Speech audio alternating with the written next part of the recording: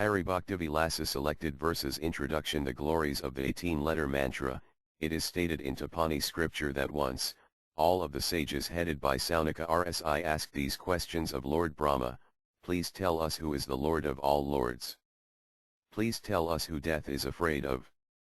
Please tell us by knowing whom, everything is known. Who is covering the whole world?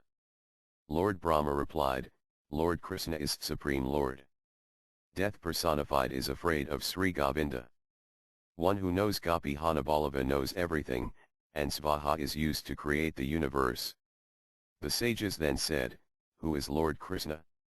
Who is Govinda? Who is Gopi Hanabalava? What is the word Svaha? Lord Brahma said, Lord Krishna is the cause of removing sin. One who knows heaven, earth, and Vedic literatures together is known as Govinda. The giver of knowledge is said to be Vallabha. All creation is guided by the Supreme Lord. Anyone who meditates, enjoys the nectarian holy name and remains disposed in this way attains liberation. The sages asked, what is his form? What is the nectarian enjoyment of his mellow? What is the chanting? Please satisfy us who are inquisitive. Lord Brahma said, one should take shelter of the residence of Vrindavana.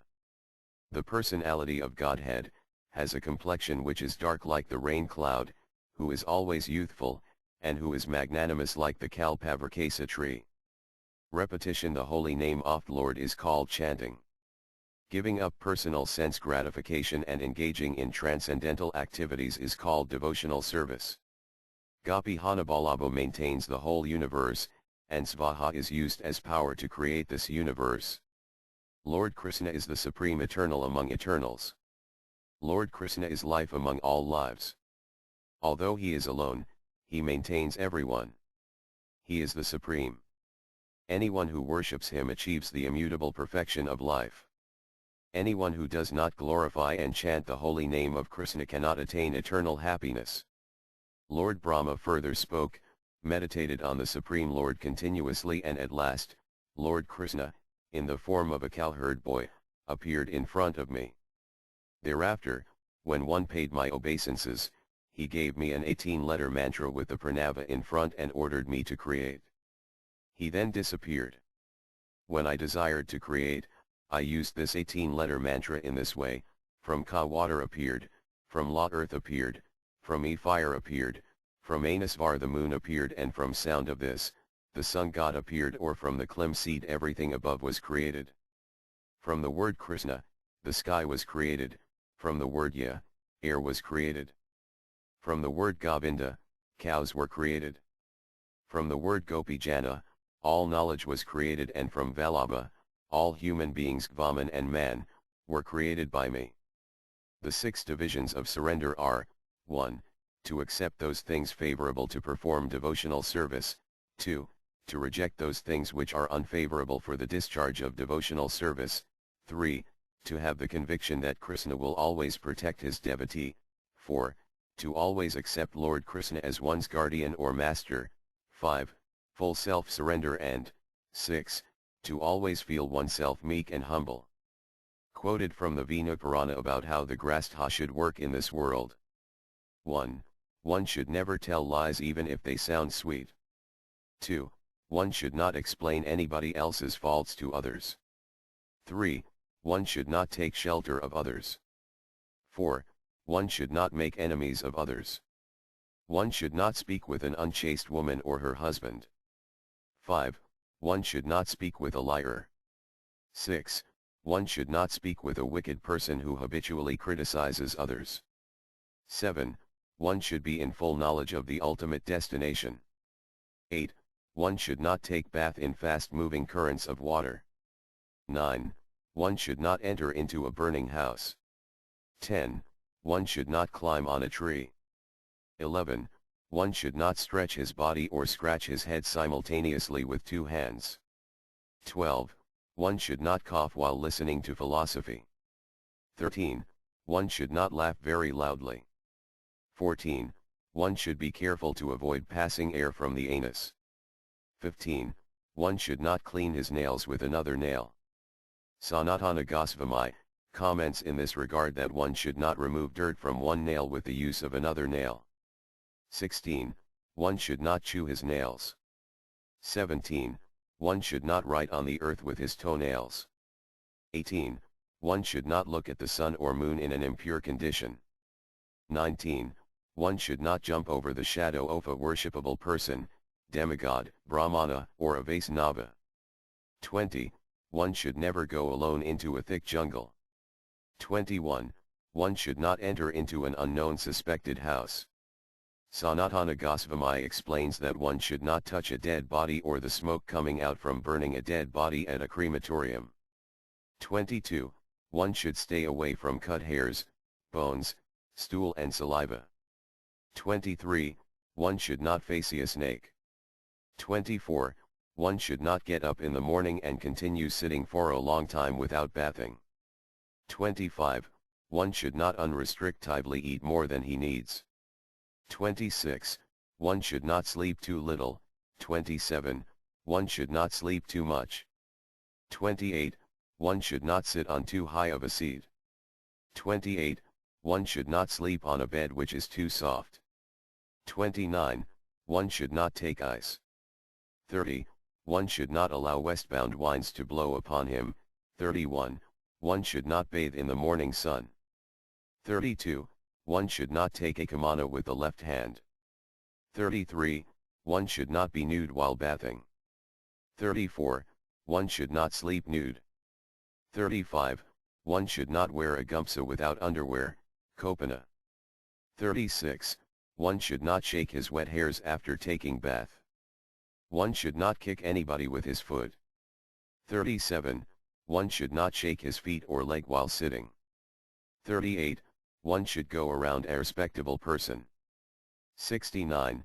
One should not urinate or evacuate while standing or on the path. 40.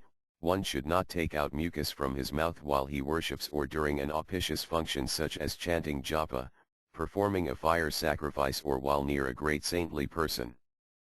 41. One should not openly insult a woman nor should he touch them. 42. One should not become jealous of women. 43. One should not give them any authority. 44.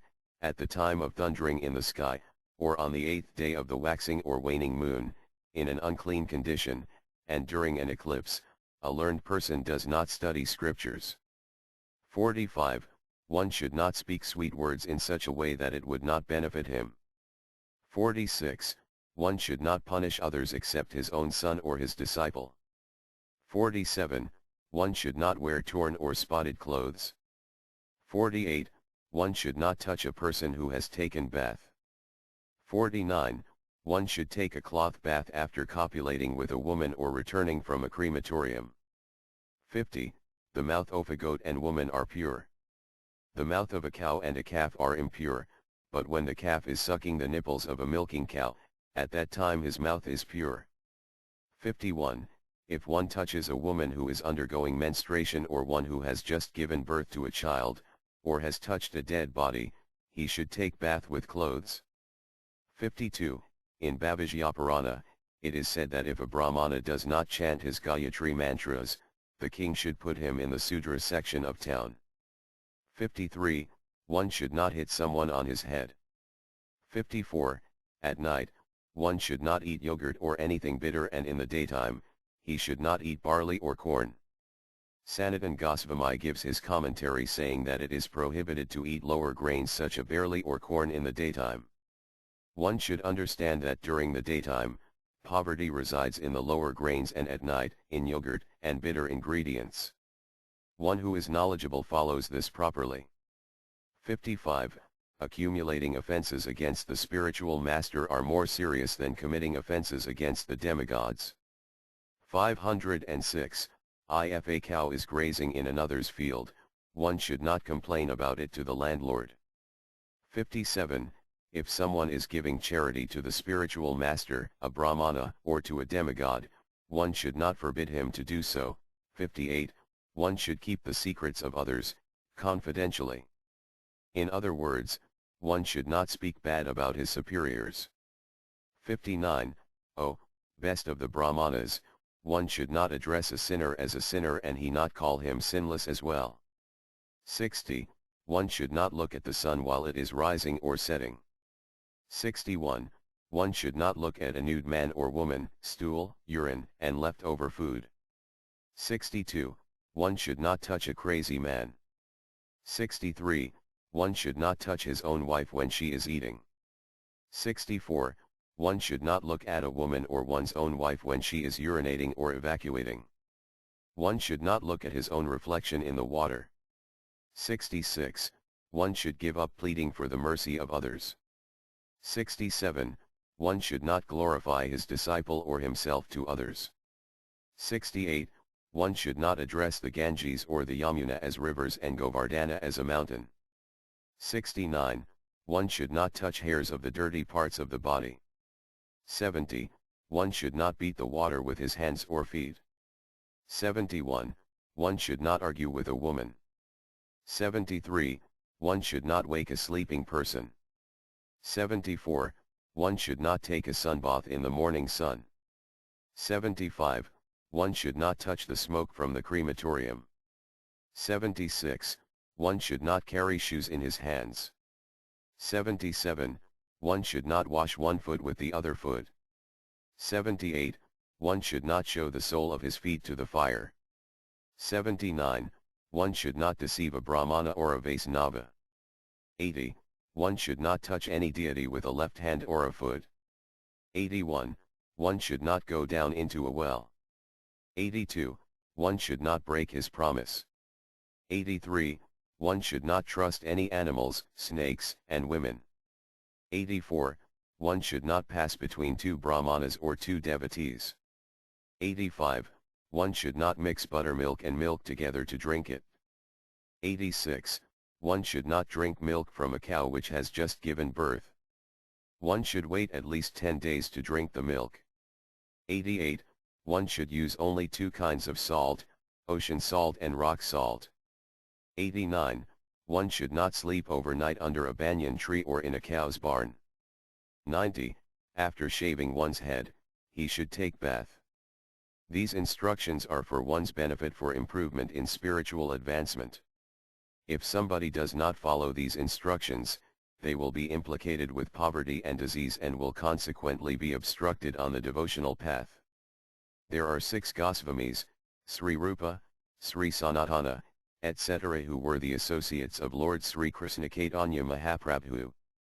Whether they are present or they are not present, there is no difference because their teachings will always purify people. They are always addressed as Srila, which grammatically used as Lasri, which signifies Laksmitavi, wealth, a renounced form, auspiciousness, goddess of learning, dignity, greatness, prosperity, the 3 objects of worldly existence, religiosity, economic development and sense gratification, intelligence, fame, development and ultimate perfection.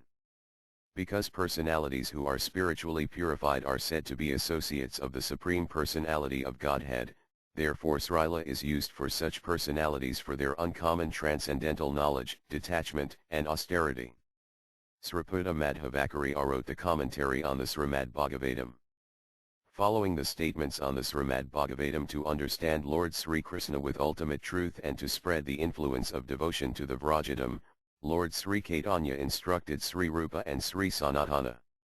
Therefore, to pacify Sri Rupa and Sri Sanatana and to complete their vow of activities, Sri Gopala Bhatta Goswami, who was born in the dynasty of Viprabhatta in South India, who was also blessed by Lord Chaitanya Mahaprabhu, an associate of him, had written this wonderful literature. As in the 11th canto of the Srimad Bhagavatam, Lord Sri Krishna spoke to Uddhava, Mad Bhakta Puja Bhyadhikas, worshipping my devotee is better than my own worship. Therefore Gopala Bhatta Goswami was engaged to please Sri Rupa and Sri Sanatana, because to explain the glories of devotional service, between the devotee and the Supreme Personality of Godhead is the pleasure of a Vaisnava. The ultimate goal of writing scriptures is to bring a human being beyond the bodily conception of life and to teach Vaisnava etiquette so that one can become purified and go back to Godhead. Although the Vedic literatures are all discussions between different groups of people, still, the ultimate goal is not changed. In all Vedic literature, the Supreme Personality of Godhead, the enjoyer of everything, is being described, either in personal form or in impersonal form. In the impersonal form, the absolute truth is described as the impersonal Brahman. In personal form, the Supreme is described as the Supreme Personality of Godhead. And in certain places, he is described as Paramatma. As in the Srimad Bhagavatam, the Supreme Lord is described in three categories of realizations: Brahman, Paramatma, and Bhagavan. As Srila Jiva Goswami states in his Krishna Sandarbha, the Brahman, Paramatma, and Bhagavan features of the Lord are all the same one Supreme Personality of Godhead, the source of enjoyment beyond this material world. Whether he is realized as Brahman, Paramatma, or Bhagavan depends on the realization of a devotee. Although all three of them are spiritual realizations, Bhagavan realization is the topmost. This Bhagavan realization is directly the realization of the Supreme Lord Sri Krishna. While discussing these three categories of realizations of the Supreme Lord, the living entity who is situated as marginal potency comes in account. Although the living entity is part and parcel of God, who is always active, due to being captured by the material nature he becomes egoistic. Although the living entity is not dead material but a pure living force, still he is suffering in the material world. The reason the living entity is suffering in the material world is due to Maya, the external illusory energy of the Supreme Lord. Maya forces the living entity to remain in under the modes of goodness, passion, or ignorance. Under these modes of nature, goodness, passion, and ignorance, he falls into the material conception of life, and thus forgets his eternal relationship with the Supreme Lord. He then becomes attracted to matter such as his body and its expansions and remains eternally in this material world. As long as the mind is engaged in dead matter, the living entity tries to enjoy the material world, but this dead matter is actually the cause the living entity's suffering. The external potency of the Lord is not cruel because it is the energy of the Lord. Although it tortures the living entity, it is not without good reason. Since the living entity has forgotten the supremacy of the Lord and his relationship with him, the Lord's external energy, Maya, covers him and tortures him in various ways. This suffering undergone by the living entity will teach him to rectify his fault of forgetfulness of the Supreme Lord. Here a doubt should be presented. Since the living entity is presently in forgetfulness of the Lord, he must have previously been consciousness of the Lord. If the living entity was not conscious of God, how has he come to the forgetful stage? By practicing the spiritual process, one can again become conscious of the Lord, but again he can forget the Lord. It would seem therefore that it is an unsteady platform for the living entity and that there is not real benefit in following spiritual instructions. To clarify this doubt, the living entities have been divided into two categories according to their natures. One category is the eternally conditioned, which by the will of the Lord remain always in forgetfulness. The second category is called the eternally liberated souls because they never forget their position and go against the Supreme Personality of Godhead. Both kinds of living entities are described in the Srimad Bhagavatam, 3:737, in a conversation between Vijara Maharaja and Maitreya Muni. Vijara asked Maitreya Muni how the whole material creation will be annihilated.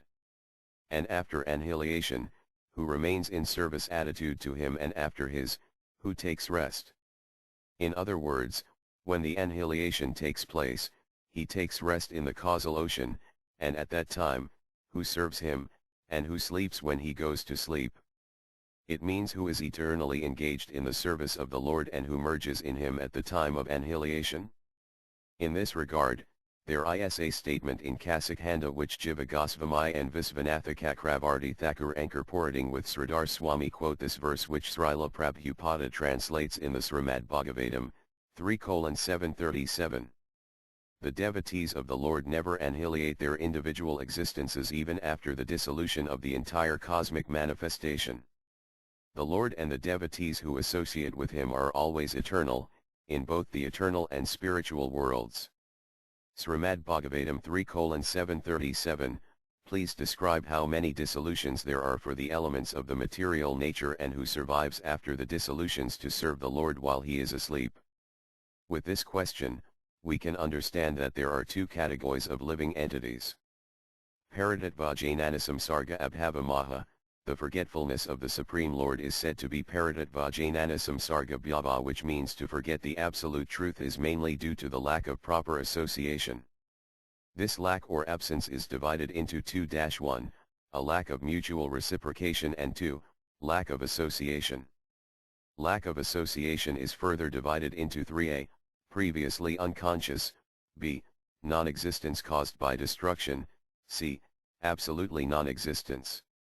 In other words, whatever absence was existence was experienced before the existence of some substance of an object. It was called pragbhava, or previously lacking consciousness. Any experience which was gotten after the substance was created and destroyed. One should make the goal of his work to attain the object of perfection. If it is said, "You have sufficient wealth in your house," as a poverty-stricken man, after hearing this, makes a great endeavor to attain it and at last becomes successful. It should be understood in a similar way on the spiritual platform. The conclusion is that one should know the subject matter properly and act upon it to attain it. If the living entity was not eternal, he would not become attached to performing devotional service and experience of the realization of the Supreme Personality of Godhead. For example, a person may have a golden necklace around his neck, but due to certain circumstances, he forgets about it. If, however, somebody reminds him that he is wearing the necklace, then the person realizes it also. This example is appropriate here. Srila Jiva Goswami gives his tika to verse 7 in Bhakti Sandarbha, saying that Yojendra told King Nimai, "O king, as long as firm faith in the Supreme Lord does not arise in the heart of the living entity, until that time, one should offer his body, mind, and words, by acting according to the Vedic instructions." One may say that the living entity has been suffering in this world of duality due to his lack of enthusiasm to realize his own identity. Therefore he is suffering with fear, distress, etc. in different ways. Just as due to ignorance, a person thinks a rope to be a snake, but when he realizes that it is a rope, the illusion that it is a snake does not remain anymore. Similarly, when the living entity becomes ignorant as to his own identity, he identifies with his body and thinks that he is not a spirit soul but a material body. Therefore for him, the body becomes the soul, thus fear covers him. Therefore, the question can be asked, what is the function of the illusory energy for which the living entity has to perform devotion to God? How does the living entity come to the platform of ignorance? Is it by himself or by the influence of the illusory energy? The answer to this, it can be said, is that it is done by himself, because it is the nature of the living entity to become forgetful, and by being reminded, he comes to knowledge. Forgetfulness is the nature of the living entity. If somebody says that this forgetfulness is caused by the material nature, this is practically impossible, because Maya is dead matter and the living entity is active and full of knowledge. Knowledge can overcome the ignorance, but ignorance cannot overcome knowledge. Therefore, it is impossible for Maya to cover the identity of the living entity. Specifically, Maya is the energy of the Lord, who is also known as the external energy. The energy is always under the shelter of the energetic, but is never independent, and it always stays under the shelter of the Supreme Lord. Even though Maya is the energy of God, it is not able to cover the constitutional position of the living entity, but it acts under the direction of the Supreme Lord. Maya, the external energy of the Lord, is not cruel, therefore, Maya does not cover the living entity's identification for no reason. Maya shows her influence upon one who is against the supremacy of the Lord. Therefore, as long as the living entity does not give up his rebelliousness against God, he does not become free from the covering of the illusory energy. The Supreme Lord is the only one who can free the living entity from fear and the covering of his own identification. Therefore, an intelligent person should surrender to the Lord through devotional service, by which he can attain the mercy of the Lord, and thus Maya can also be liberated. Therefore Krishna says in the Bhagavad Gita, Bhagavad Gita 7:14, This divine energy of mine, consisting of the three modes of material nature, is difficult to overcome. But those who have surrendered unto me can easily cross beyond it. The external energy of the Lord causes the living entity to accept false things as true and true things as false, happiness as distress and distress as happiness. Just like a magician, when he performs magic, he does not fall into illusion, but he puts everyone else into illusion and makes them laugh and cry. Unless one takes shelter of the lotus feet of the Lord, it is difficult to get the wealth of knowledge and detachment and to break open the covering of Maya. When the living entity vows to not engage in any activity except pure devotional service to the Lord and feels satisfied in this service to Him, he is called an unalloyed devotee. This can only be achieved by taking complete shelter at the lotus feet of the genuine spiritual master. If somebody has pleased his spiritual master properly, he is qualified to have pure bhakti at the lotus feet of Lord Krishna. The goal of human life is to make a vow in such a way that it pleases the Supreme Lord Sri Vinu. This can only happen when someone develops some transcendental taste for his transcendental narration. When somebody develops that taste to hear about the devotional service to the Supreme Lord, then he develops transcendental qualities, which is the symptom of doing devotional service. In verse 5 hours 18 minutes and 12 seconds of the Srimad Bhagavatam it is stated that a devotee develops the qualities of demigods, by which all of the associates of the Supreme Lord such as the demigods and Garuda become very friendly with this devotee. When someone's mind becomes purified, he can engage in devotional service to the Lord without deviation. In Srimad Bhagavatam 1:2:7, it is stated that if somebody engages in devotional service to the Supreme Lord, then knowledge and detachment automatically come to him. Therefore, in the Srimad Bhagavatam 1:2:8, it is stated that if any service does not bring about attachment to hearing about Vasudeva, the Supreme Lord, it is just hard useless labor. As in Srimad Bhagavatam 1:2:8, it is called Srima Eva, which means desirous service to the Lord. This takes one to the heavenly planet which perishes in due course, because when a Sakama devotee does any function for the Lord which takes him to heaven, in due course, he has to fall down into this material world. This is just as vegetation is caused by rain. It is grown, maintained, and destroyed in due course. Similarly, all sastric subjects such as yajna, etc. take one to heaven. That is the meaning of high. The word Kabbalah also shows that the path of renunciation is also useless if it is bereft of devotional service. Just by becoming desireless and performing some spiritual function is not beneficial alone. If somehow or other one is able to achieve knowledge, that is also not steady. The word high means that if someone has spiritual devotion to the Supreme Lord, he gets the topmost benefit, which is to develop the transcendental qualities within himself. Narada Muni says to Srila Vyasadeva in Srimad Bhagavatam 1:5:12, that knowledge without designation is also able to give self-realization. Srila Jiva Goswami says that some people accept that the result of religiosity is economic development, and economic development results in sense gratification, and once somebody's senses are satisfied, that is the end of following a vow of religiosity. This kind of understanding is illusory because the result of dharma is not artha, wealth, money, because the test of real dharma is that it frees one from the repeated cycle of birth and death. If it does not do this, it is not real dharma.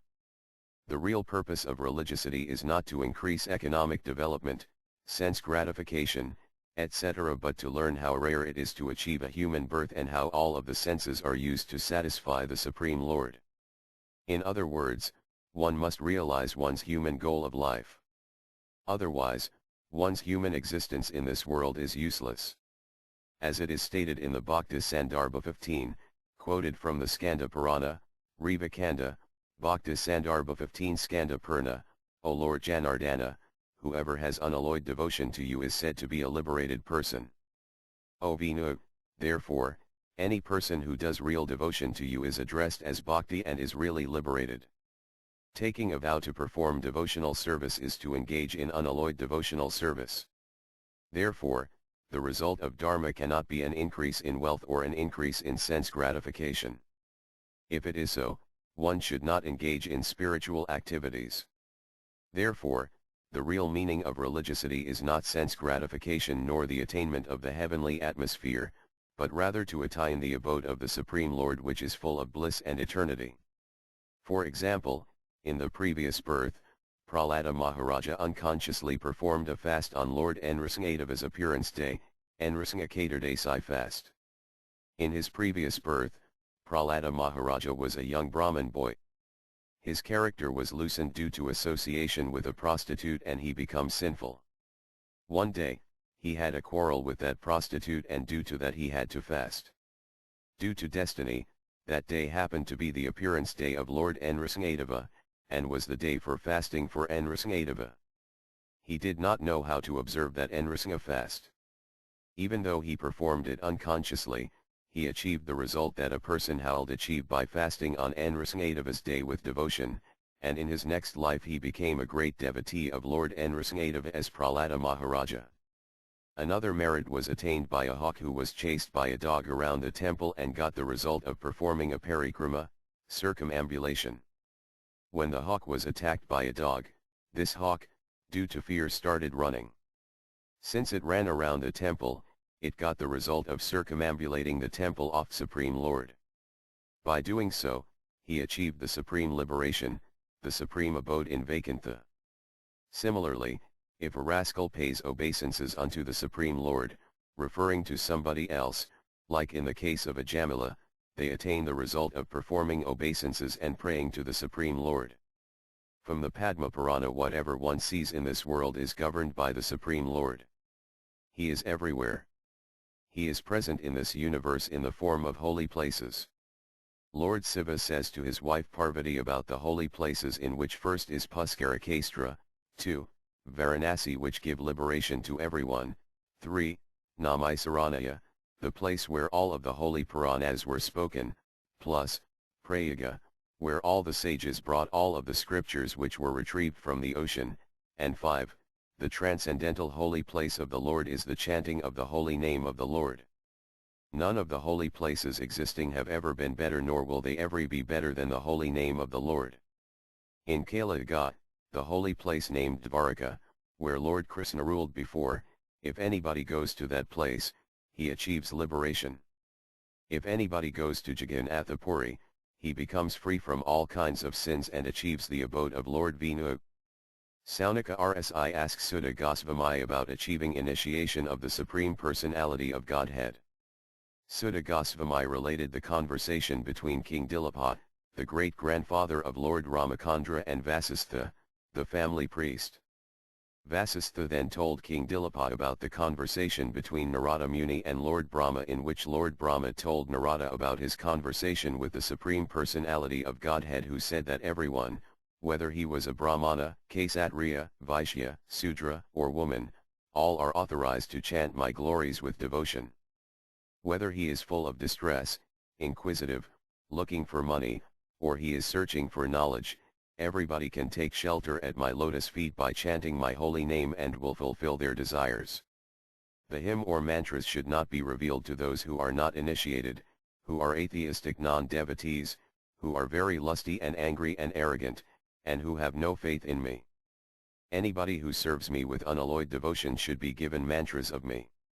One should consider the time, place, and circumstances and auspicious moments to give a mantra to the qualified person. This is in reference to the Gayatri mantras. One should not converse with non-Vaishnavas and one should not worship demigods, but should surrender and chant only one mantra, that is of the personality of Godhead who is present everywhere, who is the ocean of mercy, Sri Narayana himself, who controls all the demigods. Lord Brahma stated, O Supreme Lord, you are the Father, Mother, Spiritual Master, the one in charge, the friend, brother, the ultimate liberation, the shelter, and the best friend of all living entities. Lam your servant and your son.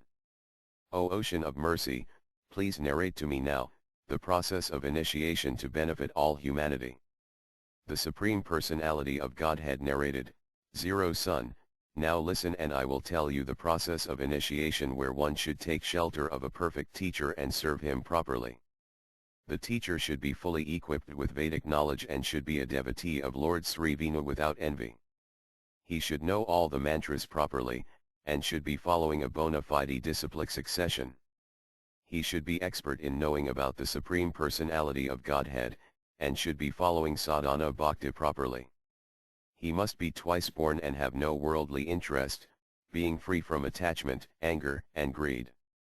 He must have a divine character, in the mode of goodness, and must desire liberation himself and also desire to help others attain the same goal. One should approach such an Acharya with folded hands and be controlled by him. If one depends on such an Acharya, he will become well qualified. If one allows himself to be controlled by the spiritual master, he will naturally become a qualified disciple. If a teacher sees a qualified disciple who is searching for a perfect bona fide spiritual master, he will impart the secret mantras unto him.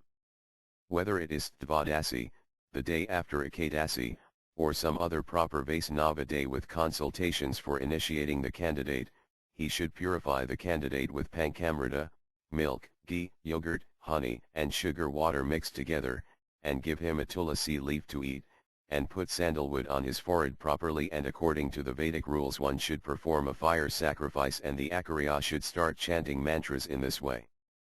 Oblations should be thrown into the fire, either 108 times or 1008 times with auspicious Vaisnava mantras.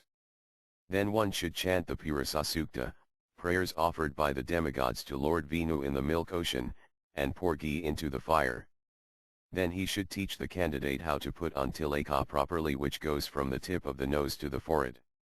Then the Acharya should explain the meaning of the mantra to the disciple and give him specific devotional activities. In this way, after properly receiving the mantra from an Acharya, he should worship him with proper ornaments etc. O best of the demigods, in this way, if a Vaisnava guru initiates a disciple, that disciple becomes a Vaisnava, the best of all. O Narada, let me tell you the truth again and again, that the Supreme Lord Narayana repeatedly explained this process of initiation to me, personally, for the benefit of all humanity. Once Lord Brahma asked the Supreme Personality of Godhead about the Vaisnava qualities and symptoms. Lord Sri Vishnu replied to Lord Brahma, stating that he was unable to describe all of the qualities of a Vaisnava, even he would speak for 10 million kalpas, 10 million times 1000 yugas. He said, O Lord Brahma, I cannot even lie for a moment without Vaisnavas. They are my best friends. Those who are free from lust, anger, arrogance, violence, greed, delusion, are Vaisnavas. Vaisnavas are merciful, who are interested in the welfare of all living entities, who speak the truth only, who are interested to instruct others about the goal of life, who follow the Vedic instructions as a way of life, who are worshipping and serving their spiritual master, who see every living entity as equal to him, who welcome and respect guests, who are expert in Vedic knowledge, who have a nice service attitude toward the twice-borns, who control their senses, who are not attached to other men's wives, who always follow Ekadasi fasts with devotion, who always sing my glories properly, who respect the demigods, who put tulasi garlands on themselves after offering it to the Lord, who are decorated with tilaka all over their body, who worship me always, who have a tilaka made out of the mud from the root of tulasi, who have tulasi wood paste on their face after offering it to the Lord, who like to take bath in the Ganges, who become pleased hearing the name of the Ganges,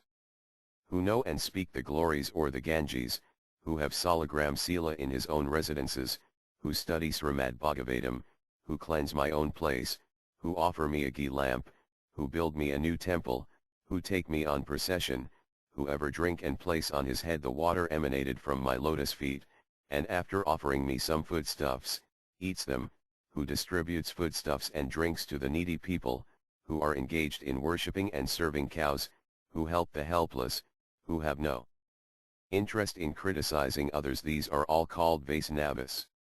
Vaisnavas only have good qualities, they do not have any bad qualities. O Brahma, what else can I say?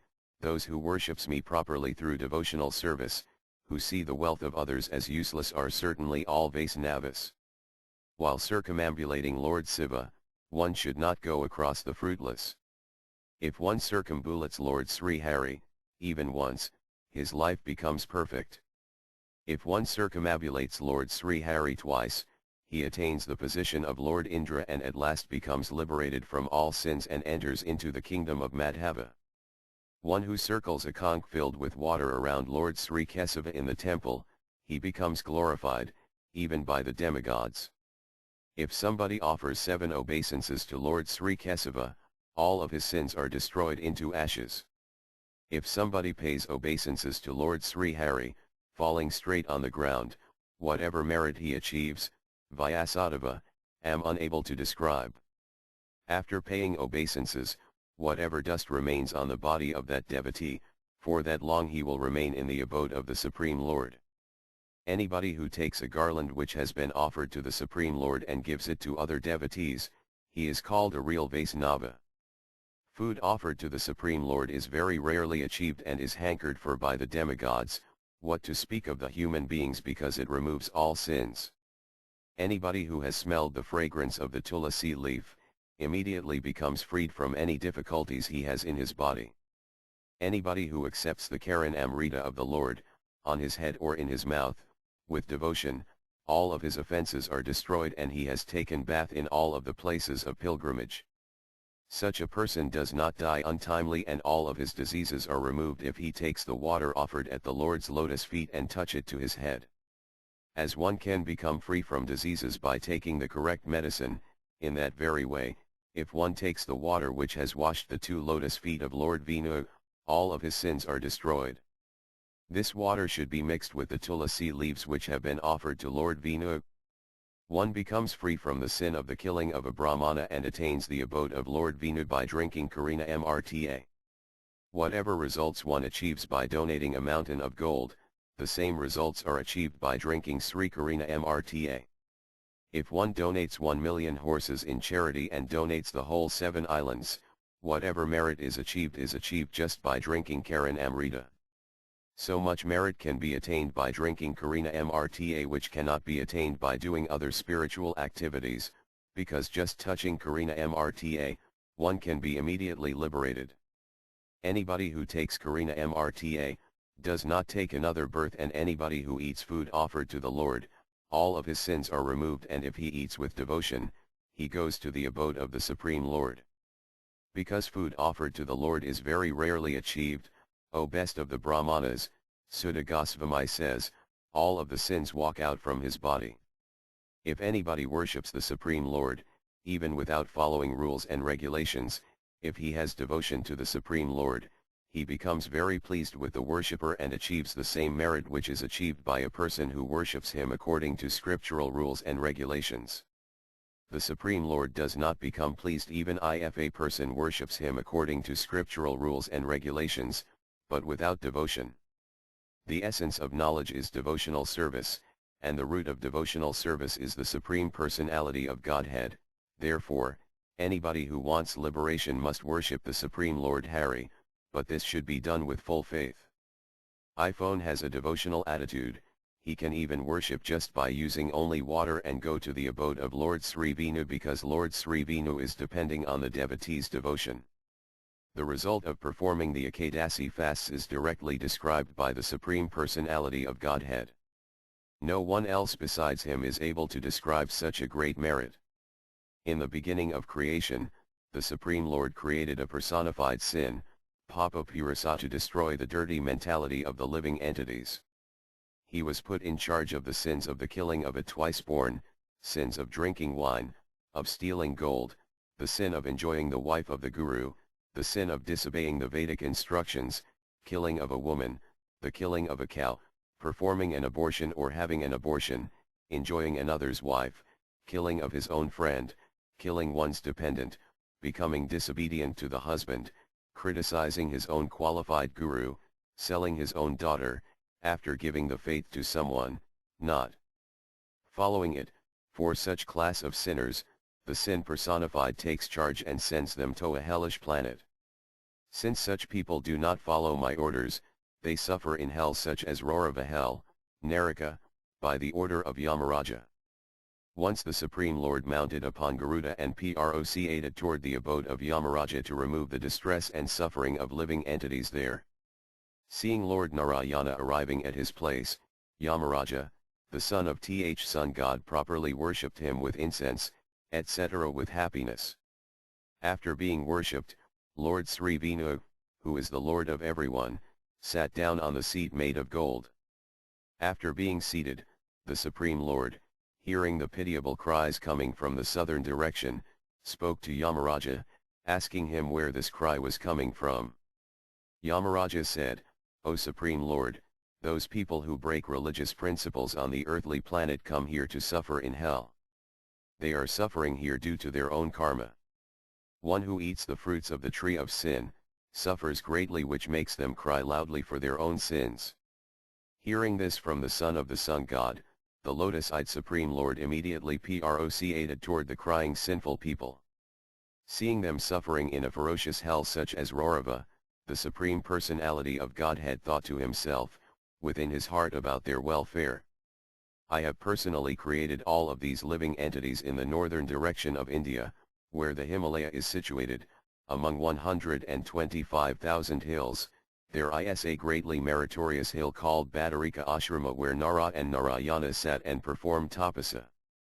On this mountain, Lord Shiva describes that the Supreme Personality of Godhead, with matted hairs, was performing tapasa to show the living entities how to perform the purificatory process.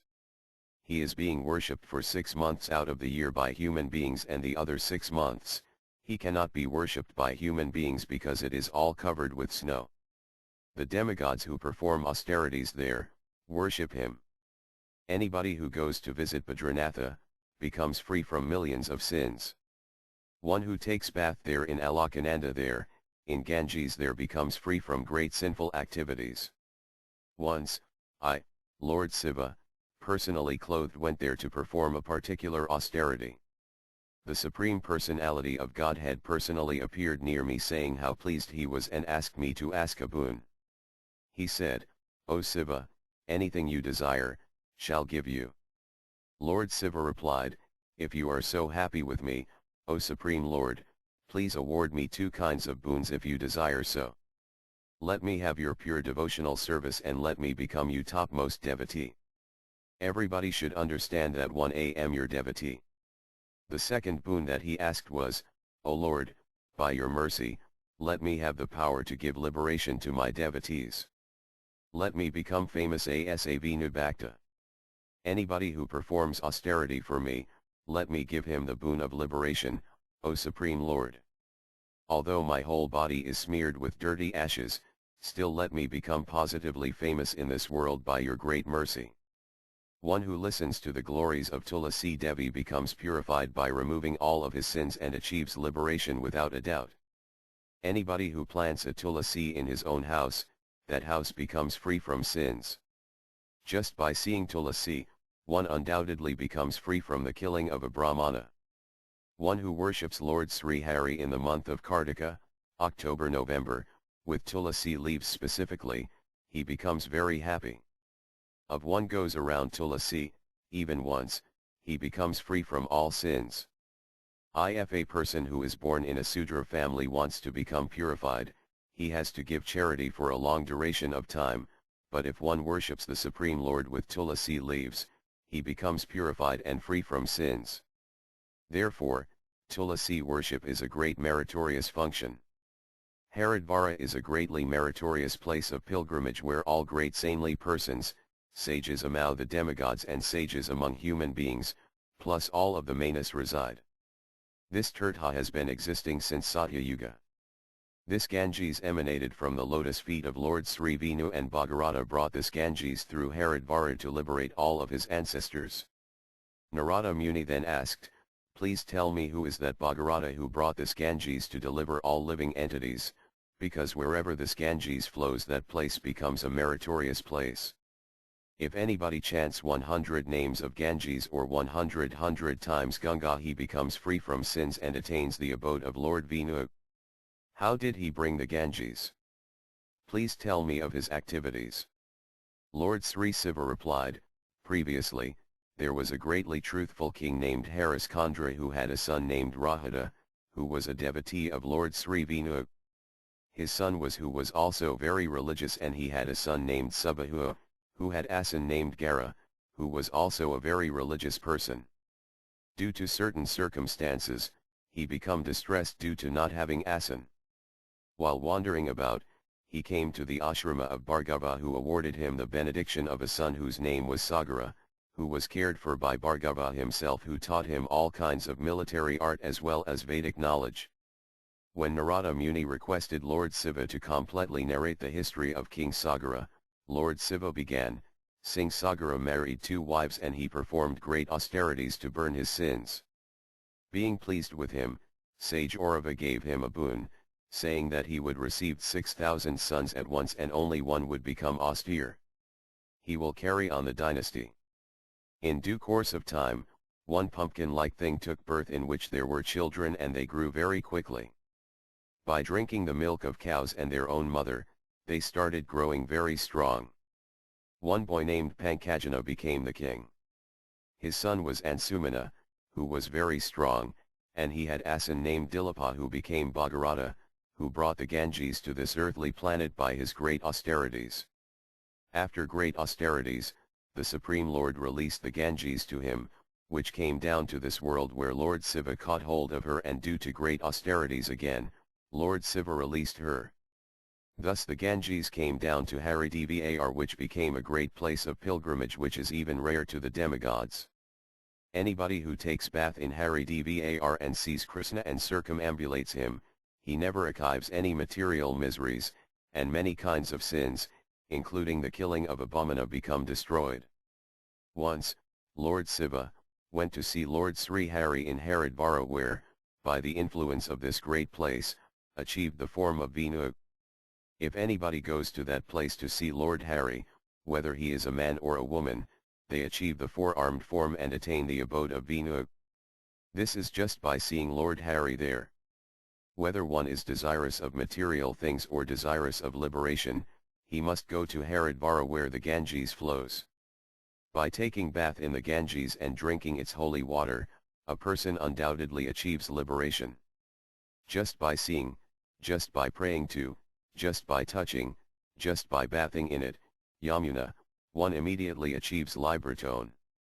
As long as one does not see or take bath in the bluish water of the Yamuna, who is the daughter of the sun god, he carries on wandering in different species of life in this world and remains diseased and dies.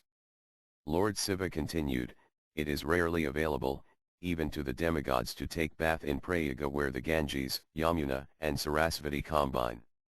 This place of pilgrimage has never existed before and will not be constituted in the future as long as all of the planets like the sun and moon remain in the sky. Prayaga is the best place of pilgrimage. One who takes bath early in the morning in Prayaga becomes free from all great sins and achieves the topmost destination. After taking bath, one should give a little charity to the poor. One who goes to Prayaga and takes bath and sees the Banyana tree there becomes free from the killing of a Brahmana. This Banyana tree is named as an imperishable banyan tree which has existed for millenniums because Lord Sri Vinu has slept on its leaf at the time of annihilation. One who worships Lord Sri Vinu becomes very happy. All the saintly persons and demigods live there. Therefore, anybody, whether he has killed cows, or is a low-born person, or he is a criminal or a dirty-minded person, the killer of a child, the killer of a Brahmana, anyone who bathes there, achieves the 4-armed form and lives in Vaikuntha. Anybody who takes bath in Prayag, in the month of Magha, no one can account his merits. Lord Narayana awards him liberation. Just as among the planets, the sun is considered to be the supermost, and among the stars, the moon is considered to be the greatest. In that very way, the month of Magha, December-January, is considered to be the very best in Prayaga. Whether it is a leaf or manjari or seeds or roots or branches or bark, anything which emanates from tulasi is purifying, even the clay or mud of it. Anybody whose body is burnt with tulasi wood, after putting a paste of tulasi wood on his body, then he will not return again to this world. Even if one piece of tulasi was there while cremating one's dead body, he becomes free from millions of sins. If the dead body was washed with Ganges water, then he achieves unlimited merits. One who burns frankincense on the fire of tulasi wood, he achieves the result of performing an Agni Stoma. One who cooks food to offer to the Supreme Lord with a tulasi fire, he achieves the merit of performing 100 sacrifices and donating 100 cows. When he offers that food to the Lord, that food becomes equal in quantity to Mount Sumeru to the Supreme Lord. Anybody who offers a lamp to the Lord, lit with the fire of tulasi, one lamp becomes like 1,000 lamps to the Lord. Anybody who offers a paste made of tulasi wood to the Supreme Lord, he becomes qualified to achieve the mercy of the Lord. In Kali Yuga, if any person daily puts the paste of tulasi wood on the body of the Supreme Lord with devotion, he enjoys with Lord Sri Hari.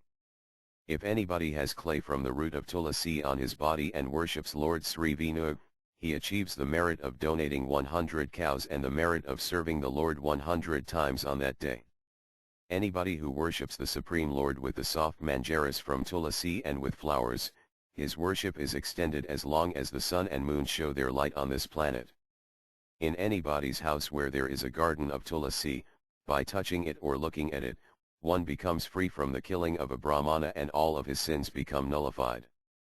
Lord Shiva continued, O Narada, anywhere tulasi is found, the Lord of the universe, Lord Sri Hari resides there happily. There is no poverty in his house and there is no misery caused by separation from his relatives. There is no misery, there is no fear, and there is no disease in that house. Tulasi is always meritorious, especially in places of pilgrimage. If anybody takes bath in Ben Aries, whatever merits he gets, 100 times more merit can be achieved in Kurukshetra. In Prayaga or Naimisaranya, he achieves 100 times more merit than in Kurukshetra, and 10 million times more merit than all of this is achieved by a person who worships Salagram Sila. All kinds of sins are washed if somebody is worshipping Salagram Sila. Neither by studying Vedic literatures, following their rules, performing sacrifice, traveling to millions of places of pilgrimage, fasting on many occasions, or worshipping the demigods, cannot achieve liberation unless he observes Trisparsa Ekadasi. The Supreme Personality of Godhead created his own day for everyone's liberation. Specifically in Kali Yuga, one must observe this Trisparsa Ekadasi because practically everyone is engaged in sense gratification, trying to satisfy their senses, and they are bereft of following any rules and regulations or meditation on the Supreme Lord. Practically all are lusty, and interested in looking for sense objects, but even to them, the Trisparsa is able to award liberation. Previously, the Supreme Lord, who is in the milk ocean, spoke to me, Lord Shiva.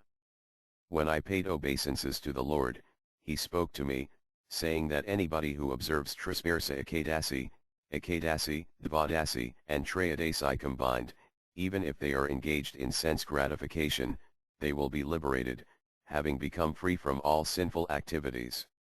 Specifically, if this Trisparsa Ekadasi falls in the month of Kartika, it removes unlimited sins. Even if a person is a murderer, or has even killed a Brahmana, he immediately becomes freed from such sins. This Trisparsa fasting removes all faults and unlimited sins from a person in Kali Yuga. Even if a person is interested in Trimarga, religiosity, economic development, and sense gratification dharma, artha, kama, they immediately become free from such by the mercy of Trisparsa. By observing such a fast, one becomes unlimitedly happy. Physical and spiritual strength increases and he cannot be disturbed or destroyed by any amount of weapons. Neither by taking bath in Prayaga nor in Varanasi nor by taking bath in Gomati river, nor by bathing in the Krishna river, can one achieve liberation. O best of the Brahmanas, Narada, without observing Trisparsa Ekadasi or bathing in the above-mentioned rivers, he achieves liberation, but just by observing this Trisparsa Ekadasi within the house, one can have all of his desires fulfilled and ultimately achieve liberation. This liberation is very rarely achieved, even to a renounced person, but a person who performs Trisparsa Ekadasi properly, can immediately achieve liberation. Then Narada Muni asked how one can observe Trisparsa fasting by which one can be liberated presently. LF the Ekadasi is mixed with Dasama, it is said to be increasing the strength of demons. Therefore, the Supreme Personality of Godhead encourages all of his devotees not to observe this particular Ekadasi or even Trisparsa Ekadasi if it is combined with Dasama day, because it takes away one's duration of life and physical strength. Just as a woman who is passing through menstruation can remove a person's knowledge, strength, and decrease the duration of life, in that very way, Ekadasi which is mixed with Dasama can remove all of this. If anybody observes Trisparsa Ekadasi, all of his millions of sins are removed. Trisparsa signifies Ekadasi in the morning, Dvadasi in the daytime, and in the last portion of night is Trayodasi. If this day is free from Dasama, that removes all kinds of offenses and will award ultimate liberation.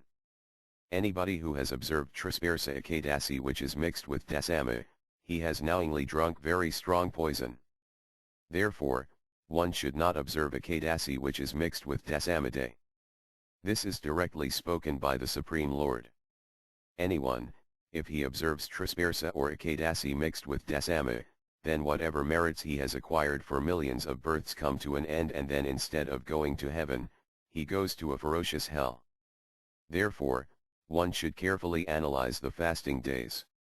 If one's whole life's merit can be turned into nil, just by observing an unanalyzed Ekadasi, observing the Ekadasi on the wrong day, then why does he not take care to observe the day of the Supreme Lord properly? After worshipping the spiritual master, one should remain awake overnight on the correct fasting day, singing, dancing, and chanting japa nicely and great worship the Supreme Lord. At the last portion of the night, one should give water to the Supreme Lord, take bath properly according to the rules and regulations, one feed it twice born. Whatever merit one achieves by going to the millions of places of pilgrimage and performing millions of sacrifices, the same merit can be attained by performing one Trisparsa Ekadasi properly. Even Kshatriyas, Vaishyas, Sudras, and what to speak of Brahmanas can observe this Krishna fasting properly, and all of them can achieve liberation without a doubt. As the 12-letter mantra, Om Namo Bhagavate Vasudevaya, is described as being the king of all mantras, in that very way, among all fasting days, Trisparsa Ekadasi is said to be the king or leading fast day, because the Supreme Personality of Godhead created this previously. Even if a person is going to fall into hell, just by the observance of Trisparsa, or the day of Lord Hari, Ekadasi, one's destination can be changed. O best of the Brahmanas, anybody who wants to be liberated and be free from all amounts of sins, should follow Lord Krishna's instructions, that under proper guidance, he should observe Ekadasi. Anybody in Kali Yuga, who, after knowing of Trisparsa, does not observe it, his existence in this world is useless, and at last, after death, he becomes a hobgoblin and has great difficulty in getting out of this material existence. Anybody who chants the 1,000 names of Lord Sri Vishnu, whether he is a Brahmana, Kshatriya, or Vaishya, Sudra or woman, he achieves liberation. While existing in this world, he becomes equipped with all kinds of facilities, which includes wealth. Even if one chants one verse or only a half verse of these 1,000 names of Vishnu, just by chanting with faith, he can cross over this material existence. Adi Purana, if anyone is frightened of snakes or cobras, then he should chant the following mantras: O great snake full of poison, please go away from here, remembering the words of Astika Muni, who performed the sacrifice of Janmanijaya, the son of Pariksit Maharaja. If any snake does not go away by hearing the names of Astika Muni, then his head is turned into 100 pieces, just as when a tree's fruit falls to the ground, it breaks into pieces. Anybody who chants these 1,000 names becomes free from all kinds of sins and goes to live near Lord Sri Hari. These purified 1,000 names of Vishnu are very dear to his devotees, and anybody who chants them with devotion, specifically in the morning, they achieve a good duration of life and the wealth in their house increases. Anybody who remains awake at night and chants these 1,000 names, achieves liberation. If anybody chants these 1,000 names, and for each name offers a tulasi leaf at Lord Vishnu's lotus feet, he achieves the result of performing 1,000,000 sacrifices. Either while walking, while sitting, or anywhere one can chant these names and he achieves the same results from Lord Sri Kesava. According to Padma Purana, Uttarakanda, in the section on the glories or Kartika, it is stated that Lord Sri Kesava becomes very pleased by performing meritorious functions. If one goes to take bath in all of the places of pilgrimage of this universe, gives all kinds of charities as is possible, gives unlimited cows in charity, performs all kinds of sacrifices with money or lives in the Puskarakstra or Kurukstra, or even lives on the Himalaya which is covered with snow, or lives in Muddarakastra, or lives in Varanasi Kastra, or lives in Sukarakastra, performs all kinds of austerities, such a person is not as pleasing to the Lord as a person who observes the Kartika. October-November, month fast. When Lord Shiva was asked by his son Kartikeya about the 4 yugas, Lord Shiva replied, Satya Yuga is dominated with Brahmana qualities, Treta Yuga is dominated with Kshatriya qualities, Dvapara Yuga is dominated by Vaishya qualities, and Kali Yuga is dominated by Sudras. Those people who are faithless, who are dirty in their hearts, who are sinful, who are atheistic, whose minds are not steady, who are controversial, these 5 people cannot get the results of observing the places of pilgrimage. In Kartika, a person should always get up early in the morning and take his bath, and then he will become free from all sins. O six-faced Kartikeya, there are 4 kinds of baths, one by air, one by water, one by mantra, and another one is early morning. Taking bath with air is the bath when dust is blown by the cow's hoof prints, and taking bath in the water is taking bath in the oceans, lakes, etc. Mantra bath, Brahma bath, is taking bath by chanting mantras for purification. And a transcendental bath is to take a bath by staying under the sun. Of all kinds of baths, taking bath with water is said to be the best and is meant for Brahmanas, Kshatriyas, Vaishyas, etc. Chanting mantras, but for women, Sudras, children, for young women, for old men and for eunuchs, there is a system for taking bath quietly, without chanting mantras. Everyone's sins are removed by taking bath early in the morning. The month of Kartika is said to be the month of Vaisnava and the best of all and fortunate one, if one comes to a transcendental land, Vrindavana, and takes bath early in the morning in the Yamuna, he becomes completely purified. If somebody has taken a vow of performing Kartika fast, he should not eat eatables from others. If somebody gives up eating in others' houses, then he gets the results of performing a Chandrayana fast. One should not use oils and ointments in the month of Kartika. One should not take honey. One should not eat out of bell metal plates or pots. One should not eat low-class grains. If somebody eats meat in the month of Kartika, he becomes a demon in his next life. If somebody does not follow the rules of Kartika, then he takes birth as a worm in stool for 6,000 years. If somebody, after getting liberation from these 2 above forms, one takes birth in his next life as a stool-eating pig in a village.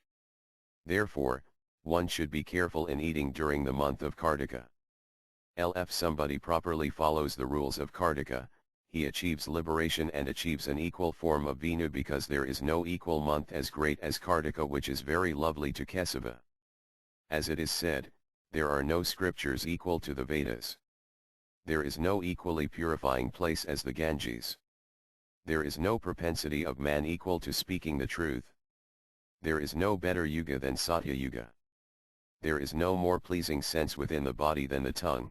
There is no greater happiness in this world than giving charity. There is no better friend of the soul than following the religious rules and regulations of scriptures. There is no better eyes to know the future than astrological calculation. If a person does not fast during the month of Kartika, which is very dear to Lord Damodara, he becomes fallen in his actions of human being and falls into the lower species. Because the Kartika month is the best of all, it is very dear to Vaisnavas always. Anybody who burns a lamp or helps others to burn a lamp in the month of Kartika, achieves the same results as performing a Rajaswaya sacrifice and a horse sacrifice. One who does not take bath in a holy river or listen to the narration of Lord Vishnu from a Vaisnava or go to see him, all of his merits for millions of years are removed. In the month of Magha, December-January, in Prayaga or in the month of Kartika, October-November, in Puskara, one who follows rules becomes free from all sins. Those people who are born in Kali Yuga are glorified because in this age, one can be liberated just by chanting the holy name of the Lord. What more can be said, O son? Lord Shiva says. By chanting the holy names of the Lord and taking his remnants, one can become free from unlimited sins. Anybody who does not worship Lord Sri Krishna in the month of Kartika properly, Lakshmi does not come properly in his house for 1,000,000 births. He is said to be a rascal, characterless, arrogant, fallen. In Kali Yuga, who does not worship Lord Sri Hari with devotional service, with lotus flowers in the month of Kartika. If somebody offers the Supreme Lord lotus flowers in the month of Kartika, he becomes free from all sins. Anybody who worships Lord Sri Krishna with tulasi leaves in the month of Kartika, for every leaf he offers, O best of the sages, Narada Muni, he achieves the merit of offering the Lord apparel. Anybody who offers a tulasi leaf touched with sandalwood paste, he becomes free from whatever sins he has acquired for thousands of births. If somebody wears a garland which has been offered to Lord Krishna, on his neck, then Kali Yuga cannot touch him and he becomes free from all diseases. If somebody sprinkles water which was offered in a conch shell to Lord Sri Hari, and wears a garland offered to the Supreme Lord Hari on his neck, or drinks the water which has washed his lotus feet, puts sandalwood paste which had been offered to him, on his forehead or smells the fragrance of incense which was offered to him, one becomes free from the sin of killing a Brahmana. After observing the fast of Prabhodhani Ekadasi, see the rules and regulations of observance in the Ekadasi book by the author. In the month of Kartika, one should fast for the last 5 days of Kartika which are called Bhisma Pankaka. Lord Shiva said that Supreme Lord himself had given these 5 days to Bhismadeva for fasting, and since it was given by Vasudeva to Bhisma, it is called, the 5 days of Bhisma. These last 5 days of the light part of Kartika were performed previously by Vasitha, by Tirgu, Garga, etc. in Satya Yuga. Ambarisha Maharaja performed this fast and gave up all of his royal happiness in Tretaya Yuga. Seal-bait Brahmanas perform this fast with chanting japa and performance of sacrifice, according to the scriptural rules and regulations. Kshatriyas and Vaishyas who were following truthfulness and cleanliness, etc. This 5 days fast is difficult for those people who are hypocrites and not serious. If someone observes this fast, he has observed all kinds of fasts, because it is greatly meritorious and frees one from great sins. Therefore, everyone should make a great endeavor to fast on these last 5 days of Bhismadeva. After taking a proper bath in the month of Kartika early in the morning, either in a river or a waterfall, according to the facility available, one should begin this 5-day fast. This fast should begin from the Ekadasi day and should end on Purnima. One should take bath quietly, without talking, dress in clean clothes and remember Bhismadeva. On the first of these 5 days, the fasting person should worship the lotus feet of Lord Hari with lotus flowers. On the second day, he should worship the Lord with the bilva tree leaves. On the third day, he should worship the Lord with malati flowers with devotion. On the fourth day, he should worship the Lord with sweet rice. On the fifth day, he should offer the Lord yogurt. On the fifth day, he should take a proper bath and worship the Lord. One should give up eating meat and dal and sex life, anything which is sinful, and one should take vegetables or fruits and worship Lord Krishna. If he needs to eat, he should do so only in the evening. A woman can also do such a thing by the suggestion of a twice-born, and if a widow follows this, she can also attain liberation and happiness. All of one's material desires can be fulfilled and all of the senses can be regulated by following this 5-day fast. One should follow this Kartika fast in a most auspicious place of pilgrimage. If one follows this Kartika fast, one can attain the results attainable from fasting on auspicious fasting days for a whole year. One should give nice charity to a twice-born person. For anybody who fasts for these 5 days, including the Ekadasi day, the path to hell is completely closed, but he has to make sure that he is not eating any grains on these 5 days in order to achieve auspicious results from Lord Sri Vishnu. Any merits which are very rarely achieved, are achieved by those people who fast on these 5 days. Sutta Goswami says, I have narrated to you about these 5 days of fasting according to scriptures. These fasts are even very secretive to the demigods, and this rewards liberation. If one listens to what I, Sutta Goswami, have said, if anybody fasts on these 5 days, even if he had sex with a woman who he should not have had sex with, sister, daughter, sister-in-law, mother, niece, etc., he becomes free from that sin. He even becomes free from the sin of selling his daughter. If somebody attentively listens to this narration, he also achieves liberation. Tell you the truth repeatedly that one should keep this 5 days fast secretively, and continue performing it unceasingly. Lord Shiva says to Skanda, Kartikeya, that such a person surely achieves liberation. Any person who sees Salagram Sila becomes purified of the killing of a Brahmana. If any person has Salagram Sila in his house, all the places of pilgrimage come to that house. Therefore, one should keep Salagram Sila always in his house for auspiciousness. Anybody who worships Salagram Sila with devotion, 21 generations of his family are liberated.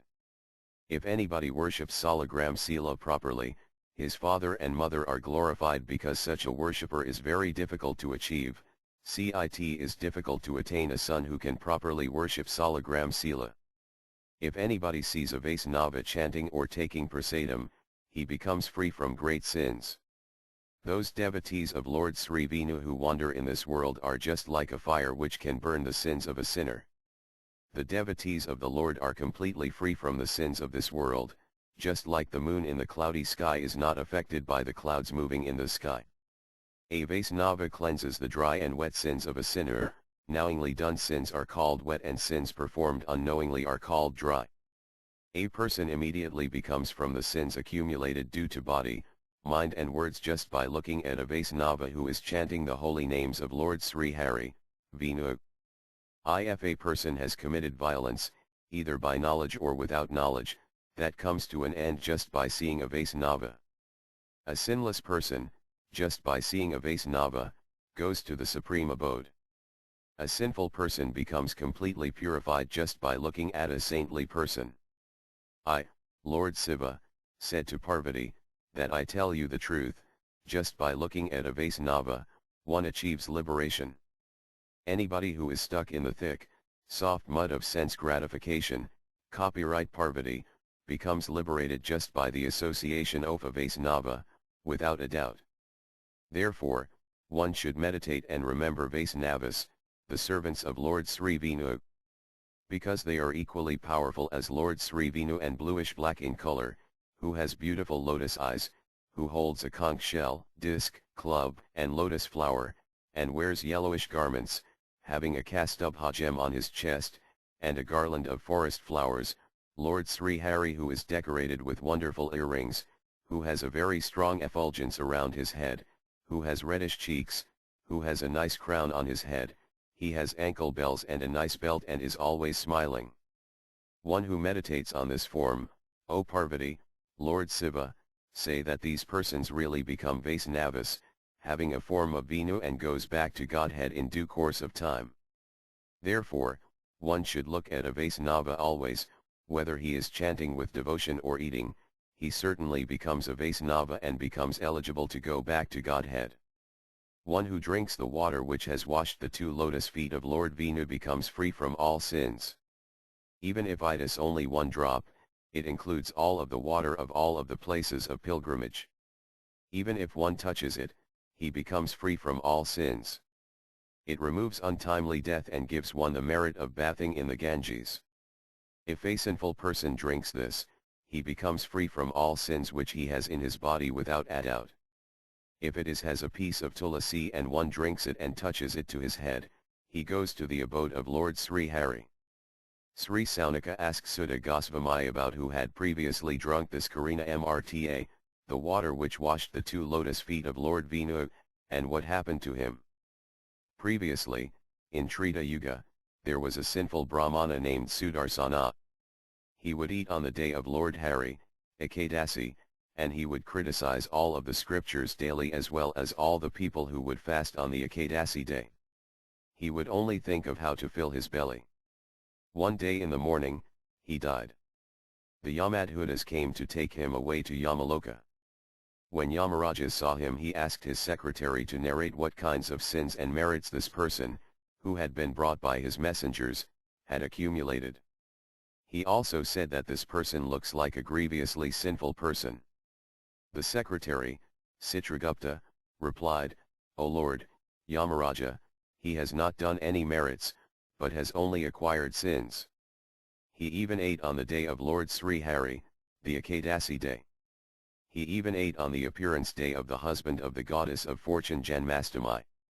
He is the lowest of all mankind because he ate on the birthday of Lord Sri Krishna, Janmastami, therefore he should be put in the greatest hellish planet for millions of years and at last, he should take birth as a worm in stool." Sutta Goswami then said, hearing this, the great messengers of Yamaraja took him to the greatest ferocious hell to suffer for the duration of 100 manas. In one day of Lord Brahma, there are 14 manas, so he was put there to suffer for the period of 100 manas. After that he was liberated and he was made as a pig in a village, and daily he would eat sufficient stool because he had previously eaten on the day of Lord Sri Hari. After that life, he became a crow who would eat mucus.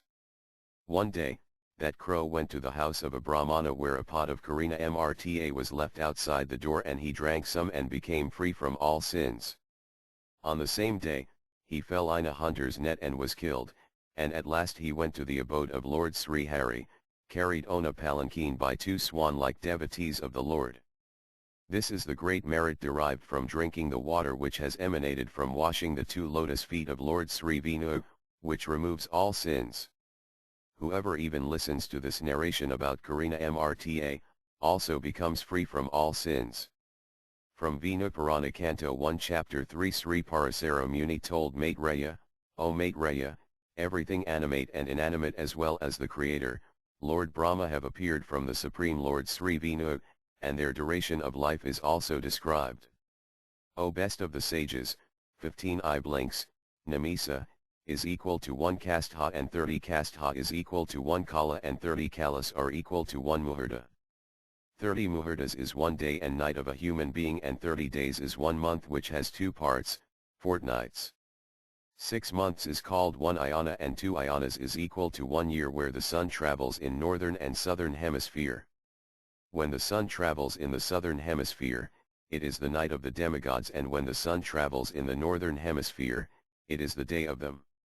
Such 12,000 years of the demigods is equal to 4 yugas, Satya Yuga, Treta Yuga, Dvapara Yuga, and Kali Yuga, and each of these yugas has a different measure of years.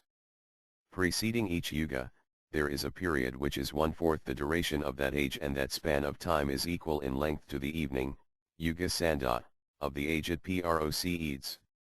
A single day of Lord Brahma is equal to 1,000 times the 4 yugas, Satya Yuga, Treta Yuga, Dvapara Yuga, and Kali Yuga. In 1 day of Lord Brahma, there are 14 Manas, 7 sages, demigods, Indra, Manas, and their sons who appear as emperors, who are all created and annihilated as well. The life of 1 Manu is equal to about 71 times the 4 yugas in length. In the calculation of 71 times the 4 yugas times 14 Manas equals 994 x 4 yugas, and in 1 day of Lord Brahma, there are 1000 cycles of 4 yugas. Therefore, there are 6 cycles of 4 yugas left. If these are divided into 14, then is equals to 5103 celestial years. In this way, in 1 Manu, there are 71 cycles of 4 yugas and 5103 celestial years. According to earthly years, 1 Manu's life is 306,720,000 years. Not more. 14 times this is the day of Lord Brahma. After this, a nimitika annihilation or periodical annihilation takes place. At this time, the whole earthly planet, heavenly planets and Siddha planets start burning, and all Siddhas, due to too much heat, get transferred to Janaloka. When these three planetary systems are annihilated, Lord Brahma goes to sleep for the same duration of time as his daytime. In this way, Lord Brahma passes his day and night, months and years, and he thus lives for 100 years. Now Brahma has passed half of his life, and presently we are passing the second half of his life. After Lord Brahma goes to sleep, and the planets are all destroyed, the Lord saves the earth, and in Lord Brahma's next day, he generate the whole creation again. After this last nighttime of Lord Brahma, the Lord appeared as Lord Varaha, the boar incarnation. When Dhruva Maharaja met Lord Sri Vishnu face to face, after his austerity and tapasya, the Supreme Lord narrated his past life to him, Dhruva. The Supreme Lord said, Canto Chapter 12 of Vishnu Purana, O Dhruva, in your previous life, you were the son of Abramana. You were worshipping me in unalloyed devotion and pleased me. You were also devoted to your devoted parents and engaged in your own occupational duty as a Brahmana.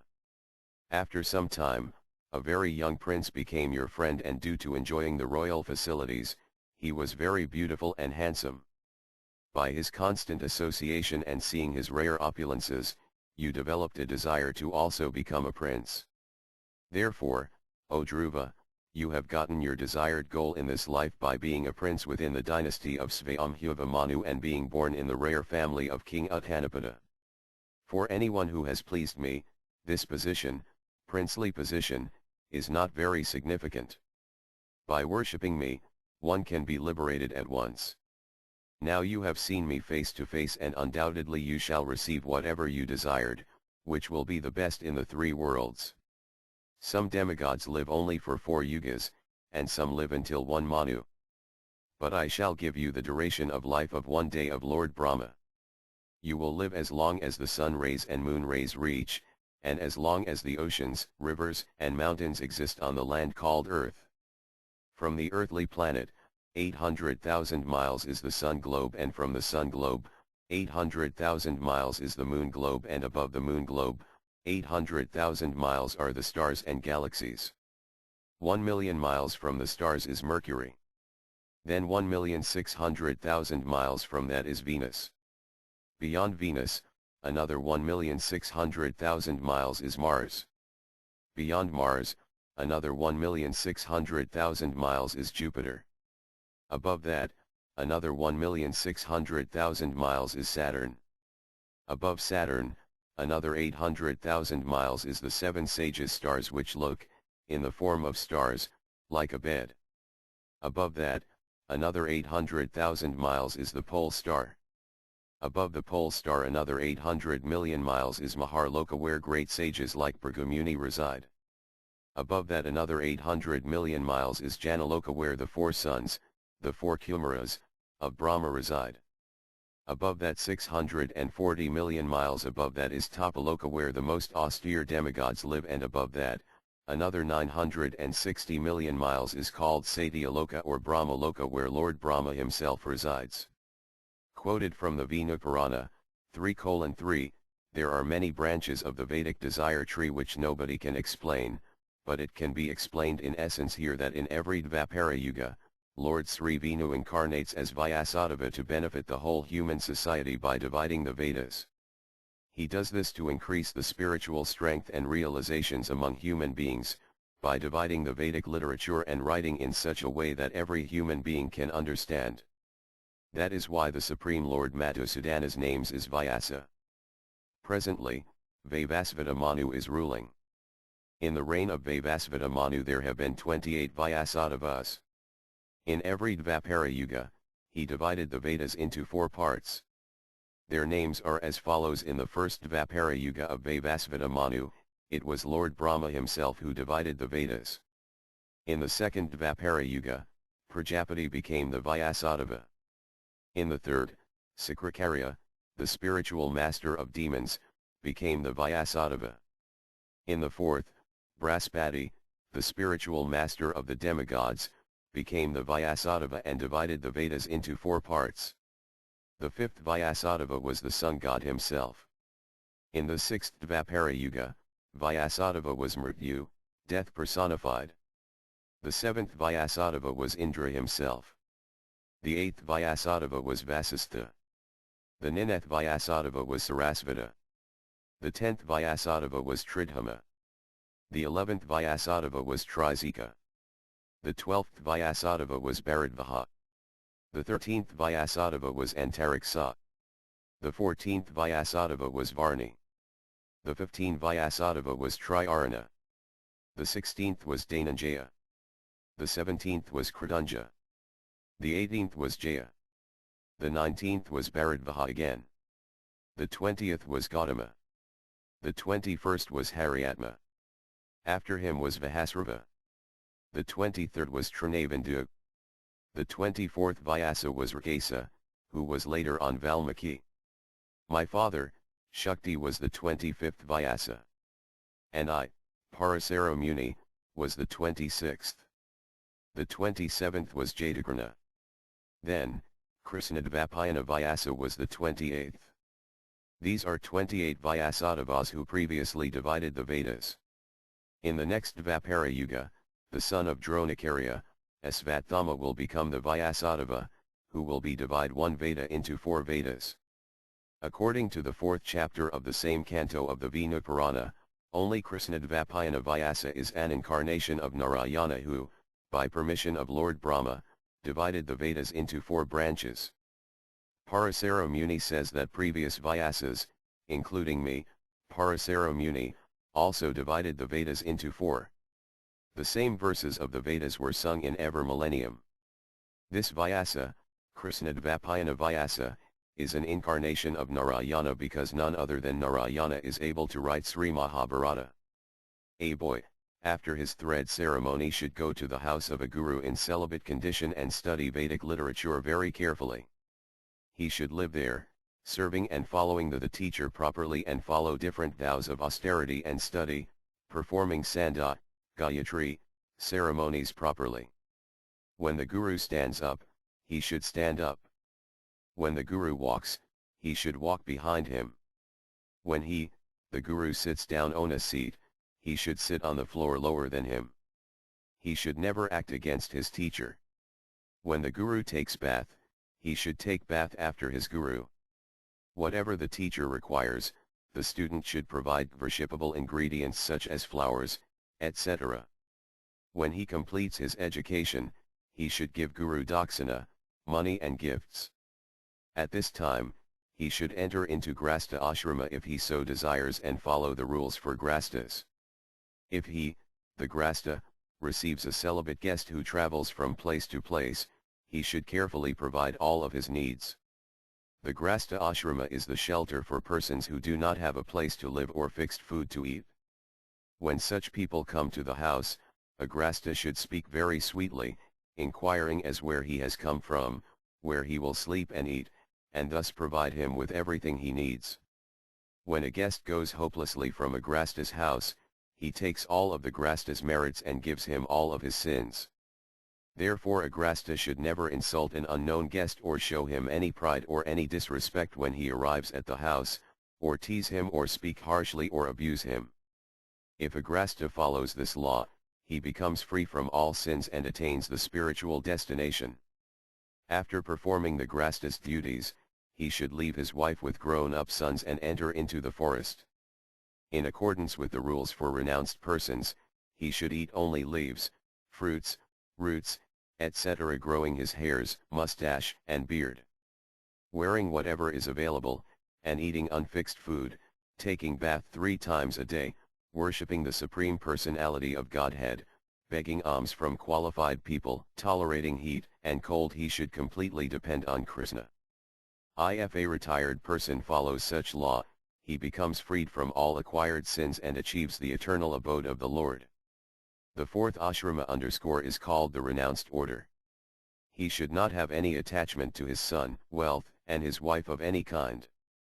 He should give up jealousy. He should not be attached to religiosity, economic development, and sense gratification. He should not have feelings of this is my friend, and he is my enemy. He should equally treat every living entity. He should stay 1 day to 5 days in each place. He should be free from lust, anger, pride, greed, and illusion and attachment and for self-interest. One who follows this process achieves the supreme abode of the Lord. A grasta should carefully maintain his family. If he begets a son, after the 10th day of his birth, he should observe a name ceremony for him. Inviting at least 2 brahmanas, he should seat them facing east and feed them sumptuously. He should give the boy a masculine name, which should be a name of God, and add the last name as Sharma, Varma, etc. If he is a brahmana, he should give his son the last name of Sharmand. If he is a Kshatriya, he should give his son the last name of Varma. If he is a Vaishya, he should give his son the last name Gupta. If he is a Sudra, he can name him Dasa. The child's should not meaningless, nor should it be a bad or inauspicious word or any name which could be criticized later.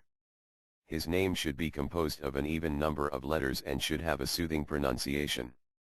The last letter should be a small letter, small alphabets. Thereafter, when he grows up some, there should be a thread ceremony and he should be sent to learn his education. After education, if he desires he can enter into grasta life. If not, he should firmly decide to remain celibate for his whole life. If he is desirous to marry, he should marry a qualified girl who is 2/3 of his age. One should not marry a girl who is older than him or who is younger than what is prescribed. One should not marry a girl who has too much hair or which is too black or too white. Any girl who has extra limbs or lesser limbs or who is impure, or has too many skin hairs or who comes from a low-class family, or who is diseased, who is a cruel or bad-charactered or harsh-speaking woman, who has mystica marks, whose face looks like that of a man, whose voice is flat, or whose voice is crow-like, whose eyes are completely round, who has hairs on her thighs, whose knees are very high, who, while laughing has pits on her cheeks, whose face always remains morose, whose nails are yellowish, who has red eyes, who has fat hands or legs. A wise man should not make connection with such a woman. Any woman who is too short, or too tall, or whose eyebrows are connected with each other, whose teeth are separate in the mouth, whose teeth are coming out from the front, one should not marry with such a woman. A woman who is clean and is coming from good house, with good qualities, she should be married. There are 8 kinds of marriages explained by the sages according to his order. He should be married by one of these 8 marriage processes: Brahma, Deva, Arsha, Prajapati, Asura, Demonic, Gandharva, Rakshasa and Pisaka, sp. Finding a qualified, religious, meritorious wife, one can live in grasta ashrama properly following the rules. If one does so, he can go back to Godhead. I am speaking all of this from the 3rd canto, chapters 9, 10, 11 of the Vinu Purana. He should develop a saintly character which is established by the 7 sages, the Manas and the Prajapatis. He should get up early in the morning and think of religious activities and actions in which there is no loss of wealth. He should give up acting against religious principles and should not work in such a way which will displease him in the future or create problems. He should not act against the society. He should not evacuate or urinate in his own shadow or in the shadow of a cow, facing the sun, in fire, or in front of respectable persons. He should not evacuate or urinate in the tilled fields, in the crops, in the cow barns, where people live or pass through, on the river banks of holy places, within the water and in crematoriums. He should not pass in the holes of rats, etc.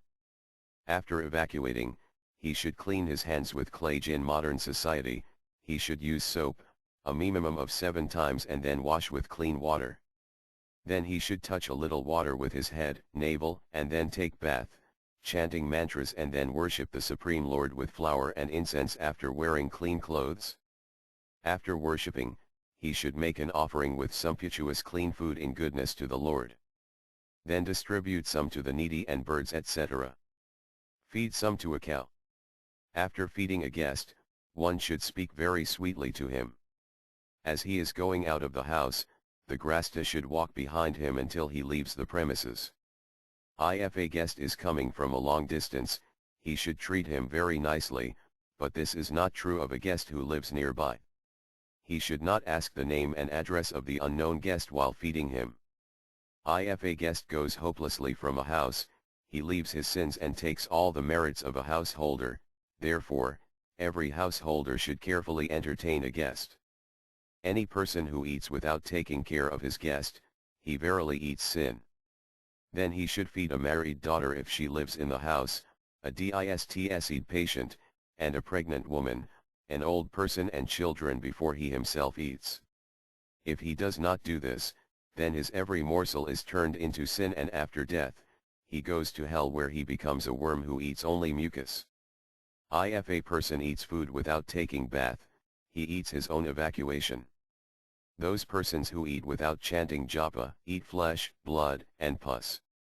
Those people who eat without feeding the children and old persons within the house, he verily eats evacuation.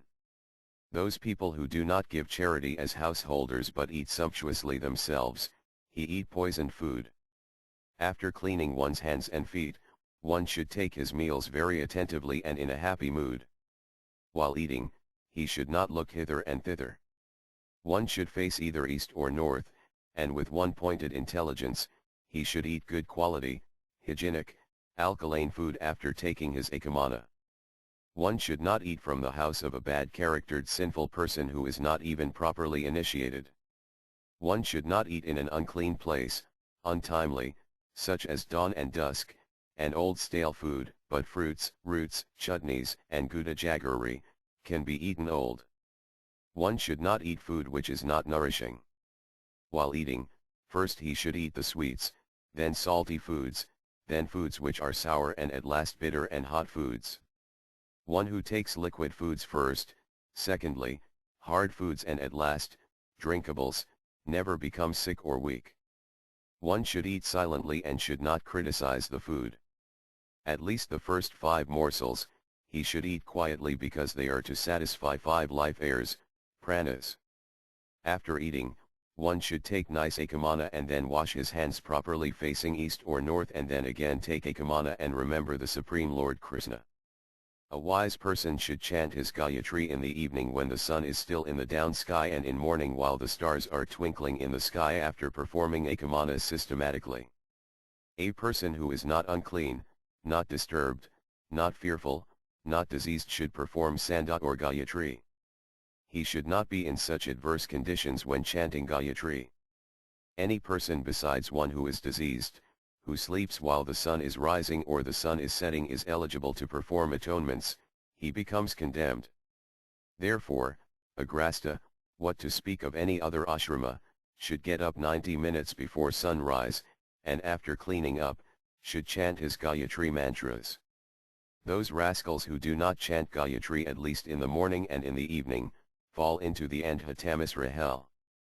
A grasta, if he acchives a guest in the evening, he should take care of him according to his capacity, with respectable words, food and a bed to rest on. He, the grasta, should sleep on a bed which is free of bugs, not broken, not dirty, not too high or low and not too hard, and face either south or east. He should not face other directions because he can become diseased.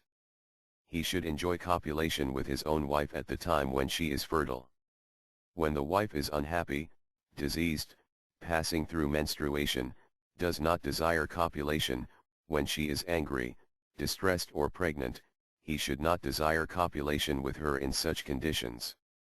If a woman is hard-natured, is not desirous for copulation, is very hungry, has eaten too much, or if she is another's wife, he should not desire copulation with her. He should copulate with his clean wife after she bathes and is she wearing flowers and scents and is in excited condition. After eating too much food or in hungry condition, one should not copulate even with his own wife. One who enjoys his own wife on the 14th day of the waxing or waning moon, on the 8th day of the waxing or waning moons, and on the dark moon nights and full moon day, and when the sun travels in the zodiac, he falls in the hell which is filled with stool and urine, because these are auspicious days when one should engage in spiritual functions, chanting japa, etc. One should not copulate in the cow barns. One should not have sex through any part of the body where one is not supposed to have sex, after using medicated ointments, in the house of a Brahmana, in the temple, or in the place of the spiritual master. Under a tree, in the courtyard, in a holy place, in the animal barn, at the road crossings, in the crematorium, in the garden, or within the water, one should not enjoy copulation. Early in the morning or in the evening, dawn and dusk, when the urge for evacuation or urination is felt, one should not have sex. If one enjoys sex on the auspicious days, he loses money. If one enjoys in the daytime, he becomes sinful. If one enjoys a woman on the bare earth, he becomes diseased. If one enjoys a woman in the water, he achieves inauspiciousness. One should not even talk seductively or think about enjoying another's wife, because if one does so, he will become a boneless worm. Attachment to another's wife takes away happiness from this world and the next. In this world, his duration of life is decreased, and after death, he falls into a ferocious hell. Therefore, understanding this, a wise man should carefully avoid associating with another's wife and with even his own wife when she is not fertile. Especially, if he is very excited sexually, then he should only enjoy his own wife when she is fertile. A householder should not usurp anybody else's wealth. He should not speak any unsweet or unpleasant words. One should not lie sweetly. He should not find faults in others. He should not make enemy of others' wives or anyone else. He should not climb on rejected and criticizable carriers, donkeys, cows, and bulls. A wise grasta should not associate with those people who are criticized by the society, who are fallen or mad. A person who has too many enemies, who enjoys torturing others, who is not steady, who is the husband of a wretched woman, who is a leader, who is addicted to spending too much money, who always criticizes others, fault finder, he should not make friendship with them or walk with them. He should not bathe in a river facing the current. He should not enter into a house which has taken fire. He should climb on the tip of a tree. He should not rub his teeth together. He should not put his fingers all the time inside the nose. He should not twist his body with closed mouth. He should not cook with a closed mouth. A wise person should not laugh very loudly. He should not pass air loudly grind. He should not chew his nails or straw. He should not write on the earth. He should not chew his beard or mustache. He should not rub 2 pieces of stone or 2 lumps of mud. He should not see in the sky when only 1 star has come up. He should not see a nude woman and the rising and setting of the sun. He should not hate a dead body or smell from the dead body, because that smell is a portion of Soma, the moon. The wise person should always avoid staying at night in the crossways, near a fig tree which is on a holy spot, at a crematorium, in a garden, or with a bad-charactered lady. A wise person should always avoid jumping over the shadow of his own worshipable, respectable personalities and staying in a lonely house and forest. He should avoid hairs, bones, thorns, impure objects, sacrifice of a living entity, ashes, dew, and wet spot caused by bathing. An intelligent person should avoid associating with an unideal person. He should not be attached to a stupid person. He should not go near the snake, and after sleeping, if he awakens, he should not continue laying down for a long time. A wise person should not take too long of a time to get up, to sleep, to bathe, to sit and do exercises. A wise person should give up the animals which have sharp teeth, horns, and dew, and should not face the blowing wind and strong sun. He should not take bath with a nude body and sleep nude and take a kamana in a nude body. He should not keep his sika untied to worship Krishna. He should not chant japa, perform sacrifice, worship the Supreme Lord, or take a kamana while wearing only 1 piece of cloth. He should not stay with a doubtful person, a person whose character is questionable, but association with a good-charactered, knowledgeable person is always glorifiable. A wise person should not quarrel with good or bad people, because, O king, marriage and arguments are done with equally qualified people. An intelligent person should not increase his enmity with others and should tolerate a small amount of insult or loss. Even if he is going to gain something by having enmity towards someone, still he should do so. An intelligent person should not continue to wear a wet dhoti which he wore while taking bath, and he should not squeeze the water from his body with his hands. He also should not dry his hair or take a kimono while standing. The body should be dried using a gumsa, a towel or a piece of cloth, and one should take a kimono while sitting down. One should not keep a foot upon the other foot. He should not stretch his legs, outstretched toward the worshipable personality, in front of his own spiritual master or respectable person, what to speak of in front of the deities. And due to false ego, one should not sit in a more elevated place to them on a seat which is higher than them. The temple, auspicious ingredients, and respectable personalities, while walking, he should not pass these on his left side. An intelligent person should not spit, evacuate, or urinate facing the sun, moon, fire, water, air, and respectable personalities. He should not evacuate or urinate while standing or while on a walkable path. He should not walk over or cross over mucus, stool, urine, or blood. One should not sneeze or spit while being served eatables, worshipping the Supreme Lord, or performing auspicious functions such as chanting japa or performing sacrifices, and in respectable personalities. An intelligent person should not insult any person and should not trust them in any way. One should not envy them or disrespect them in any way.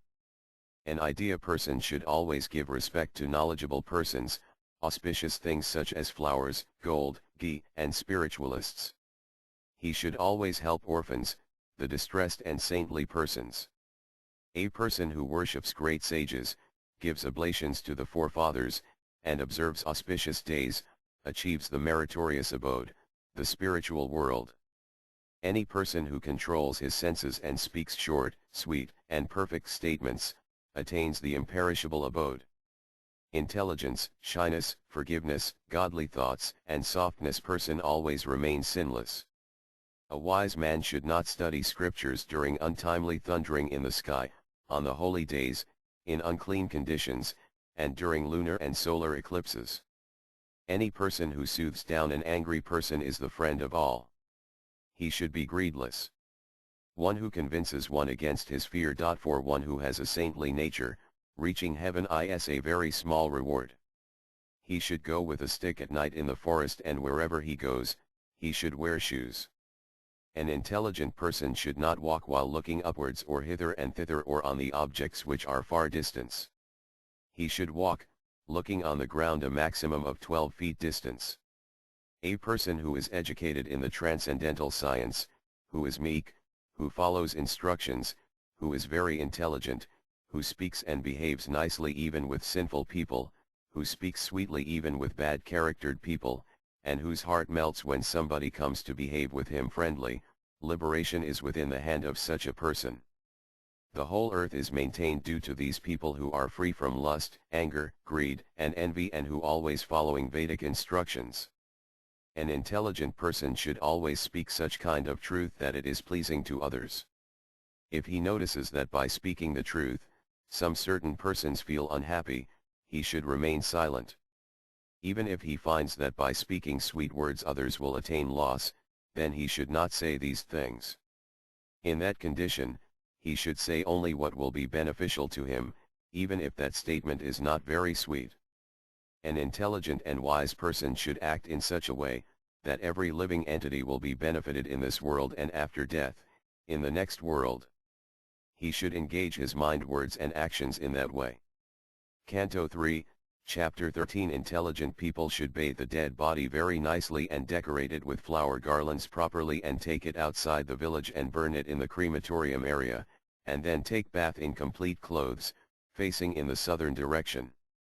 He should then offer some water to that dead person, stating his own name and dynasty, Gotra. Every day until the house becomes purified, he should eat only boiled rice without any dal or vegetables. If Brahmanas want to eat in the house, he should feed them, because by feeding Brahmanas, the dead person feels satisfied. On the third day, seventh day, and ninth day after death, One should take bath and give water to the dead person, mixed with some sesame seeds. On the 4th day after death, one should take some bones or ashes of the dead person to put in a holy place. A man should not copulate with his wife until the house is purified.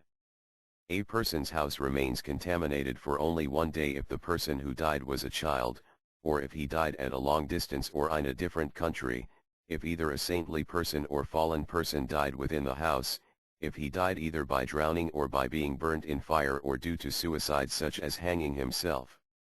One should not eat in the house of a dead person for at least 10 days, and in unclean condition, one should not give charity or take charity, perform sacrifices or teach others. This 10 days uncleanliness is only for the Brahmana. For the Kshatriya, the period is 12 days and for the Vaishya it is 15 days. A Sudra's house becomes purified in 1 month. On the 11th, the 13th, the 16th, or the 31st day, one should perform a sacrifice and invite Brahmanas to feed. The remnants of their food should be given to the dead on kusa grass. Then every month on the death day, he should perform some sort of a sacrifice and feed the Brahmanas until the end of 1 year. He can do Pindadana in Gaya. One should invite a Brahmana who knows the 6 limbs of scriptures, who can chant the Vedic mantras clearly, who performs sacrifices, who is very austere, who knows the Samaveda, who chants japa, his own nephew, his own brother-in-law, his own father-in-law, his maternal uncle, a brahmachari, sealbait, a yogi who burns 5 fires, a disciple, and a person who is very dear to his parents. These kinds of brahmanas should be invited. A person who has betrayed his own friend, one who has bad nails, a eunuch, one who has black teeth, one who enjoys his own daughter, one who does not know Vedic knowledge, one who sells soma juice, beer, one who is criticized by the society, a fault finder, a ritualistic smarta brahmana, one who educates after taking salary or one who gives salary to be educated, one who is the husband of a twice married woman, one who has rejected his good parents, one who takes care of a Sudra's offspring, one who is the husband of a Sudra woman, one who earns his livelihood by making a business out of spiritual life. Such persons should not be invited to eat in the Sraddha ceremony. He should invite the Brahmanas the day before the Sraddha ceremony, and if there is an Univedic sadhu who comes in, he should also feed him sumptuously and nicely. When the Brahmanas come to his house, he should wash their feet very nicely and offer them a kamana and a seat to sit down. If he is inviting Brahmanas for his forefathers' Sraddha ceremony, he should invite an uneven number of Brahmanas. If he is inviting them to please the Supreme Lord Sri Krishna, then he should invite an even number of Brahmanas. He should feed the Brahmanas who were invited for the forefathers' Sraddha ceremony with them facing the northern direction. He should face the Brahmanas who were invited for pleasing the Supreme Lord in eastern direction while feeding them. If there is a hungry person who comes, he should also be given some food. Before feeding the Brahmanas, he should prepare a red-hot fire and place a little ghee, some food which is free from salt and leafy vegetables in the fire. After feeding the Brahmanas he should give them some charity, dakshina, and silently, he should himself accept eatables. A real nude person is he who is not educated in spiritual science. Another kind of nude person is he who does not fall into one of the 4 ashramas, brahmachari, grasta, vanaprastha, and sannyasa. Another kind of nude person is he who, after taking grastha ashrama, does not, in due course of time, take vanaprastha and sannyasa. Another nude person is he who does not take to and follow proper Vedic instructions even though he is capable of doing so. If a person is healthy and not in a difficult situation, but he does not perform his daily prescribed duties, then he can only be purified by performing an act of atonement. If someone comes to see a person who is not following Vedic principles properly, but looks Vedic, and touches him, he should take a cloth bath for his own purification. Any grasta is considered sinful if within his house, the demigods, the sages, and the forefathers are not respected and welcome, but are criticized. One should not speak to such a person, or sit with him, or associate with him. If somebody sits in the same seat or eats in his house or sleeps on his bed with such a underscore person, he immediately becomes fallen. Anyone who eats without feeding saintly persons, demigods, and guests, verily eats sin. A Brahmana, after giving up his own religious and occupational duties, who takes up another's duties, is similarly said to be nude. Anywhere, all of the four ashramas are combined in their actions, all saintly qualities diminish. One should not speak with hypocrites, especially on the fasting days or after bathing. One should do his daily routine or spiritual services. If any person sees a house where there is no daily routine done for at least 1 month, then he should see the sun for his own purification. Just by associating with hypocrites, by speaking with them, sitting with them, etc., one becomes sinful. Hypocrites, impious people, those who do dirty activities secretly, those who are hard-hearted and selfish, show bottle spiritualist, one should not respect them and should avoid their association by staying at a distance. By associating with such people and scripturally nude people, one ruins at least one day's merits.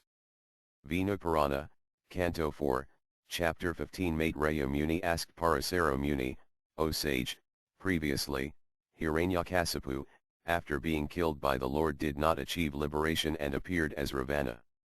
Ravana was also killed by the Supreme Lord and did not achieve liberation and appeared now as Sisupala. After being killed by the Lord, Sisupala achieved liberation. Now please remove my doubts as to why Hiranyakasipu and Ravana did not achieve liberation, although they were both killed by the Lord and only Sisupala achieved it. In answer to this, Parasara Muni says, in previous times, the king of demons, Hiranyakasipu, who was very proud of his power and royal situations, did not like to recognize the supremacy of the Supreme Lord. When the Supreme Lord appeared to kill him in the form of Nrsingadeva, he could not understand that he was the Supreme Lord, Vinu. Due to his Rajaguna, or passionate attitude, he could only think that this living entity of half lion and half man was, obtained, due to some pious activities, and he wanted to firmly fight with him. He had no understanding that he was the Supreme Lord as he came to face him. After being killed by the Supreme Lord, he appeared as Ravana, who defeated the three worlds, but he could also not recognize the eternal personality of Godhead in whom the whole creation rests. Due to his lusty desires, he stole Mother Sita, but he could not recognize the Supreme Lord Rama, who incarnated as a human being as the son of Dasaratha. Although he was killed by him, he could not understand that this was the infallible personality and could not be attached to him. At the time of death, he saw Lord Rama, but his consciousness was that here is a great human being. After being killed by the infallible personality of Godhead Rama, Ravana took birth as the son of Satyaraja as Sisupala and achieved unlimited imperishable wealth and did not like to recognize the supremacy of the Lord. Due to his previous activities, and demonic nature, he always envied the Supreme Lord.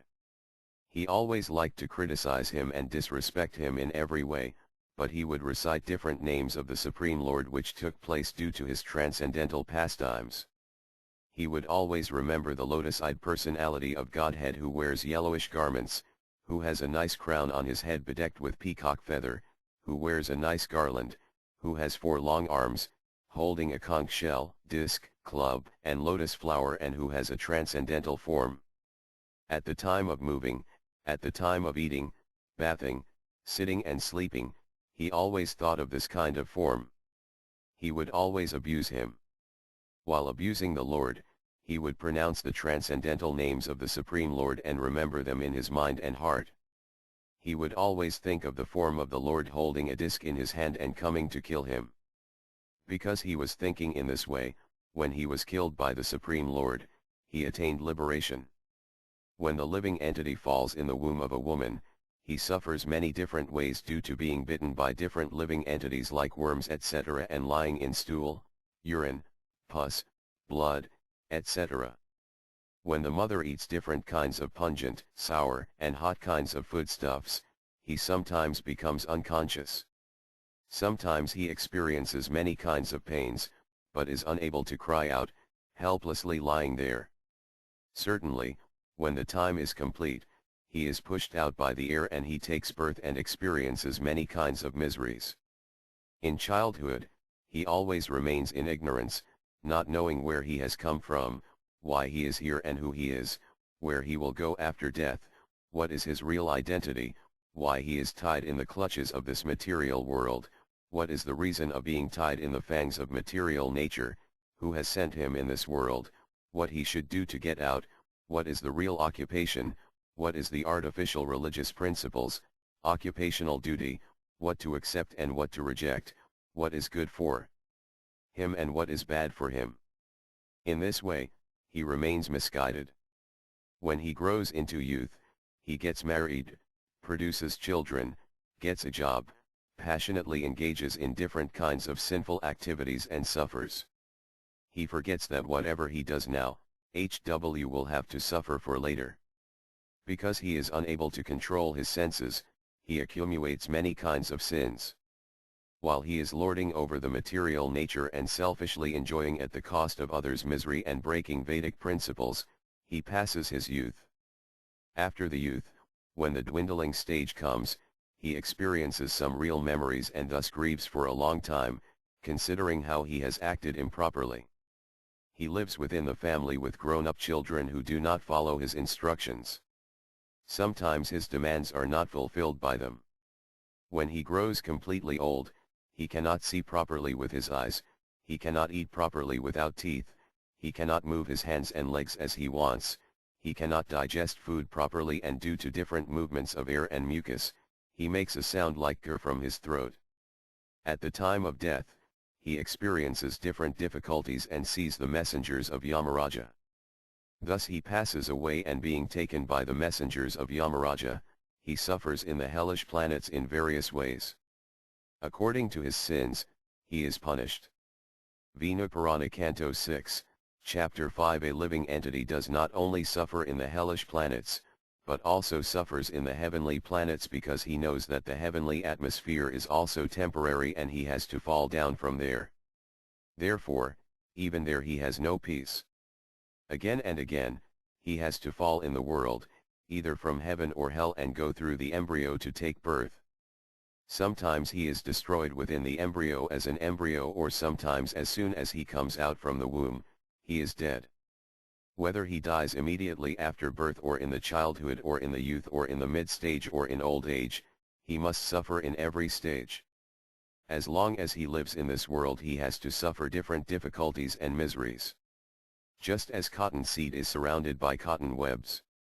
While earning money, protecting money, or loss, problems from the friends and enemies, a person goes through many difficulties in his life. Whatever things please a man, they also, sometimes later, become the root cause of his miseries.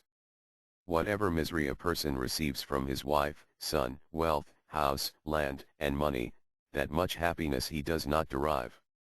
He receives more miseries from these than happiness. The people who are suffering with the sun-like miseries of this material nature, they should realize that they have to run into the thick shadow of liberation, which is attained by taking shelter at the lotus feet of the Lord.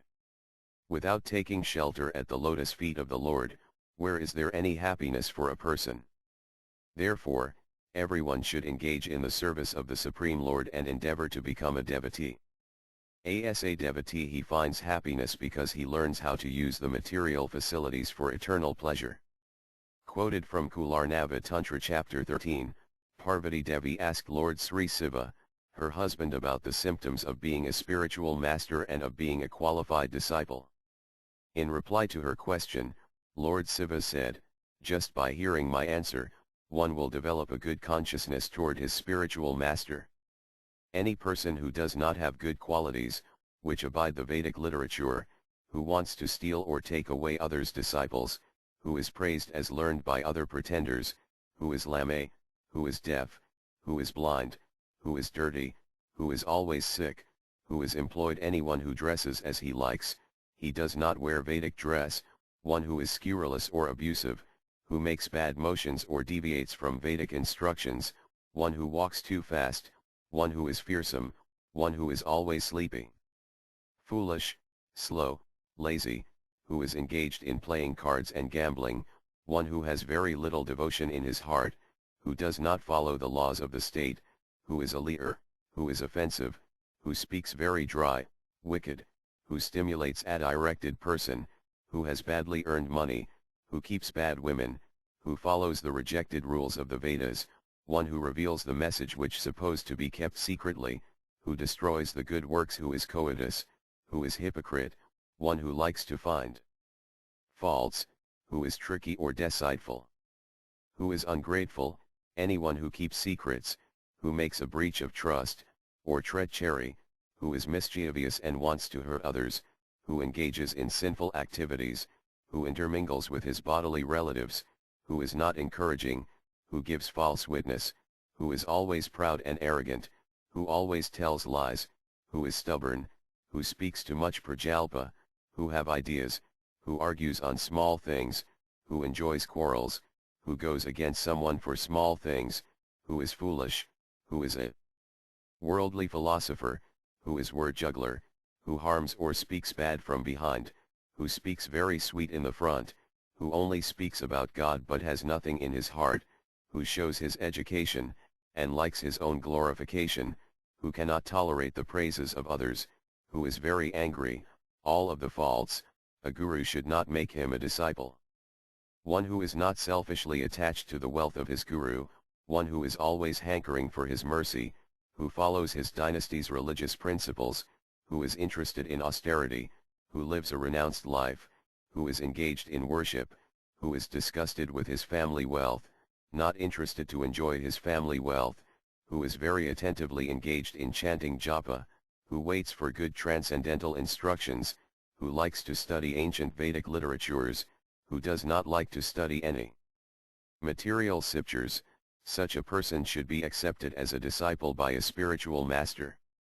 A spiritual master should be wearing very clean garments, his presence should be pleasing, he should be equipped with all good qualities, his bodily limbs should be very nice, who knows the essence of the scriptures, who knows the practical application of all the laws, one who can attract everyone toward him, whose very presence is like a demigod, who has a good face and good speech, who is easily approachable, who is very clean, who removes the bewilderment and doubts of everyone, who is very intelligent and thoughtful, who can see the heart of others just by seeing externally, one who can understand everything according to time, place and circumstance, who instructs others due to his knowledge of past, present and future, whose orders are perfect, who only accepts guilds after being requested, and who is very forgiving.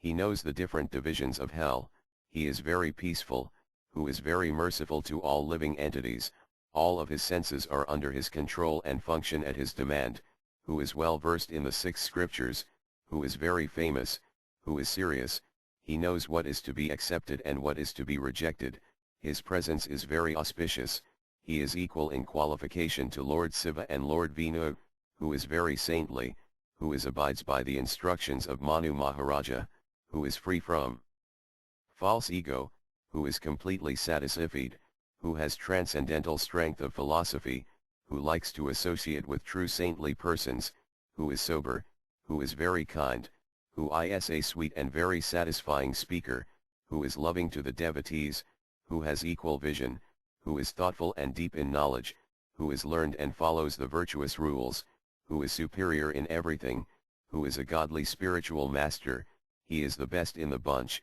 he only wants as much as is required to live daily.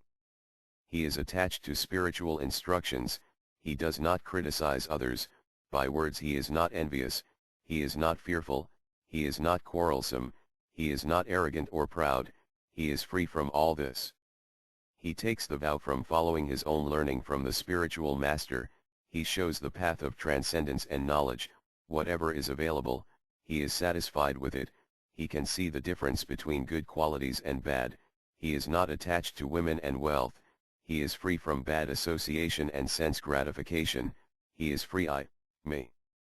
Mind false ego, he is free from duality, he is not greedy, his association is not bad, he does not take sides, he is very thoughtful, he is equipped with the wealth of spiritual education, he does not sell the mantras or education, he is free from material association, He is not compromising in Vedic instructions, he has decided his goal, he is very religious, he is not disturbed by praise and criticism, he does not depend on anyone, he is independent, he follows rules and regulations. If he has all of these qualities, he is said to be the spiritual master. O dear one, Parvati. One should worship such a spiritual master with devotion, which can award liberation after a perfect life in this world, because such a spiritual master is directly equal to the Supreme Personality of Godhead, who incarnates in this world to direct the living entities to the spiritual world. Therefore, the Supreme Lord protects the surrendered souls in the form of the spiritual master. Those who are implicated with sin, see the spiritual master as a human being. Those who are meritorious see the spiritual master as equal to God. Although the spiritual master is the Supreme Personality of Servitor Godhead who stands in front of the eyes of a person, those who are unlucky are unable to see such a personality, just like an owl cannot see the shining sun even during the day. If the spiritual master did not appear in this world, then how could the living entity attain spiritual ecstasy while in this world and reach the spiritual world and attain liberation? The merciful Lord, in order to help the living entity, has come to show his mercy in the form of the spiritual master in every step of the living entity. By initiating the living entity, he shows the path of liberation. The Lord accepts the worship of the living entity in the form of Vishnu or Krishna. In the form of the spiritual master, he shows how to cut the shackles of material existence of birth and death. Because he shows the essence of Vedic instructions and sows the seed of devotion in the heart of the living entity, and reminds him about the Supreme Lord. One who does not avoid the Varnashrama system in his functions in this world, he is very austere, is said to be a guru. One whose mind is steady, whose vision is clear, who is happy by seeing others happy, one who knows what to do and what not to do in either the sleeping condition, the dreaming condition, or in the awake condition, what to do and what not to do properly, he is said to be a spiritual master. One who can talk about the Supreme Personality of Godhead, and who guides everyone to satisfy and please the senses of the Supreme Personality of Godhead, such a spiritual master should be served by a disciple, not others who are show bottles or pretenders. One should respect such a spiritual master who can remove the fear of fearful people who are frightened with the material existence. According to my Lord Shiva's opinion, he is said to be a spiritual master who fasts properly and establishes such laws to others, who is always happy, one who can describe the process for liberation very quickly. Such a spiritual master should be understood to be rarely achievable, who can liberate one from this material ocean. A spiritual master who can give the disciple the encouragement and daringness to walk on the spiritual path is said to be a rare spiritual master. It is a rare spiritual master who can quickly convince others with his conviction, he can very easily satisfy everyone, he can instruct everyone on transcendental knowledge. Such a spiritual master is very rare. Just as one lit lamp can light another lamp, in that very way, a realized spiritual master can impart this knowledge in others. Just as a hungry person becomes satisfied by eating eatables, in that very way, any person with realized knowledge can impart knowledge to others. Such a spiritual master is said to be very rare. There are many gurus or spiritual masters, just as there are many lamps in each house, but that spiritual master is said to be rare who is like Ajahn and is source of all lamps. There are many spiritual masters who are expert in scriptural knowledge, but that spiritual master is rare who is expert in the essence of no leg of the personality of Godhead. There are many spiritual masters who are austere yogis, but that spiritual master is rare who can give self-realization to others. There are many spiritual masters who can give mantras in the name of medicine, but it is a rare guru who imparts a mantra which is the essence of all the scriptural instructions and shastras. There are many spiritual masters who are ready to usurp the wealth of their disciples, but he is rare spiritual master who is able to remove the misery of his disciples. Just as butter gets burned in contact with fire, in that very way, sins are destroyed in association with a true spiritual master. Just as fire burns dry wood into ashes, in that very way, by the glance of the true spiritual master, the sins of a disciple are immediately destroyed. Devotees whose minds are completely purified are addressed as unalloyed devotees. Hari Bhakti Vilasa quoted from Sara Sangraha, Mundaka Upanishad 1-2-2 Shandogya 6-14-2 quoted in Hari Bhakti Vilasa 135. It is said in the Vedic scriptures that to understand the Supreme Lord and transcendental science, a dedicated soul, with folded hands, should approach a spiritual master, Acharya, who is expert in Vedic literatures, who is coming in disciplic succession, and completely fixed in transcendental realization. Katha Upanishad 1-2-9, to achieve the topmost transcendental knowledge, a person, rather than engaging his intelligence and personal abilities in argument or following false paths, he should approach a bona fide spiritual master to attain wonderful transcendental knowledge from him. Hari Bhakti Vilasa 1-45, 46, quoted from the Vinu Smriti, a person who is desirous of obtaining wealth, fame, or service from others is not qualified to become a guru, but one who is an ocean of mercy or one who feels pain by seeing others in distress, one who is engaged in the welfare of others, one who is free from the desire for sense gratification, one who is merciful to all living entities, one who has achieved perfection in all kinds of knowledge, one who removes all doubts of his followers, and one who is free from all kinds of laziness, is qualified as a spiritual master. Hari Bhakti Vilasa 1-53 quoted from the Padma Purana. It is found in the Padma Purana, that the topmost Mahabhagavata devotee, pure devotee, who is engaged in the occupational duty of a Vaisnava continuously, who is expert in glorifying the Supreme Personality of Godhead, Bhagavan, one who is a Brahmana, twice born, is able to become the spiritual master for all mankind. Such a Brahmana is equally worshipable as Lord Hari among men. Hari Bhakti Vilasa 1-54, quoted from the Padma Purana, even if one is a famous Brahmana, born in a high-class family, who is expert in performing sacrifices, who has achieved a Vedic education and who is well versed in Vedic injunctions in 1,000 Vedic scriptures, if he is not a Vaisnava, he is unable to become a spiritual master. Hari Bhakti Vilasa 1-55, quoted from the Padma Purana, a person who is initiated in Vinu mantras, and who is expert in worshipping Lord Vinu, such a person is known as a Vaisnava. Besides this, everyone else is an Vaisnava. The symptoms of an unqualified guru, quoted from Tavasagara Hari Bhakti Vilasa 1-56-58, one who eats too much, one who is very slow, one who is hankering for sense gratification, one who is argumentative in untrue subjects, one who is wicked, vicious, one who speaks unspeakable language, one who speaks about the sins of others, one who criticizes the good qualifications of others, one who has no hairs or skin holes on the body and one who has too many hairs or skin holes on the body, one who follows the lower class spiritual orders, one who has black feet, one who has black lips, one who has bad breath, one who has bad character, one who desires to gain more money even if he has sufficient funds. If someone accepts such a spiritual master, his beauty, wealth, and good fortune are lost. The symptoms of a disciple, Hari Bhakti Vilasa 1-60 quoted from Mantra Muttavalt, a person who is free from lust and anger, who is completely devoted to the lotus feet of a spiritual master, who is mentally dedicated to the demigods and who is devoted to the Supreme Lord with mind, body, and words, day and night, such a person is qualified to be a disciple. Please quote SB 11-10-6 with the translation The Unqualified Disciple, Hari Bhakti Vilasa 1-76-77 quoted from Sara Sangraha. A true spiritual master should examine a candidate who is staying under his shelter for at least 1 year. It is his duty because the sins acquired by the queen go to the king because the wife's sins are transferred to the husband. In that very way, the sins acquired by the disciples are surely achieved by the genuine spiritual master.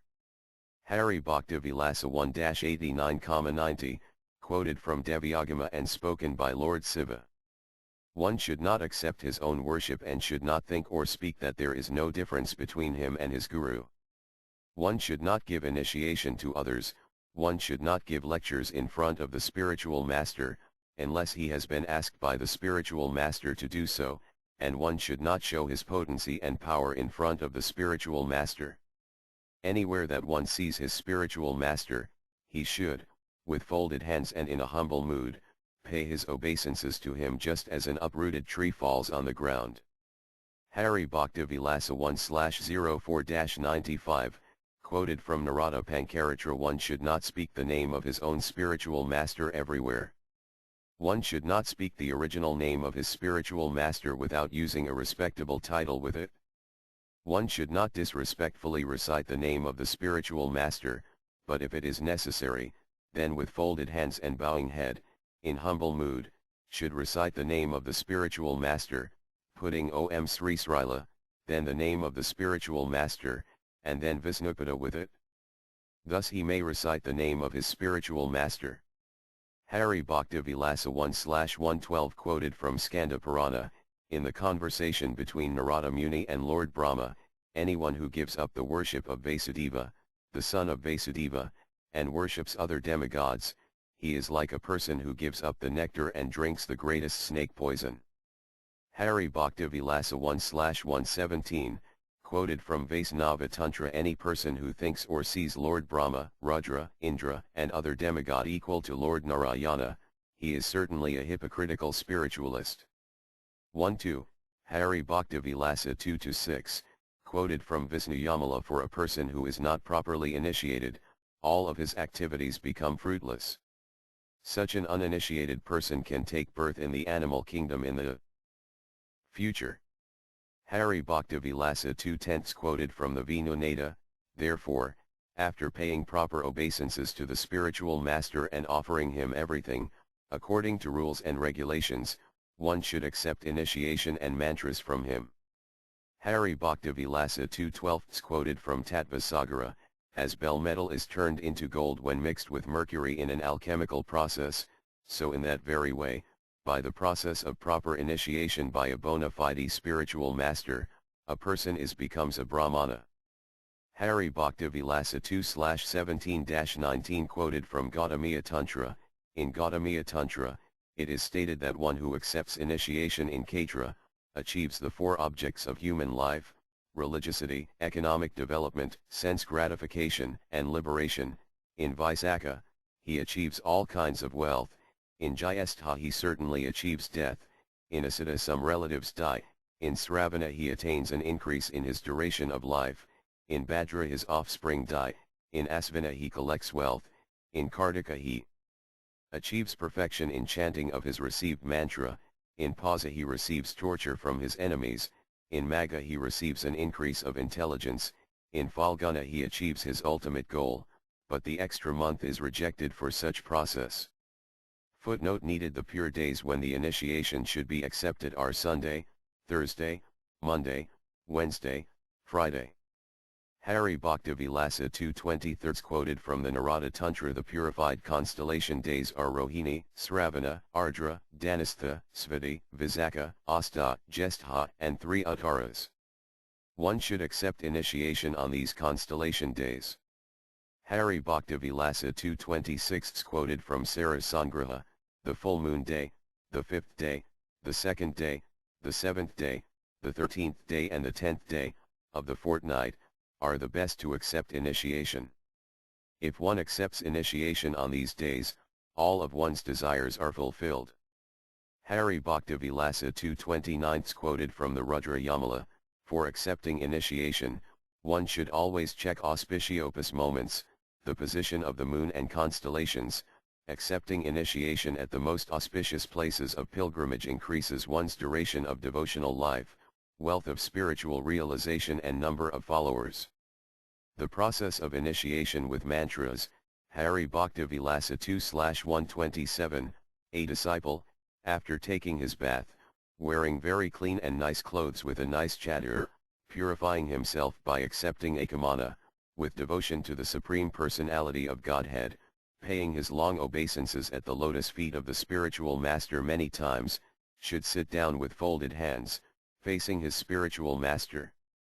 Hari Bhakti Vilasa 2/130-131, thereafter, holding the head of the disciple with both of his hands, the spiritual master should recite the mantras in the disciple's right ear systematically.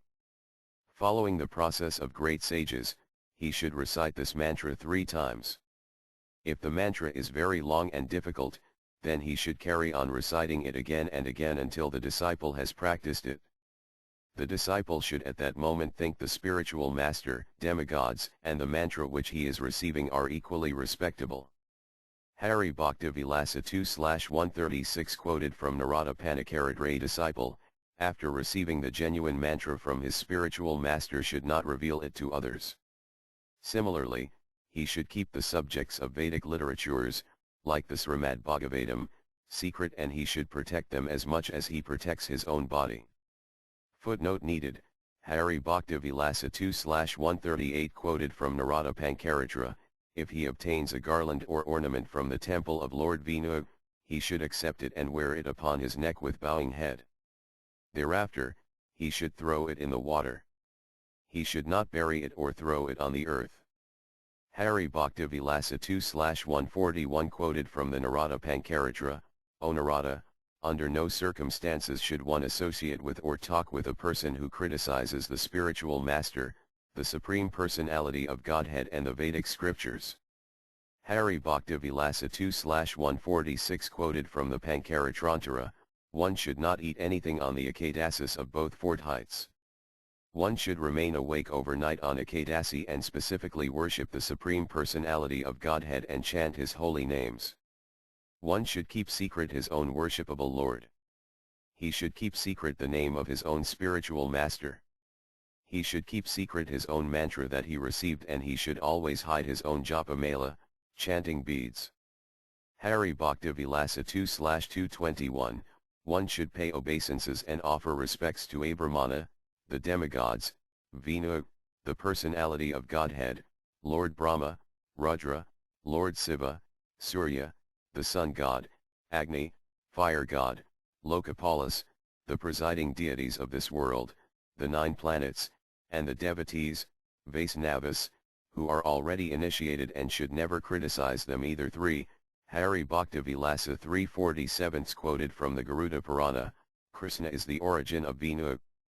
He should always be remembered and not forgotten at any time. Alok, the rules and prohibitions mentioned in the Sastras should be the servants of these 2 principles. Hari Bhakti Vilasa 347 quoted from the Hari Bhakti Vilasa 347 quoted from the Garuda Purana spoken by Narada Muni and from the Visnudharma spoken by Pulaksya Rsi, SP, type translation from the Deity Worship Book, Hari Bhakti Vilasa 3/49,50 quoted from the Vinu Purana, among all atonements such as austerity, charity, japa, silent chanting, and fasting, the remembrance of Lord Sri Krishna is the topmost. The atonement to remove sinful activities is the only way, but remembering Lord Hari is the topmost atonement to remove sin. Hari Bhakti Vilasa 355 quoted from the Brahma Vaivarta Purana, anyone who has accumulated sins by actions, mind, and words, those sins are removed only by remembering the Supreme Personality of Godhead, Lord Sri Krishna. Srimad Bhagavatam 6:1:19, even if a person has not fully realized Krishna, he becomes completely free from all sinful reactions by accepting the true method of atonement, full surrender at his lotus feet. Even in dreams, such surrendered souls do not see Yamaraja or his carriers, who are equipped with ropes to bind the sinful. Hari Bhakti Vilasa 362 quoted from the Pandava Gita, the blue lotus-colored Supreme Personality of Godhead in the form, Hari Bhakti Vilasa 363 quoted from the Skanda Purana, whatever merit is gained by performing sacrifice, performing austerities, giving charity, going to the places of pilgrimage, fasting, following the scriptural rules and regulations and building water ponds and gardens is all attained by one who remembers the Supreme Personality of Godhead, Lord Sri Vinu, Krishna. Hari Bhakti Vilasa 371 quoted from the Skanda Purana, just by remembering the all-influential, powerful Lord Sri Vinu, one's connection within this world of repeated birth and death is completely cut. To such a personality of Godhead, I pay my obeisances. Hari Bhakti Vilasa quoted from Parasara in the Skanda Purana: when someone remembers the Supreme Lord Hari with devotion, at once he becomes free from fear, distress, old age, etc. without a doubt. Hari Bhakti Vilasa 377 from Vinu Dharmadhara: anyone who, after giving up all sense enjoyment and greed, engages himself in remembering the Supreme Lord Vinu, he attains Lord Vinu's abode where there is no distress. Srimad Bhagavatam 2:1, 6, the highest perfection of human life, achieved either by complete knowledge of matter and spirit, by practice of mystic powers, or by perfect discharge of occupational duty, is to remember the personality of Godhead at the end of life. Hari Bhakti Vilasa 389 from the Vamana Purana: the personality of Godhead, Lord Narayana, who is all auspicious among auspicious things, who is the best of all, who gives benedictions of all kinds, should always be remembered while performing all kinds of activities. Hari Bhakti Vilasa 3/102 quoted from the Narada Pancaratra: anyone who wants to become free from all kinds of obstacles and great difficulties, should always remember and worship Lord Sri Vinu early in the morning or the last part of the night within his house. Hari Bhakti Vilasa 3/104 quoted from the Vayasa Pancaratra: a mendicant should divide the whole night into 5 parts after sunset, and in the last part he should daily perform japa, sacrifice and meditation on the Supreme Personality of Godhead. Hari Bhakti Vilasa 3/105 quoted from the Venusamrit: therefore it is written that the last part of the night is called the Brahma Muhurta. Hari Bhakti Vilasa 3/160,161,164 quoted from the Vinu Purana and Vyasajita: one should not pass stool and urine on the tilled agricultural land, in the middle of growing crops, in the cow barn, in the midst of habitation, in the path or alleys, on the river banks, in the water, nearby water, and at the crematorium. While passing stood or urine, one should wrap his Brahman thread, sacred thread, around his right ear and face north if possible. Hari Bhakti Vilasa 3/168 from the Skanda Purana: Kasi Kanda, after putting the Brahman thread on the right ear, in the daytime and the evening, one should face in the northern direction and at night in the southern direction. One should remain silent while passing stool and urine. 2. Hari Bhakti Vilasa 3/225,226, quoted from the Skanda Purana: Kasi Kanda, if one does not brush his teeth and clean the mouth, it remains foul. Cleanliness is destroyed with a foul mouth. Therefore one should endeavor to properly brush his teeth. One should even clean his teeth, and possibly put ointment, sandalwood paste, ornaments, clean pure clothing, fragrant flower garlands, even some perfume on the body, even on the fasting days. In this, there is no offense. 3. Hari Bhakti Vilasa 3/235, thereafter, a twice-born person, Brahmanas, Kshatriyas, Vaishyas, after cleansing his teeth and mouth with proper akamana purification, should tie his sika while chanting the Gayatri mantra, which begins with Om. Hari Bhakti Vilasa 3-240, 241 spoken by Daksa Prajapati: the Vanaprasthis, retired persons, and Grasthas, householders, are required to bathe twice daily, in the morning and at noontime. A sannyasi should bathe 3 times a day, and a brahmachari needs to bathe only once a day. If due to some unavoidable circumstance, one is not able to bathe as described here, 1 bath is sufficient for all. If someone cannot even take 1 bath, he should at least take a mantra bath. Hari Bhakti Vilasa 3/247 from the Padma Purana: a person who does not take bath is said to be sinful. Without a bath, a person is said to always remain unclean. A person who does not take bath goes to hell, and then he takes birth in the womb of woman in the lowest class dynasty. Hari Bhakti Vilasa 3/249, from the Padma Purana: a person who takes bath daily will not suffer in hell. What further can be said? Even a sinful person becomes purified by taking bath daily. Hari Bhakti Vilasa 3/252 from the Padma Purana: anyone who takes a morning bath properly never experiences horrifying dreams and dirty anxiety. Hari Bhakti Vilasa 3/257 from Kaskanda, one who takes bath early in the morning achieves enthusiasm, intelligence, good fortune, good beauty, wealth, and happiness of mind. Therefore bathing in the morning is glorified. Hari Bhakti Vilasa 3/282, 283 from the Padma Purana, O son, the water which washes the feet of the pure spiritual master is equal to the water of 10 million places of pilgrimage. Furthermore, the water which has washed the feet of a qualified Brahmana, if it washes the head of any person, he attains the merit of regularly taking bath in the place of pilgrimage where the Ganges flows. Hari Bhakti Vilasa 3/284 from Gautamiya Tantra, whatever places of pilgrimage are available on this planet, they are all combined in the ocean. Furthermore, all the places of pilgrimage including the ocean are within the right foot of a qualified Brahmana.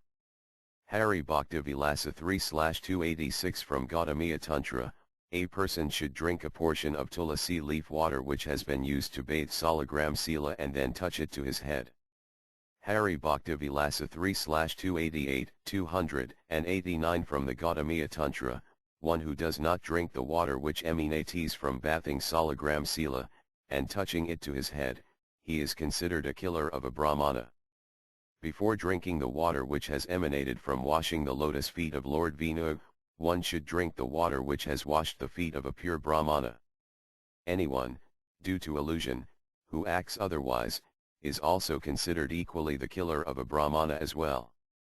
Hari Bhakti Vilasa 3/290 from the Gautamiya Tantra, this is the month for accepting Karina Mrta. This Karina Mrta removes untimely death and frees one from all kinds of diseases. Therefore accept this Karina Mrta emanating from washing the lotus feet of Lord Vinu and place it on my head. Hari Bhakti Vilasa 3/293, 294 from the Padma Purana. The water which washed Salagram Sila includes the water from the Ganga, Godavari, Riva and other liberating rivers. If this bath water from the Salagram Sila is available, then there is no need for thousands of other places of pilgrimage. Hari Bhakti Vilasa 3/301 from the Nrsimha Purana, Ganga, Prayaga, Gaya, Namasa, Puskara, Kurukshetra, together with other places of pilgrimage remove the sins of a person after long connection with them. But water which has washed the lotus feet of the Supreme Personality of Godhead at once purifies a person. Hari Bhakti Vilasa 3/315 from Manu Smriti, any twice-born Brahmana who does not perform the Gayatri mantra properly and engages in other activities and vows, goes to hell for 1 billion years. Hari Bhakti Vilasa 4/50 quoted from the Brahman Naradiya Purana, in Dvaraka Mahatmya it is stated, any person who decorates the temple of Lord Hari with a nice flag, lives eternally in his, Lord Hari, abode. He does not live anywhere else besides there.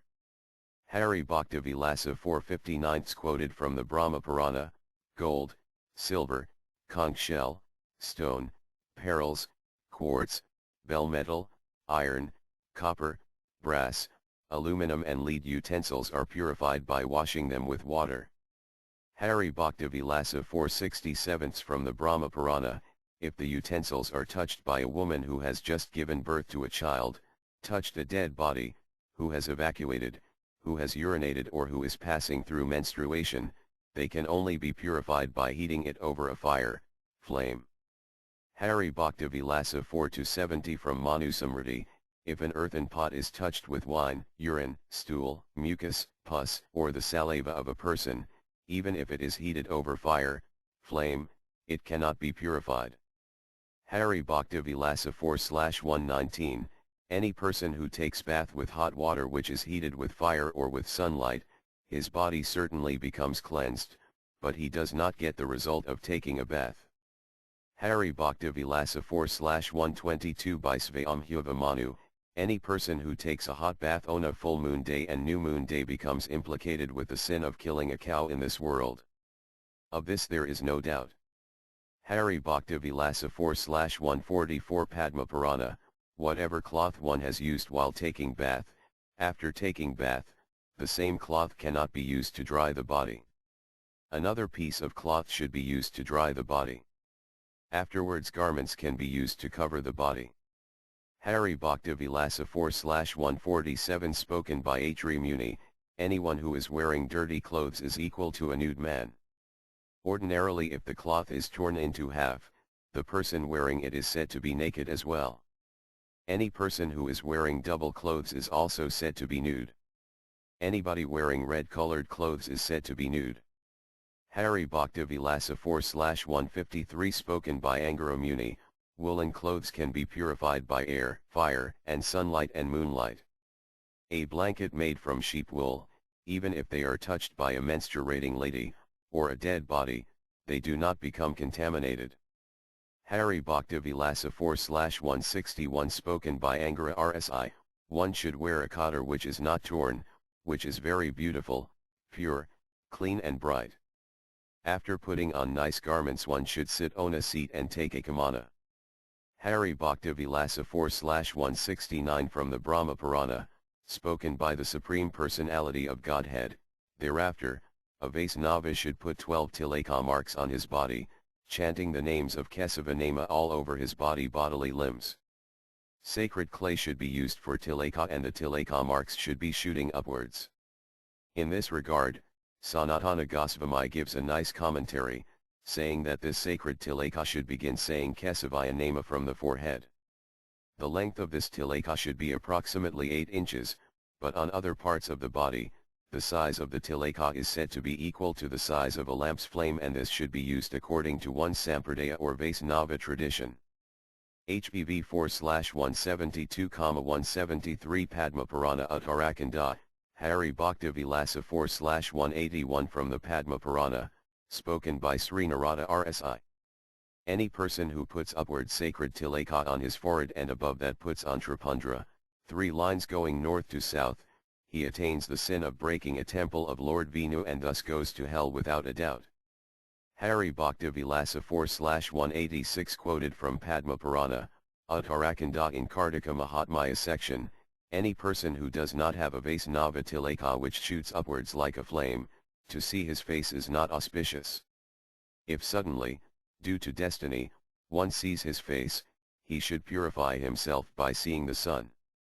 Hari Bhakti Vilasa 4/189 Kartika Mahatmya, a Vaisnava should not use Tripundra, the 3 lines which go from north to south, instead of Vaisnava tilaka which shoots upwards like a flame on his body.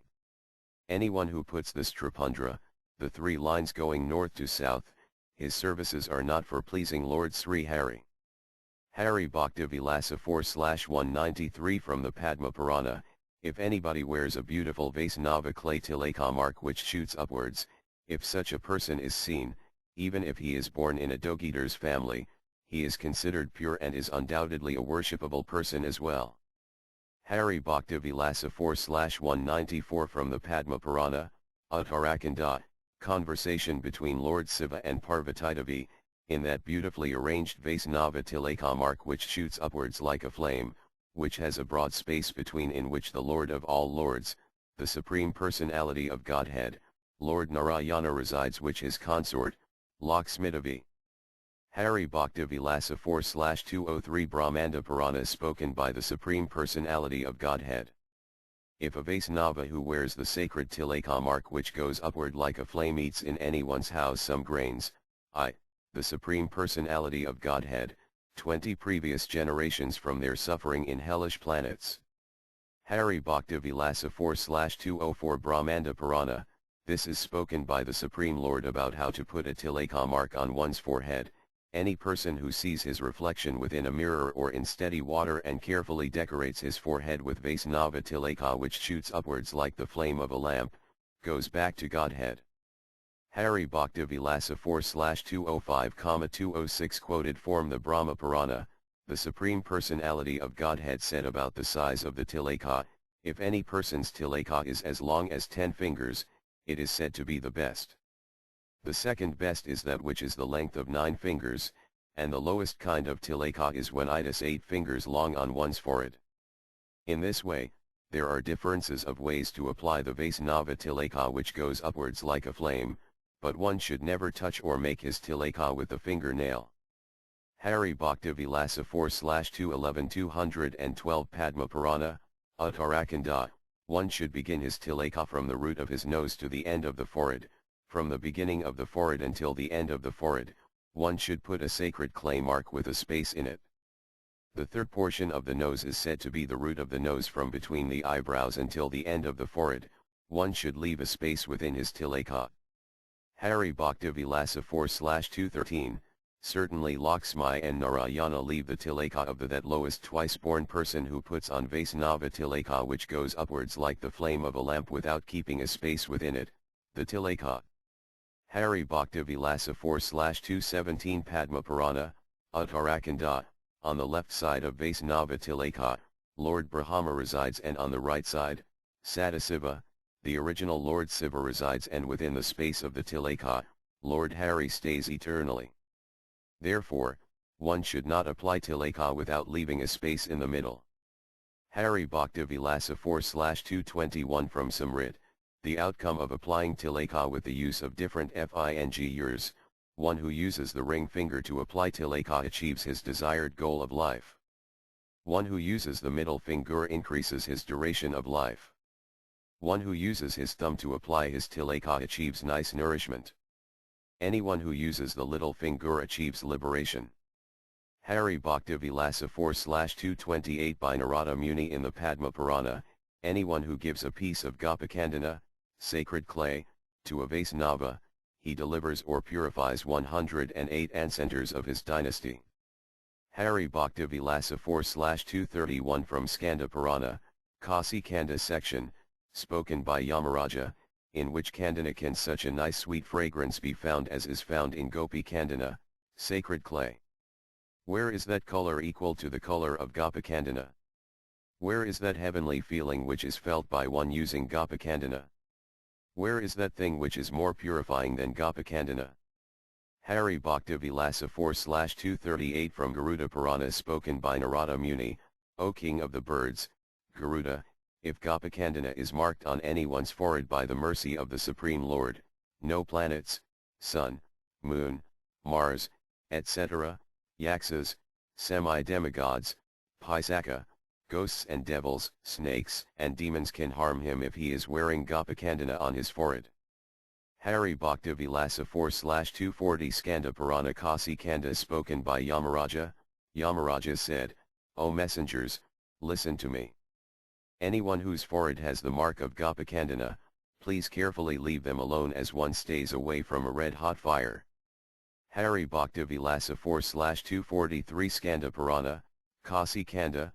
Brahma said, O Narada, whoever's forehead is decorated with nice Vaisnava tilaka with clay obtained from Tulasi's root, even if he commits sin, the sin is unable to touch his body.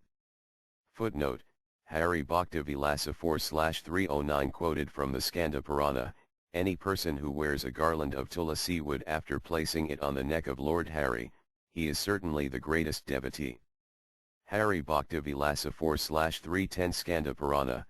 That foolish person, who after making a nice garland from Tulasi wood does not offer it to the Supreme Lord Hari, but instead wears it himself, he certainly goes to the hellish planets.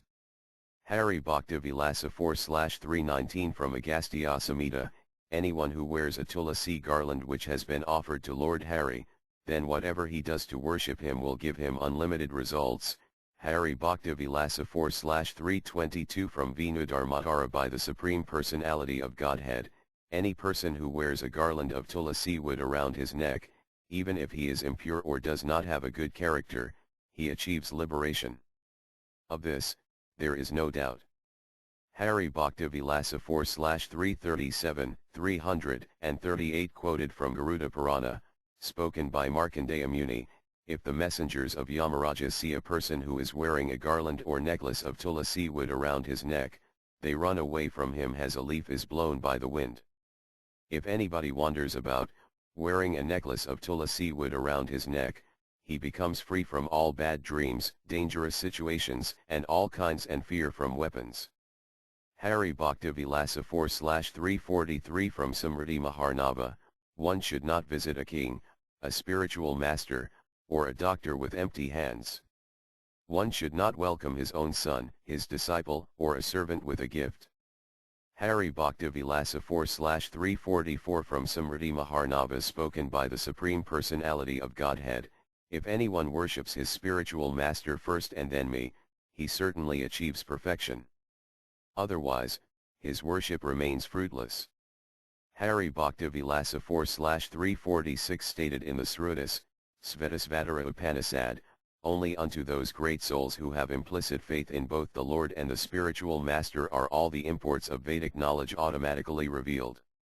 Hari Bhakti Vilasa 4/347 Srimad Bhagavatam 11 hours 17 minutes and 27 seconds, one should know the Akarya as myself and never disrespect him in any way. One should not envy him, thinking him an ordinary man, for he is the representative of all the demigods. Hari Bhakti Vilasa 4/349 Srimad Bhagavatam 7 hours 15 minutes and 26 seconds The spiritual master should be considered to be directly the Supreme Lord because he gives transcendental knowledge for enlightenment.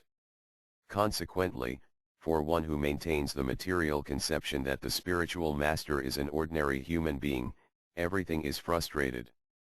His enlightenment and his Vedic studies and knowledge are like the bathing of an elephant.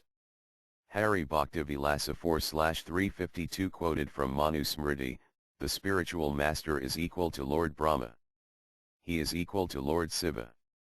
He is equal to the Supreme Brahman. Therefore, one should worship his own spiritual master very carefully at all times.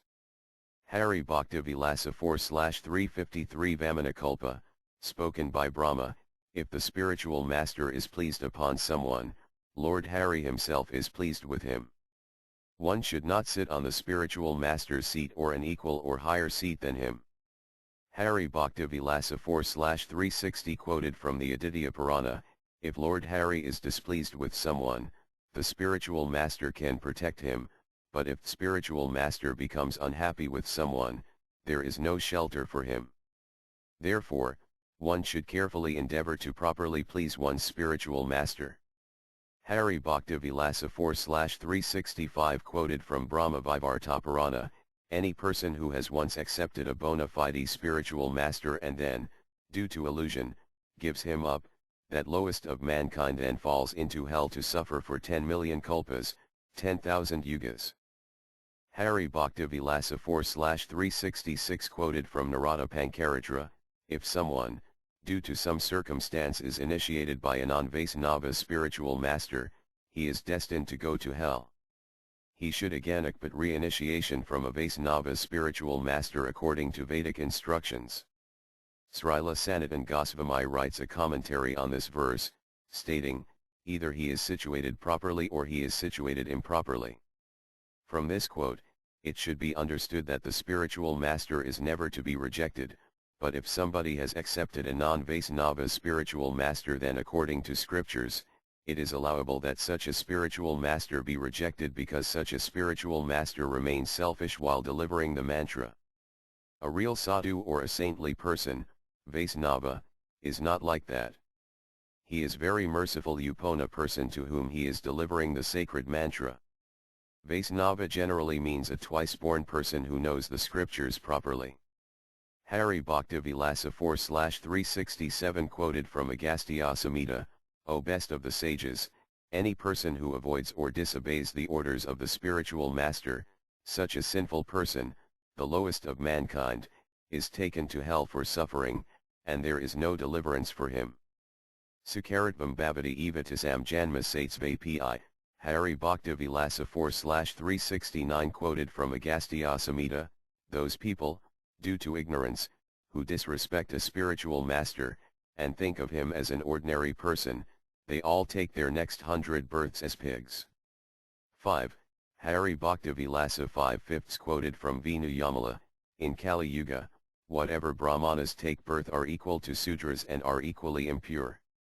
According to scriptural injunctions, they are purified, but in Kali Yuga, they cannot be purified by chanting or learning Vedic mantras.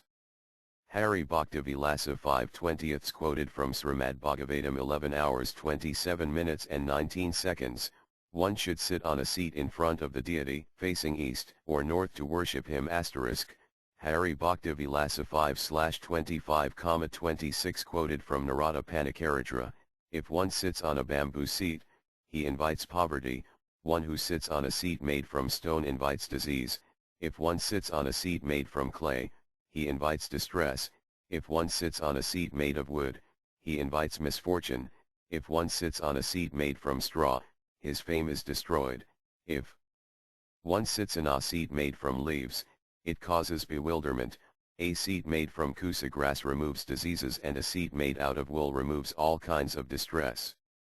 Hari Bhakti Vilasa 5/356, 36, 37 quoted from the Varaha Purana, the Supreme Personality of Godhead says, the utensils made out of gold, silver, and bell metal, which are used for my worship, I reject them. I only like copper pots. Among all purified metals, copper is most purified, and among all auspicious utensils, the most auspicious and purified is copper, and it cuts the shackles of this material world if someone uses it for me. O Mother Earth, an initiated and purified person who is engaged in my worship, it is his duty to use copper pots for my worship because they are very pleasing to me. Hari Bhakti Vilasa 5/38 quoted from the Varaha Purana, but, Gavya, etc., if put with a copper pot, is spoiled, therefore, instead of copper pots, for Madhuparka, one should use other kinds of pots. Sanatana Goswami gives his commentary on this verse. He states that clarified butter mixed pankagavya, ghee, milk, yogurt, stool, and urine of a cow, or pancamritam milk, ghee, yogurt, honey, and sugar water, if they are put together in the copper pot, they are said to be destroyed. Furthermore, the Smriti Sastra says, Tamra Patra Stidam Gavyam Madhyatulayamritam Vina, if Panikagavya or Madhuparka is put into a copper pot, it turns into wine, with the exception of ghee. This is the opinion of the authorities. The Supreme Personality of Godhead in the Boar incarnation directly stated Dadi Sarpur Madhusamam Patra Autumn Bear Mama, one should offer me a mixture of yogurt, ghee, honey etc. in a pot made of Audumbara wood. Hari Bhakti Vilasa 5/49 from Vinu Dharma, Madhuparka is a combination of ghee, honey, and yogurt. Hari Bhakti Vilasa 5/257, 258, 259 quoted from Srimad Bhagavatam 11:27:12-14, stone, wood, iron, or metal, mud, picture, sand, mind and jewels are the 8 ingredients that deities can be made from in this world. Therefore, there are 2 kinds of deities, movable and immovable, into which the Supreme Lord is called. O Uddhava, with both the movable and immovable forms, the Lord may be invited or sent away, but in the form of Salagram Sila, this principle is not applicable. Bathing of wooden or clay deities is done with a wet cloth. Otherwise, all the deities are bathed with water. Hari Bhakti Vilasa 5/296 from Gautamiya Tantra, near the Gandaki river, there is a big place called Salagram. The stones which appear in that place are called Salagram Sila. Hari Bhakti Vilas 5/297, 298 quoted from Skanda Purana, there are different kinds of Salagram Silas available, such as oily ones, black ones, yellow ones, blue ones, crooked, dry ones, red ones, huge, without any marks, brown ones, in the shape of a frog, broken, with one or many broken disc, facing down, complete disc, half disc, etc. Hari Bhakti Vilasa 5/309 from Brahma Puranas spoken by the Supreme Lord, even if the Salagram Sila is broken in half or broken a little, or having a broken back, even in such a condition, Salagram Sila is free from fault and can be worshipped. Hari Bhakti Vilasa 5/310, Skanda Purana, spoken by Lord Shiva, broken, deformed, or slightly broken Salagram Sila can be worshipped. There is no fault in worshipping Salagram Sila in these conditions. Whatever form one appreciates, he should worship it very carefully.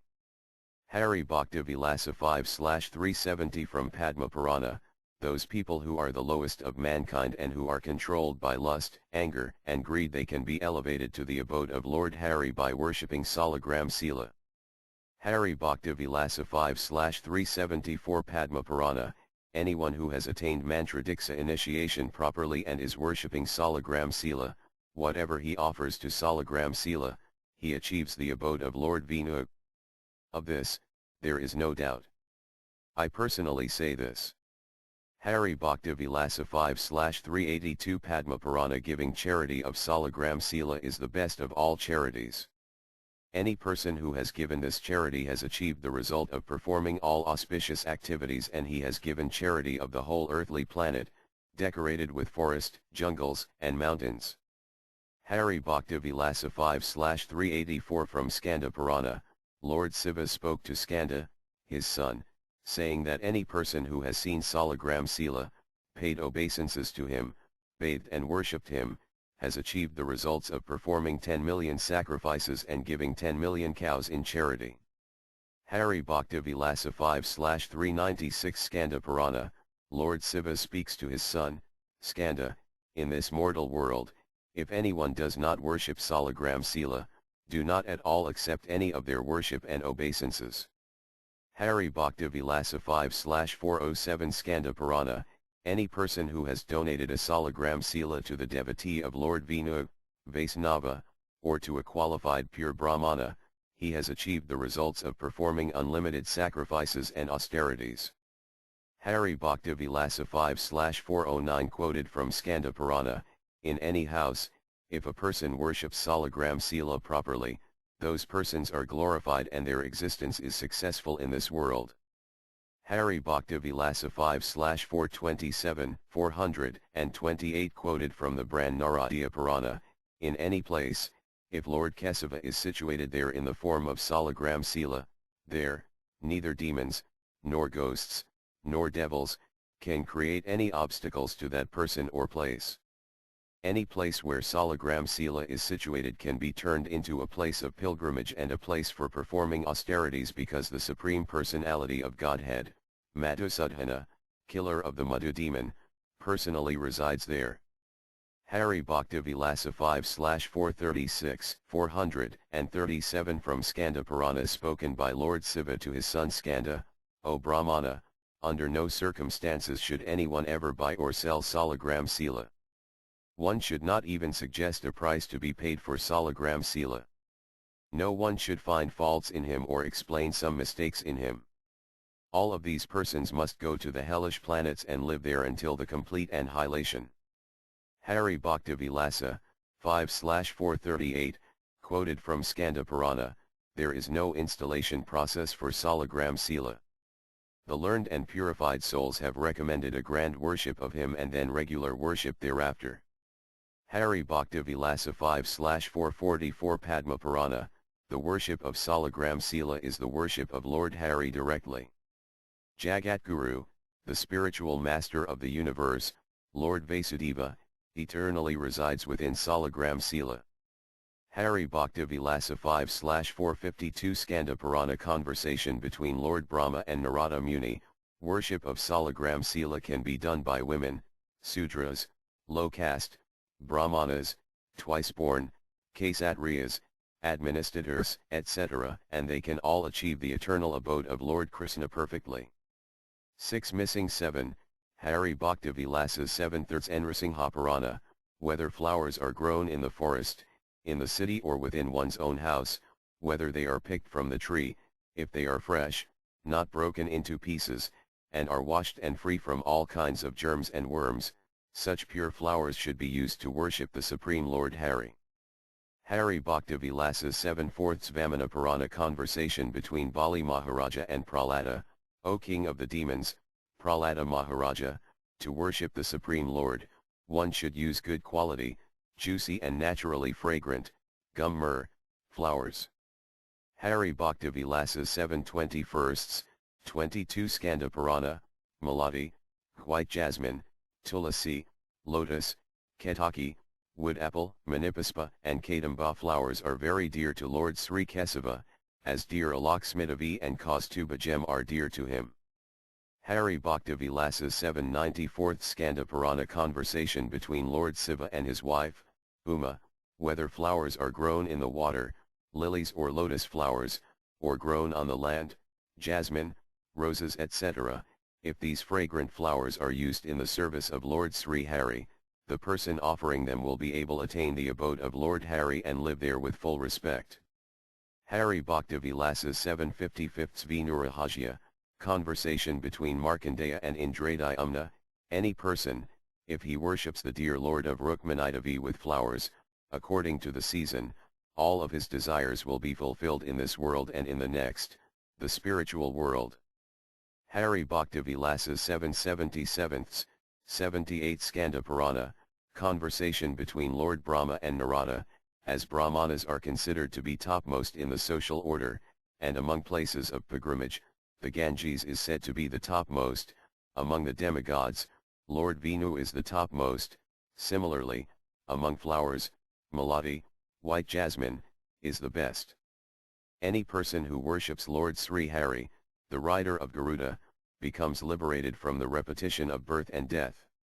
Hari Bhakti Vilasa 782nd Garuda Purana, Narada Muni said, the Supreme Lord becomes so happy by being offered just one Malati, white jasmine, flower, that he does not even become as happy by the performance of 1000 sacrifices. Hari Bhakti Vilasa 788th, 89 Garuda Purana. O best of the birds, any person who takes Malati flowers, white jasmine, which have been offered to Lord Hari and places them on his head or other parts of the body, he attains the results of performing all kinds of meritorious activities. If any person takes a Malati flower, and without offering it to Lord Kesava, wears it on his own head, he becomes implicated with sins and fallen from all meritorious activities. Hari Bhakti Vilasa 792nd, Skanda Purana, conversation between Lord Brahma and Narada Muni, in the month of Kartika, October-November, any person, if he worships Lord Vishnu with Malati white jasmine, flowers, whatever sinful activities are registered for him by Yamaraja, death personified, are removed. Hari Bhakti Vilasa 7/102 Padma Purana, Uttarakanda, any person who offers lotus flowers to Lord Narayana, the dearest personality of Lakshmideva in the month of Kartika, Lakshmidevi resides with him for hundreds of births. Hari Bhakti Vilasa 7/111, 112 Skanda Purana, conversation between Lord Brahma and Narada Muni, any person, if he worships Lord Janardana, does not go to suffer in the place of Yamaraja, hell, and does not fall into the lower species in the next life. The Supreme Lord becomes so happy by seeing Kadamabha flowers that he does not even feel satisfied being worshipped with the Ketaki, wood apple, flowers or Malati, white jasmine. Hari Bhakti Vilasa 7/151, Vina Purana, if someone worships the Supreme Infallible Lord Hari with the beautiful fresh yellow Karnakara flowers, he remains with full respect in his eternal abode. Type the verse and translation for SB 10/21/5 Varhapadam Nadavara Vapakarnayo Karnakaram, Hari Bhakti Vilasa 7/157 Skanda Purana conversation between Lord Brahma and Narada Muni, any person who worships the Supreme Lord in the rainy season with the Kampaka flower, a fragrant, white, or greenish flower, he does not take another birth in this material world with a material body. Hari Bhakti Vilasa 7/194 Skanda Purana conversation between Lord Shiva and Uma, his wife, among all kinds of fragrant flowers, the best flower is considered to be yellow-colored flowers which are the Lord's favorite. Hari Bhakti Vilasa 7/205 from Vinurahasya, a whitish fragrant flower, if it falls on the ground, touches the ground, one should not worship Lord Sri Vishnu with it. Any flower, whose petals are not in good condition or it has been made to blossom, such flowers should not be used to worship the Supreme Personality of Godhead.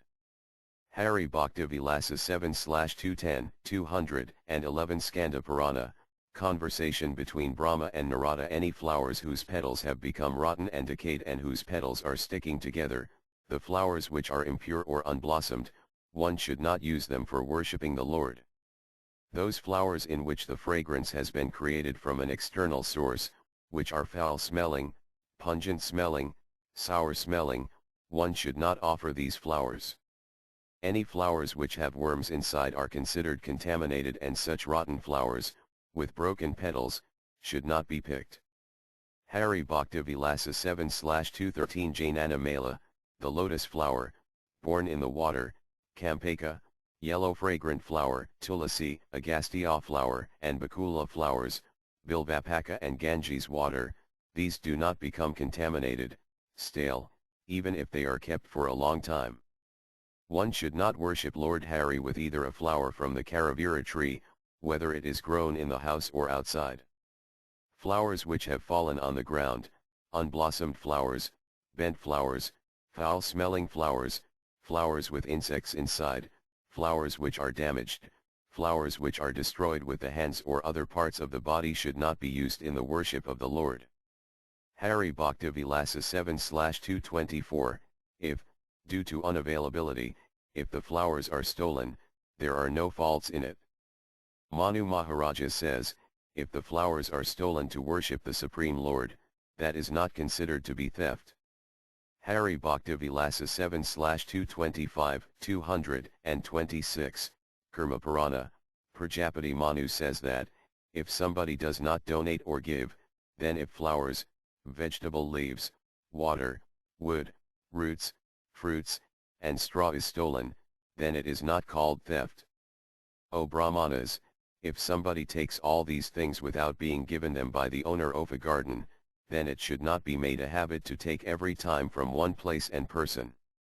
Hari Bhakti Vilasa 7/229, 230, quoted from the Karma Purana, if someone pays obeisances while having flowers in the hands, that flower cannot be used to worship the deities.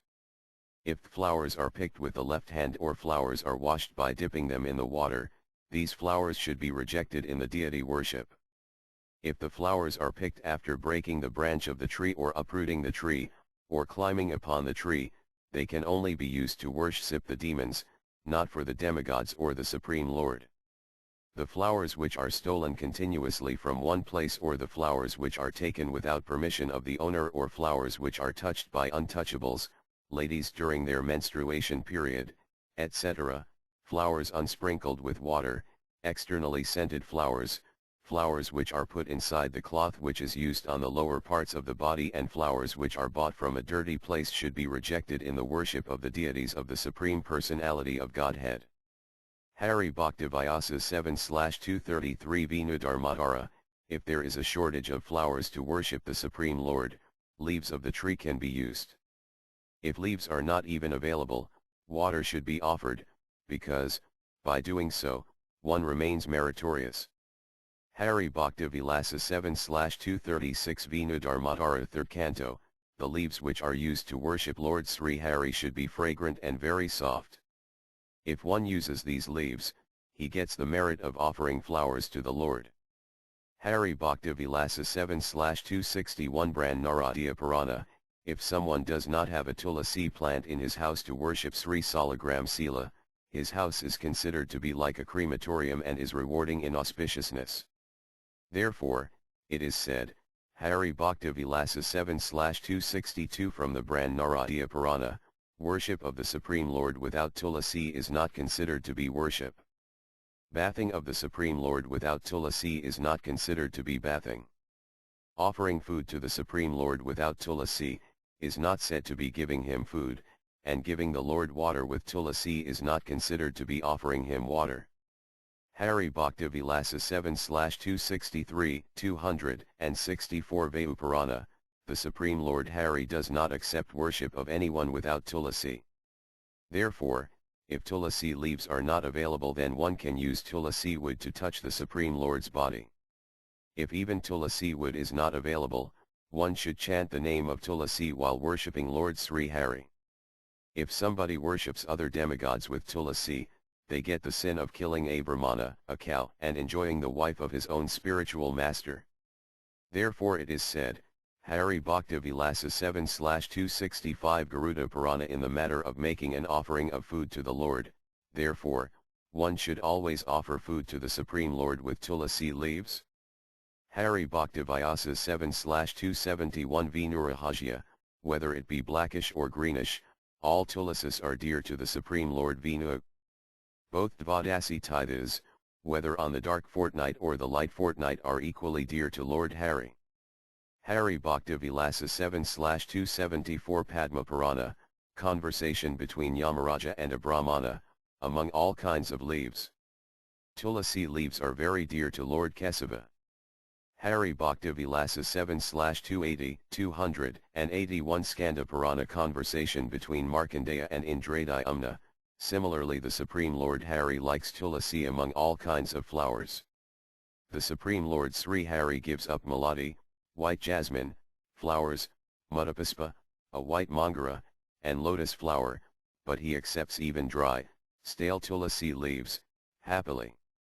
Hari Bhakti Vilasa 7/284 Skanda Purana, Onarada, whatever merit one receives by offering all kinds of flowers and all kinds of leaves to Lord Sri Kesava, that same merit, one can attain just by offering just one tulasi leaf alone to him.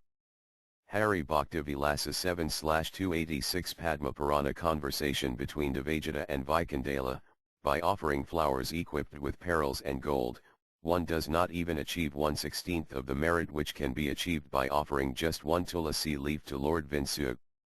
Hari Bhakti Vilasa 7/299 Agastya Samhita, whether one is a sinful person or a pious person, if he worships Lord Sri Vinu with tulasi leaves, I personally, truly and repeatedly say that he will never fall into hell to suffer. Hari Bhakti Vilasa 7/319 Padma Purana, O Vaishya, any person, after planting a tulasi tree, and worships the Supreme Lord with the leaves from that tree, he will go to the spiritual world, and will live with the four-armed Supreme Lord happily there. Hari Bhakti Vilasa 7/322 Brand Naradiya Purana, conversation between Yamaraja and Bhagirata. Any person who worships the lotus feet of the Supreme Lord Hari with tulasi leaves and very soft manjaris, flowers, they never return to this world after attaining the Supreme Lord's abode. Hari Bhakti Vilasa 7/331-334 Skanda Purana, conversation between Markandeya and Indradayumna. Any person who worships Lord Sri Hari, the son of Devaki, with a nice garland made out of nice soft manjaris and tulasi leaves, strung on a thread, those people receive the result of a person who performs great yogic processes, one who takes a vow to perform many sacrifices, one who gives charity, one who visits the places of pilgrimage, one who serves his own mother properly, one who gives up fasting on Ekadasi, which is overlapped by Dvadasi, one who remains awake overnight to please the Supreme Lord Vinu and dances at night, one who serves a devotee of Lord Vinu, one who studies Vaisnava scriptures, one who gives charity to a Vaisnava. Without a doubt, such a person receives all these results. Hari Bhakti Vilasa 7/340 Padma Purana, Kartika Mahatmya. Any person who offers a garland made out of tulasi leaves and manjaris to Lord Sri Kesava during the month of Kartika, he gives such a person his eternal abode. Hari Bhakti Vilasa 7/346 Vayu Purana. Any person who tries to pick tulasi leaves to worship Lord Hari, without first taking bath, they are certainly offenders, and whatever good activities they do will remain fruitless. Hari Bhakti Vilasa 7/347 Skanda Purana, type the translation from the deity worship book. Hari Bhakti Vilasa 7/349-350 Garuda Purana, O Tulasidvai, you are the only solace for liberation.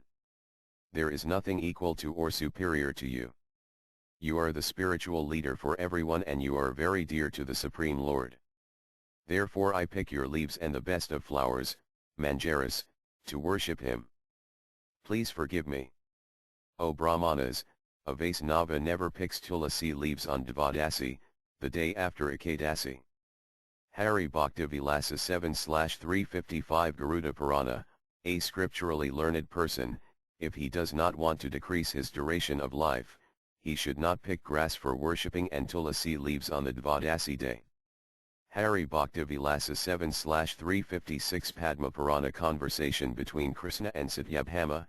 Any person, on Dvadasi day, day after Ekadasi, in the Kartika month, if he picks tulasi leaves or amalaki leaves, he falls into a grievously hellish planet to suffer. Hari Bhakti Vilasa 826, any person who offers dhupa, incense powder with the fire created of tulasi wood to Lord Hari, he achieves the result of donating 10,000 cows and performing 100 great sacrifices.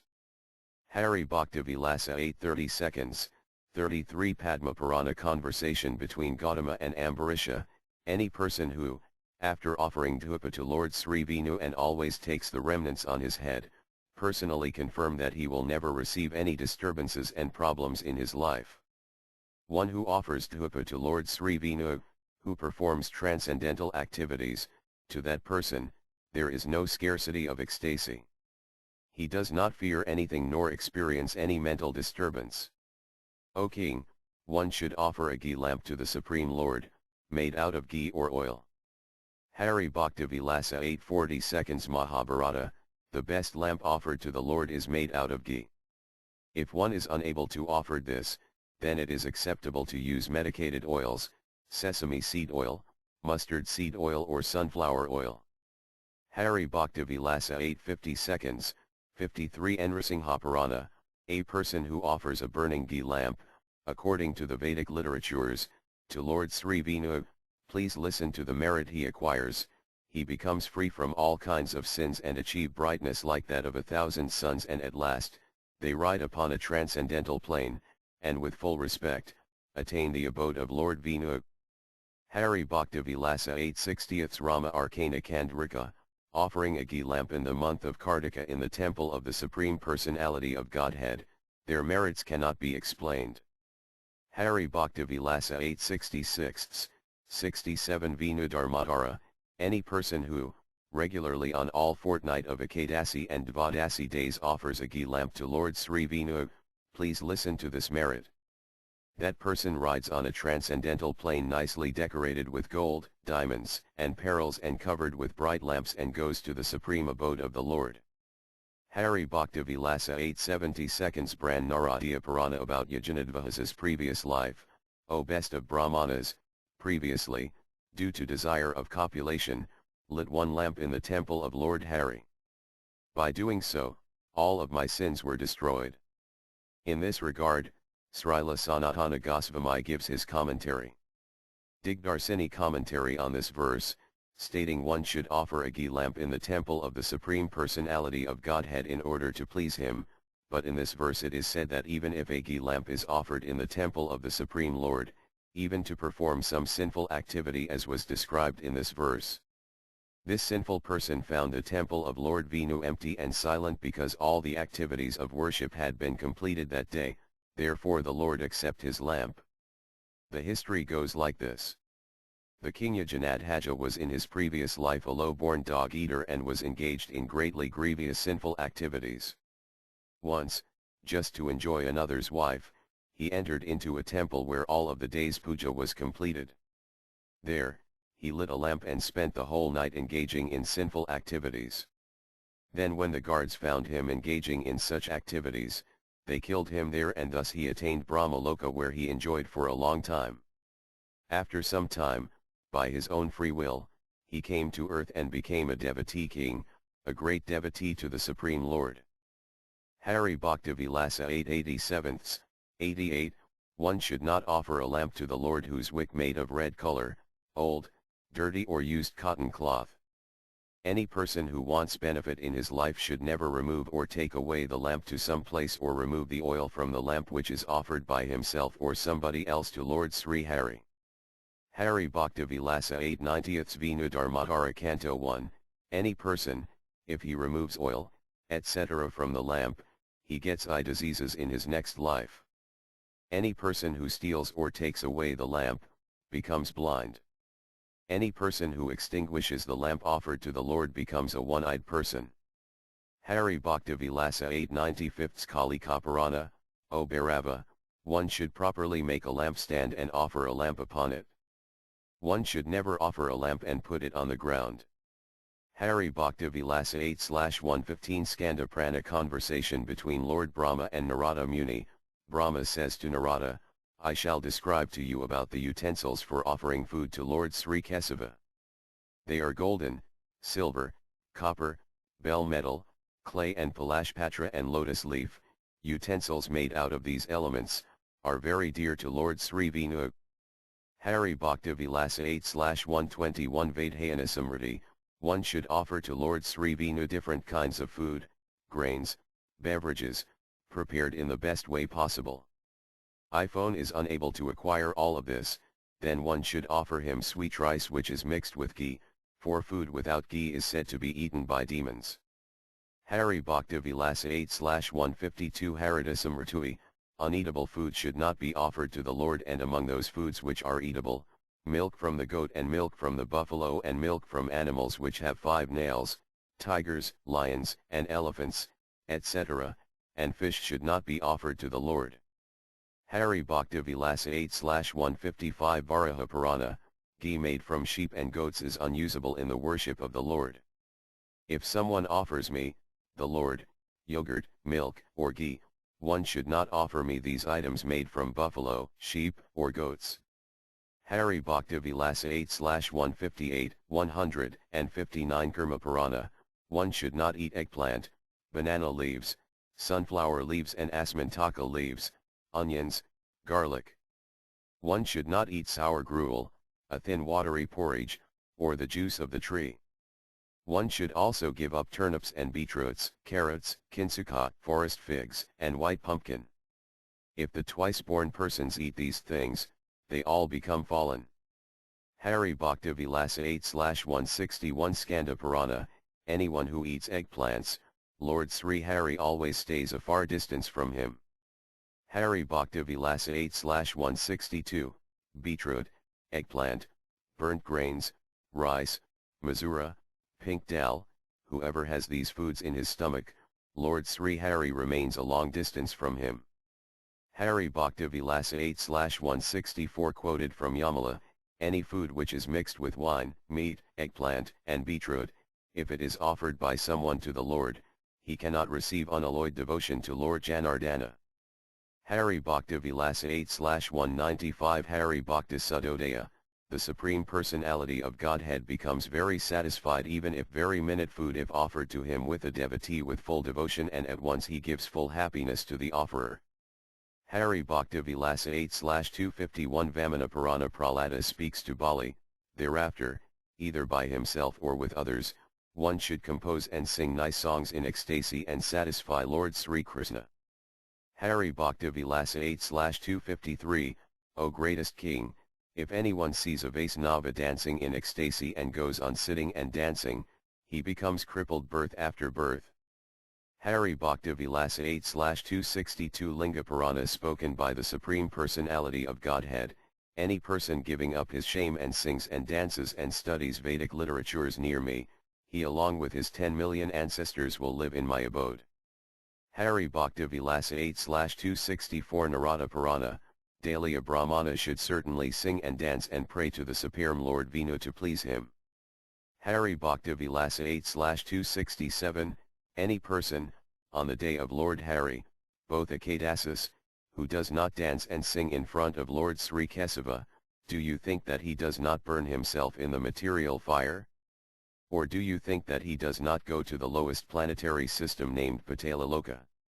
Hari Bhakti Vilasa 8/273 Hari Bhakti Sudodaya. Devoted devotees, while singing for the Supreme Lord with a choked throat, with hairs standing on end, or with tears from their eyes like rain, they burn their acquired sins, and achieve the merit of bathing in all the places of pilgrimage.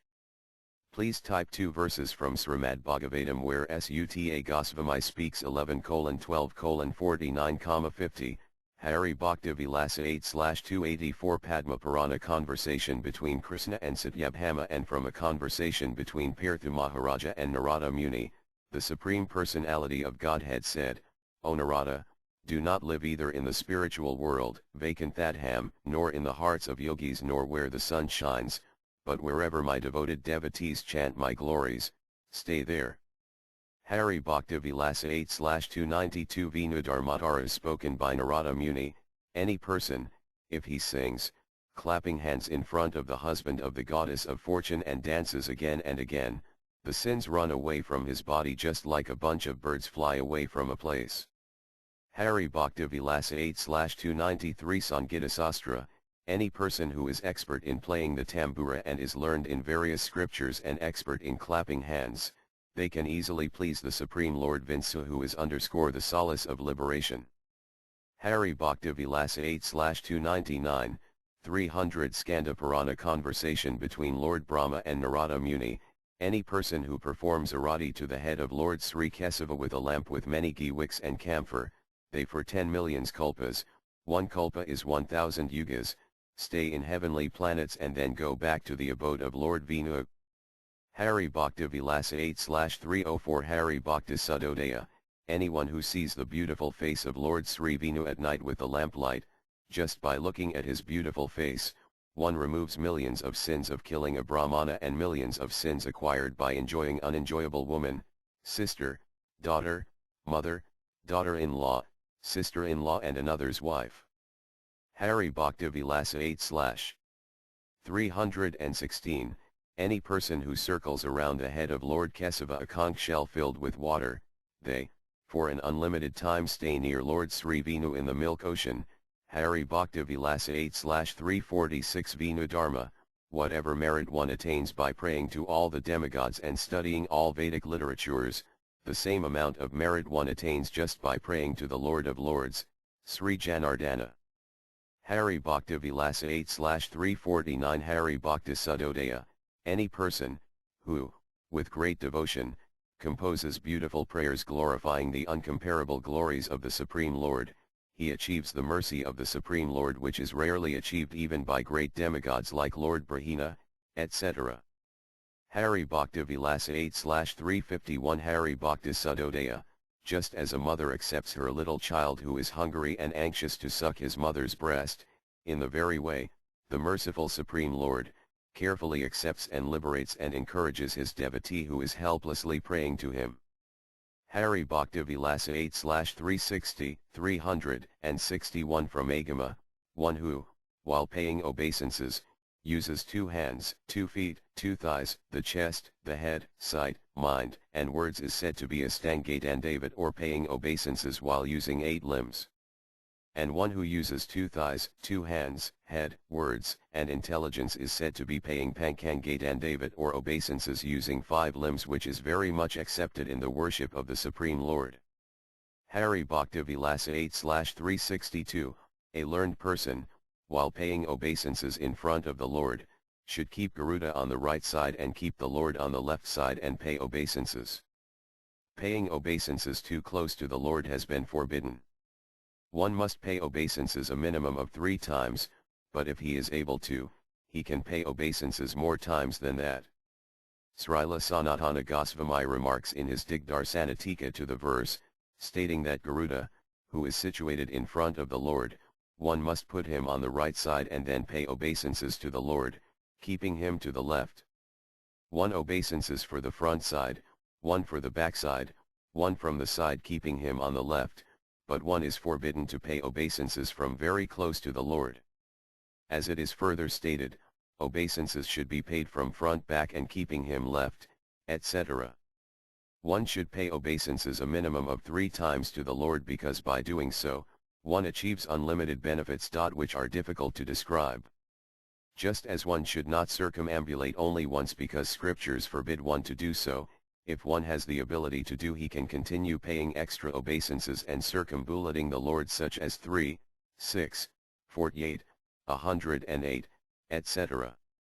Danda pranamam kurat visnave bhakti bhavadarenu sankyam vaset svarj manvantara sadam nara, Hari Bhakti Vilasa 8/366 Skanda Purana, any person, if he just pays 1 obeisances to Lord Vinu with devotion, whatever dust or particles of sand stick to his body while paying obeisances, that many hundreds of manas duration of time, he remains in the heavenly planets.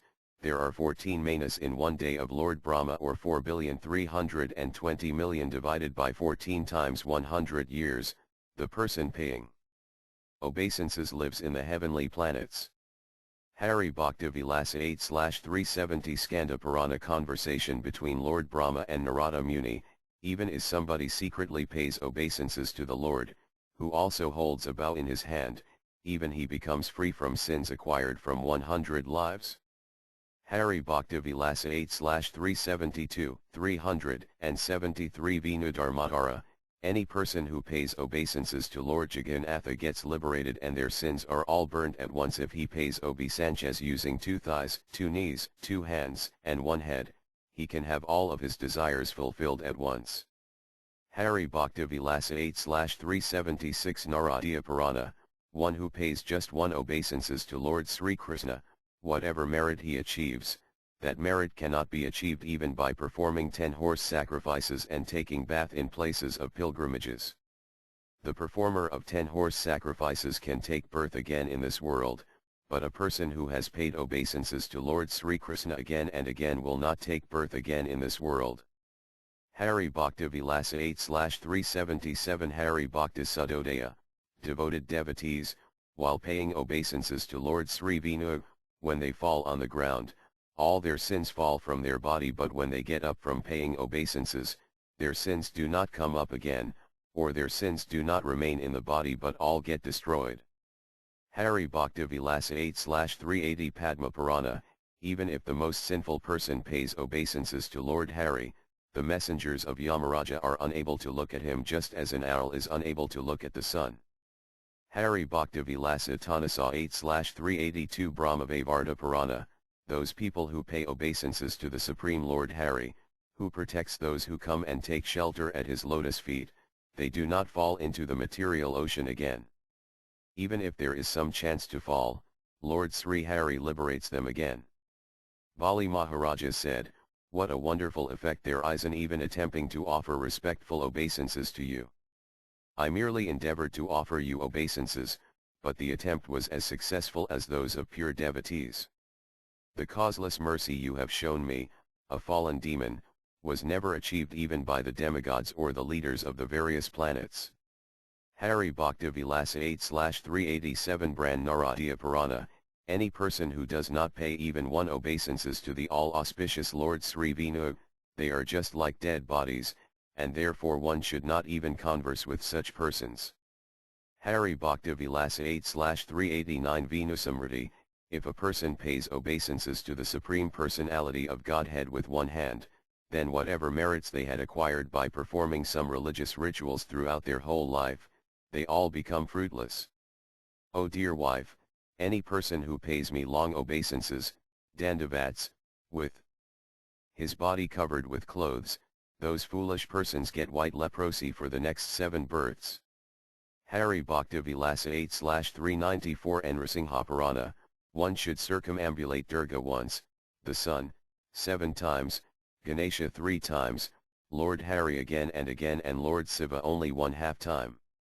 Hari Bhakti Vilasa 8/395 Varaha Purana, those people who circumambulate Lord Hari with devotion, they do not go to the abode of Yamaraja. They achieve the destination which is achieved by devotees of the Supreme Lord.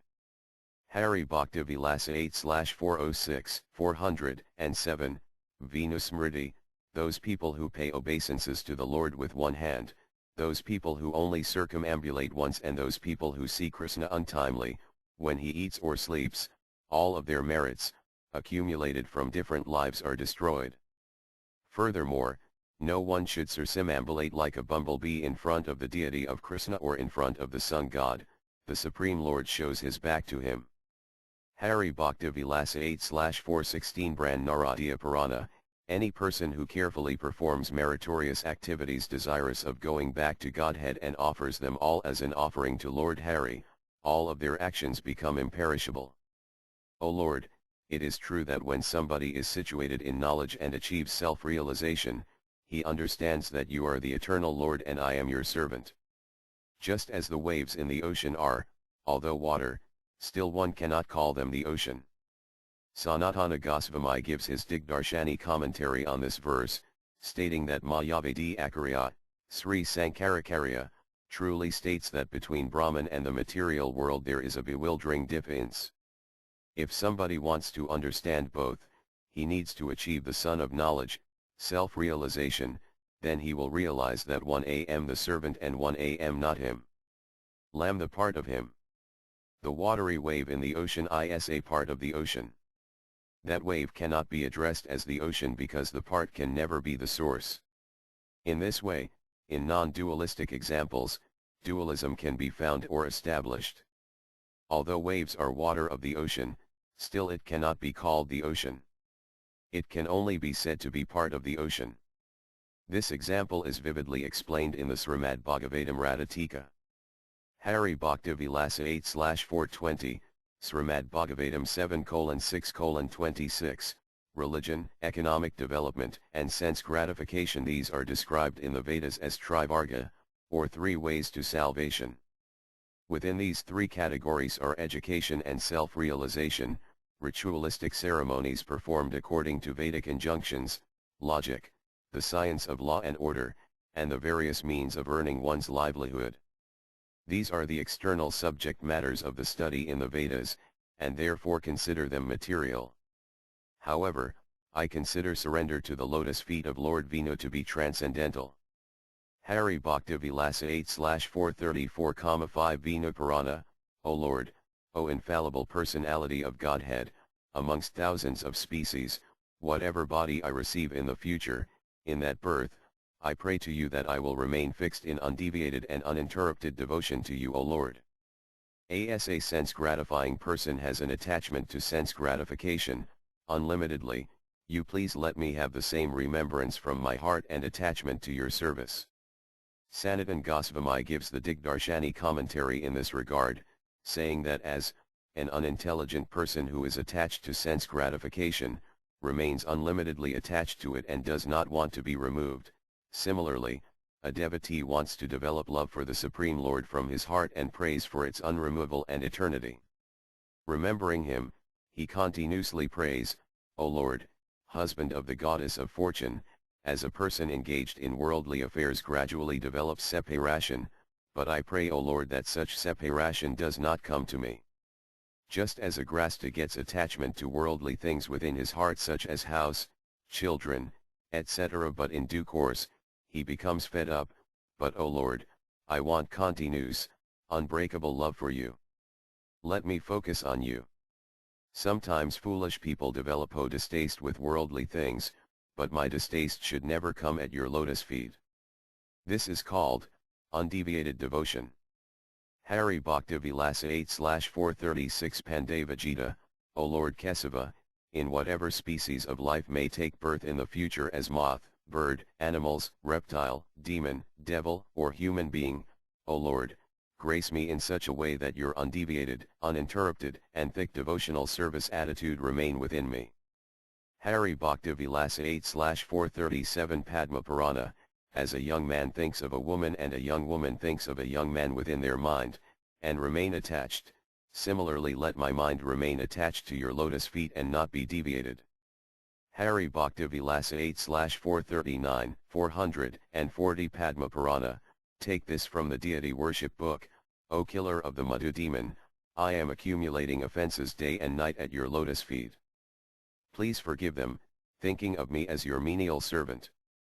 O Govinda, it is your promise, that my devotee never perishes, and because of this, I am still surviving.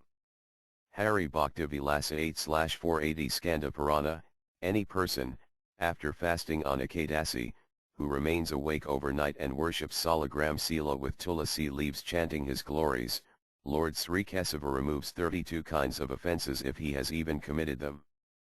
Hari Bhakti Vilasa 8/484 Skanda Purana conversation between Lord Brahma and Narada, O Narada Muni, anything left over from Lord Sri Krishna, which touches the body of a person, that person becomes free from all kinds of disease and all sinful activities.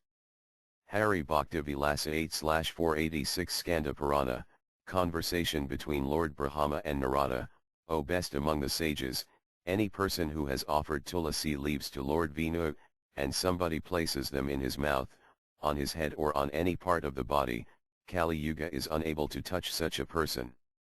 Hari Bhakti Vilasa 8/491 Skanda Purana, conversation between Lord Brahma and Narada, Lord Brahma said, any person who has a tulasi leaf which has been offered to Lord Vishnu which has been offered with pure devotion and places it on his head, whatever desires he has in his mind are all fulfilled. Hari Bhakti Vilasa 8/494 Narada Panikaritra, when food is offered to Lord Hari with a tulasi leaf in it, if anybody eats that piece of tulasi, he receives liberation from sins and he receives more results than performing 10 Chandrayana fasts. Hari Bhakti Vilasa 8/503 Skanda Purana, Yamaraja instructs his messengers, when someone worships the Supreme Lord in the temple, he must follow rules and regulations properly, but when he worships the Lord in his house, he can do so as he likes, but he should not break his vows. Srila Sanatana Goswami gives his Digdarsani commentary on this verse saying that when somebody worships the Supreme Personality of Godhead in the temple, he has to observe special rules of worship such as instructions laid down for worship, the proper time, ingredients, and the worshipper should be a twice-born person. It is stated in the Srimad Bhagavatam, 11:11:41 add Sanskrit verse and translation, with asterisk one should offer the proper ingredients and offer to the Supreme Lord punctually, daily, according to the rules and regulations. He should offer the Lord his respectful obeisances at least 3 times a day according to the rules and regulations, from the front, from the back, from the left side of the Lord. A devotee should not see Krishna in forbidden moments, his eating time, etc. Lord Varaha has spoken regarding making offences in the temple. If someone avoids these offences, then he will attain the positive perfection. He also said that even on fasting days he should offer food to the Supreme Lord, and on the day after Ekadasi, the Dvadasi day, he should put the Lord to sleep in the daytime as well. On the day after Ekadasi, sleeping is not allowed. But in his own house, he can worship the Lord as he likes. Whatever ingredients, according to rules and regulations which he can get and according to his ability to afford to worship the Lord, that much he should use for worshipping. In the temple, he must concern himself with following many rules, but in his own house, he has his family to support, he has his business, and above that he has his own servants, and respectable guests and relatives. Therefore the temple rules and regulations do not govern. Due to his own family and unexpected Vaisnava guests, sometimes in the house, the quantity of food offering to the Lord is reduced and sometimes it is increased. In the temple, there is a fixed amount of food cooked every day regardless of extra guests or otherwise. Whatever vows he is following, these rules should be added to them, such as eating of eggplants and pink dal should be given up daily, not shaving on Dasama day, the day before Ekadasi. In Chaturmasya he should give up eating green leafy vegetables and uprooted plants, etc., and on Dvadasi day he should give up sleeping in the daytime, etc. One should protect himself from breaking these rules and to follow proper rules. One should not offer food grains to anybody on fasting days. Whatever ingredients he uses to please himself, all of these should be offered to the Lord. Due to specific devotional laws, whatever is offered to the Lord due to not breaking his fasting vows, he should not use it for himself. He should give them to other Vaisnavas or throw it in the water. Like on Ekadasi, he may offer grains but not eat them himself. He may give them to Vaisnavas because they will save them until the next day, or he may throw them in the water. One should try to engage himself in unalloyed devotion to the Lord. If there are some laws which he fails to follow according to his vows, the fault of offense is decreased. Sometimes while worshipping, some specific devotional rules of temple worship can be used. Traditional service to the Supreme Lord should be properly executed, although one should protect the breaking of his own vows.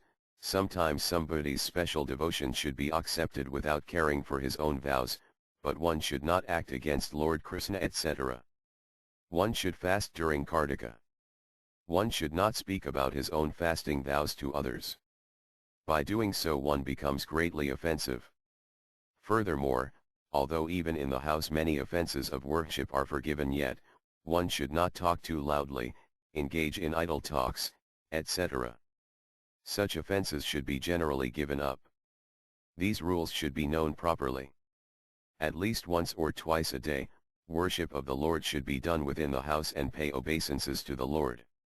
One can eat sitting near the Lord. There are many other laws which are difficult to follow in the house which are forgiven. Otherwise, there are 32 offenses. One should avoid eating in front of the Lord. One should not offer food without tulasi leaves, etc., which can be avoided because it is worship within the house. 9.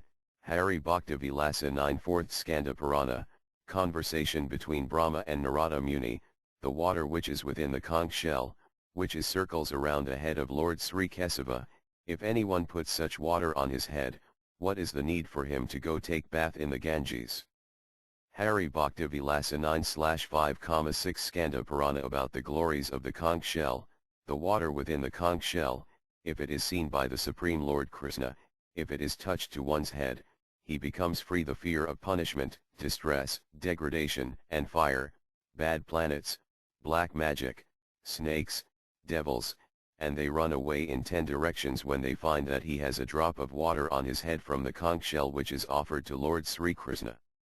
Hari Bhakti Vilasa 9/12 Spradvina Purana, the water which is seen by the Supreme Lord Kesava and the water which has washed the Salagram Sila are always more purifying than any water from the places of pilgrimage.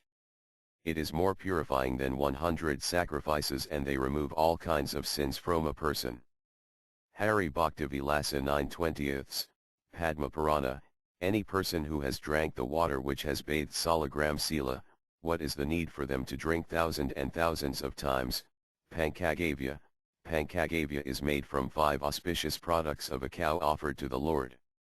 Hari Bhakti Vilasa 9/22 Padma Purana, any person, if he has even taken 1 drop of water which has washed Salagram Sila, he will not have to suck a mother's breast again in the future.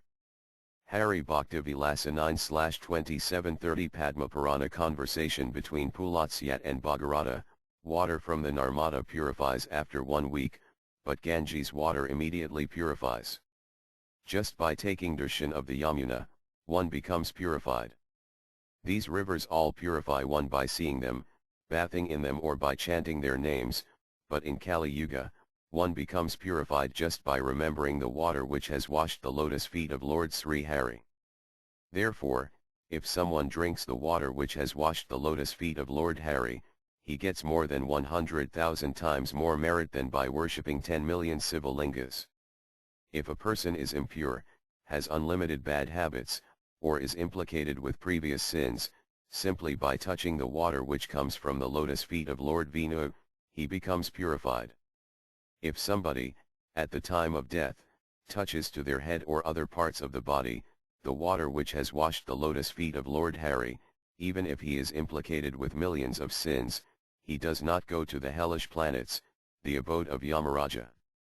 Hari Bhakti Vilasa 9/38 Padma Purana conversation between Pulatsiyat and Bhagirata, if a person gives up the water emanate from the lotus feet of Lord Sri Vinu, Charan Amrita, from the bathing of the Lord, and goes to other places of pilgrimage, he is like a person who gives up unlimitedly valuable jewels, desirous of obtaining a lump of mud.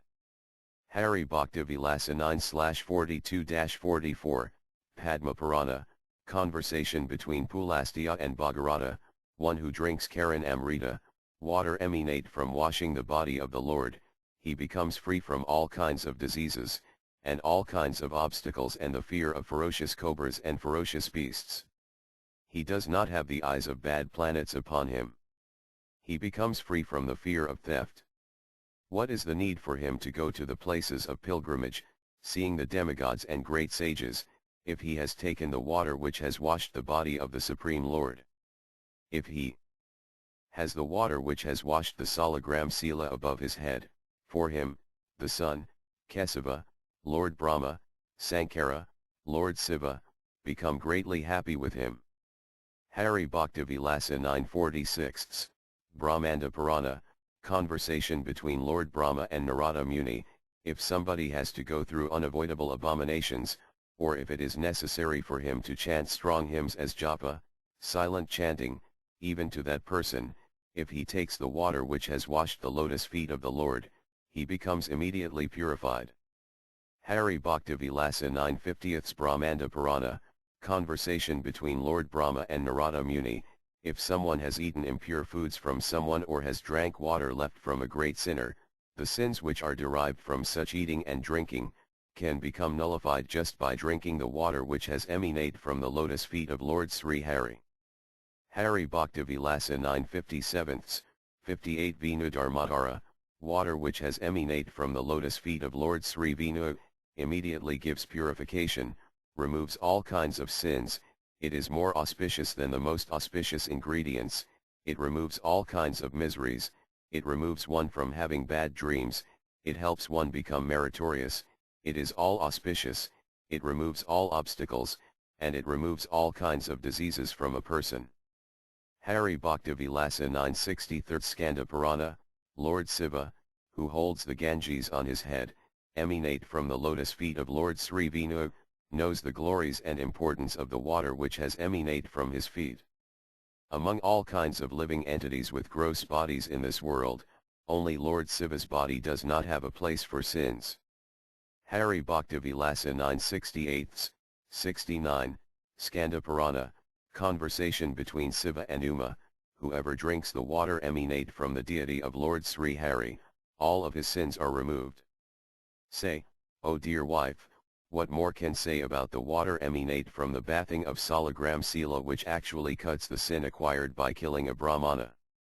Anybody who quits his body while drinking the water which has emanate from the lotus feet of Lord Hari, the messengers of Yamaraja run away from him and he attains the abode of Lord Sri Vinu. Hari Bhakti Vilasa 980, 83, anybody who has Karina Mrta on his head, in his mouth or on his body, he is called the real Brahmachari, the real fasting person, and one especially situated in the spiritual order. If Simeon wants to perform some kind of atonement to remove all of his sins, he should certainly drink some water which has been used to bath Salagram Sila. Hari Bhakti Vilasa 991 Sagastya Samhita, the water which has washed the feet of Lord Vinu and Vaisnavas, real devotees, is equal to all the places of pilgrimage together. After drinking such water, one does not have to take any akamana or to wash his hands or mouth. Hari Bhakti Vilasa 992 Skanda Purana spoken by Lord Siva. Lord Siva says, any person, due to bewilderment, after drinking water emanate from Lord Vinu, thinking that he has become unclean, he washes his mouth, he becomes the killer of a Brahmana. Hari Bhakti Vilasa 993 from Sruti Sastra, the Supreme Personality of Godhead is all pure. His two lotus feet are all pure and water emanate from them is all pure, therefore, after drinking that water emanate from him, one should not take any akamana because it is a best as soma.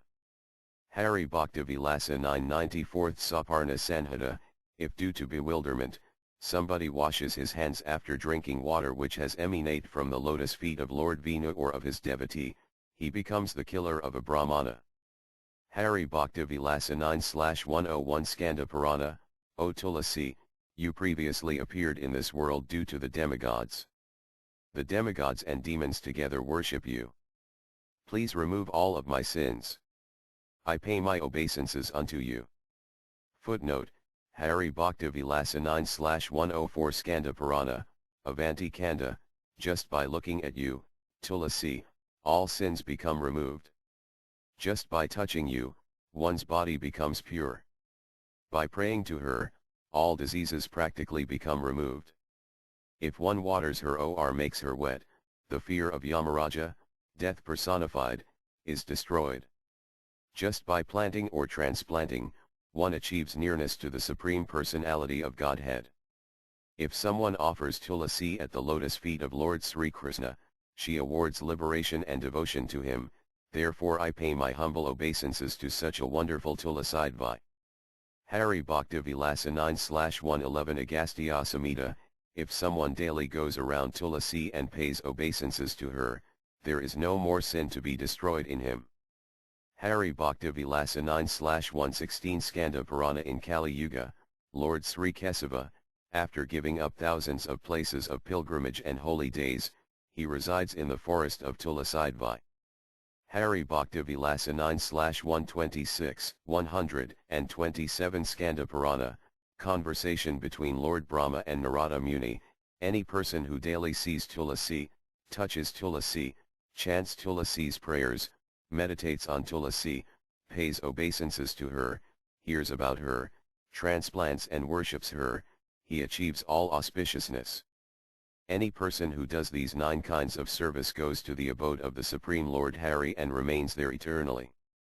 Hari Bhakti Vilasa 9/132 Skanda Purana, Avantakanda, in Kali Yuga, Tulasi burns up all of a person's sins who bathes her, gives her in charity, meditates on her, eats her leaves, worships Lord Sri Kesava with her, transplants her or sings her glories. Hari Bhakti Vilasa 9/133 Skanda Purana, Kaskanda, Yamaraja instructs his messengers, O messengers, anybody who is decorated with tulasi wood or chants her name, always protects a tulasi forest, you should give up bringing such persons to my abode. Hari Bhakti Vilasa 9/139, 140 Padma Purana, O best of the Vaishya, see Narmada, taking bath in the Ganges, and touching tulasi leaves are equally meritorious. If somebody plants, protects, waters, touches, then a person's sins, which he acquired by body, mind, and words are burnt into ashes. Hari Bhakti Vilasa 9/145 Padma Purana, Kartika Mahatmaya, in any house where Tulasi Maharani is very carefully protected and watered, the messengers of Yamaraja give up that house from a distance. Hari Bhakti Vilasa 9/151 Agastya Samhita, as the daughter of Janaka, Sri Sitadevi, is very dear to Lord Rama, the master of the 3 worlds. Similarly, Tulasidvi, who purifies all of the planets, is very dear to him. Hari Bhakti Vilasa 9/157 Garuda Purana, O king of the birds, Garuda, anyone who has planted a garden of tulasi, either in the forest or in the house, truthfully say that he has won the 7 planetary systems. Hari Bhakti Vilasa 9/161 Bran Naradiya Purana, as by chanting the name of Ganges, one becomes free from all kinds of worldly sins. If someone chants the name of Tulasi or chants the glories of Lord Hari with devotion, he gets the same merit. Hari Bhakti Vilasa 9/165 Bran Naradiya Purana conversation between Yamaraja and Bhagirata, anybody who removes the straw or dirt from the root of Tulasidvi, as many as he has removed, that many sinful reactions of killing Brahmanas will be removed from him without a doubt. Hari Bhakti Vilasa 9/170 Bran Naradiya Purana, those people who have fallen in the midst of this material world, among them worship of Tulasi is very rare, the association of real saintly persons is very rare, and real devotion to Lord Hari is also very rare.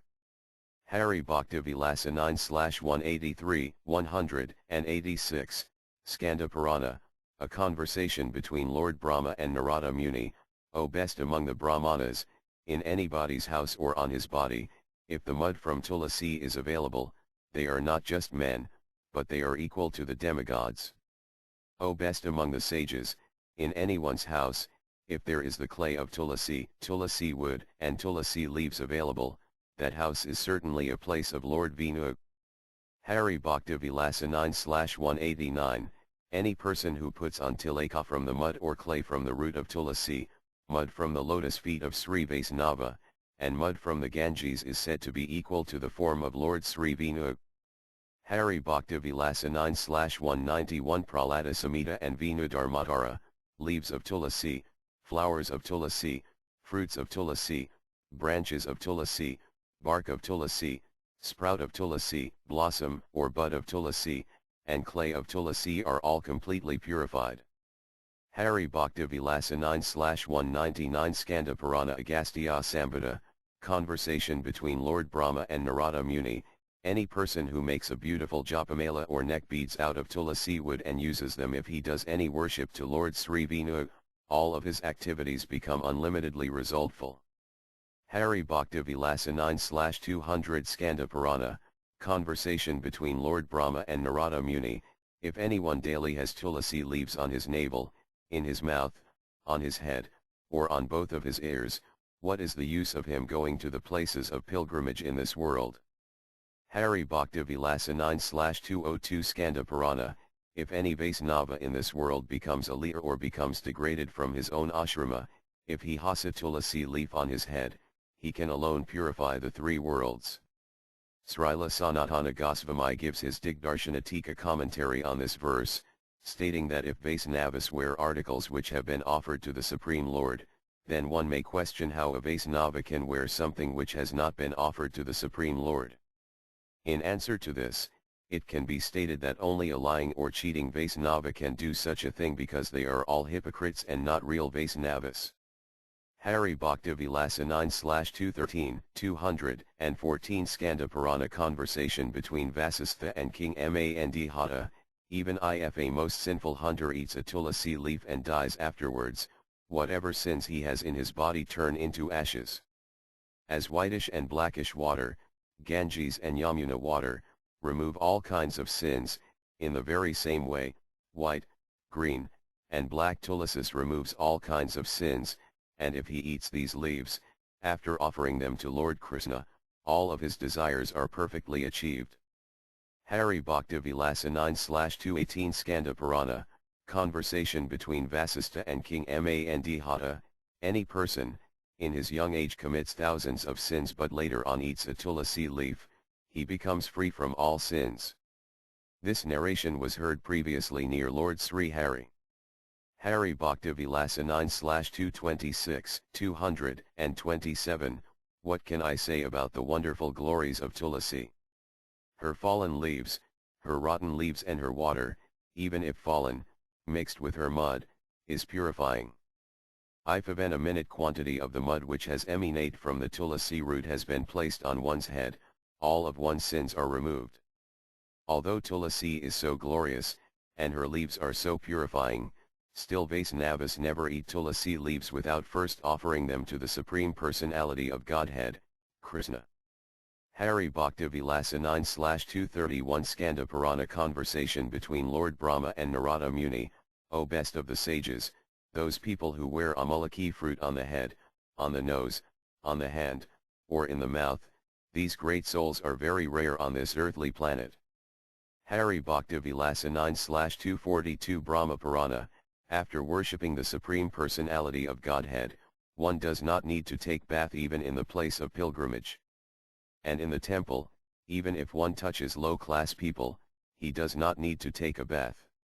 In this regard, Srila Sanatana Goswami explains, if one does worship the Supreme Personality of Godhead according to the worship process as written in the literature, then it has been rejected to take bath in the place of pilgrimage again because it is included in him. Because the word adi is used in this verse, it means that whatever place it may be, if worship of the Supreme Person is going on, if low-class people show up in this festival and they touch you, it is not necessary to bath again to purify oneself. Hari Bhakti Vilasa 9/243 Smrty Arthasara, after observing a festival or visiting a place of pilgrimage, completing an auspicious function, embracing or following dear friends or relatives, and worshipping the worshipable Lord, one is rejected to take a bath. Hari Bhakti Vilasa 9/244, 245,247 Venusamriti, one should not take bath after touching those low-class people like dog-eaters who have come near Venu's temple to worship Lord Sri Venu. Going to a place of pilgrimage to see a festival, or a marriage ceremony, if he touches a low-class person, he is not considered to be touched by an untouchable. Therefore it is said, Sruti and Samriti are the two eyes of the twice-born. Among these two, if one is missing, he is said to be one-eyed. If both are missing from it twice-born, he is called a blind Brahmana.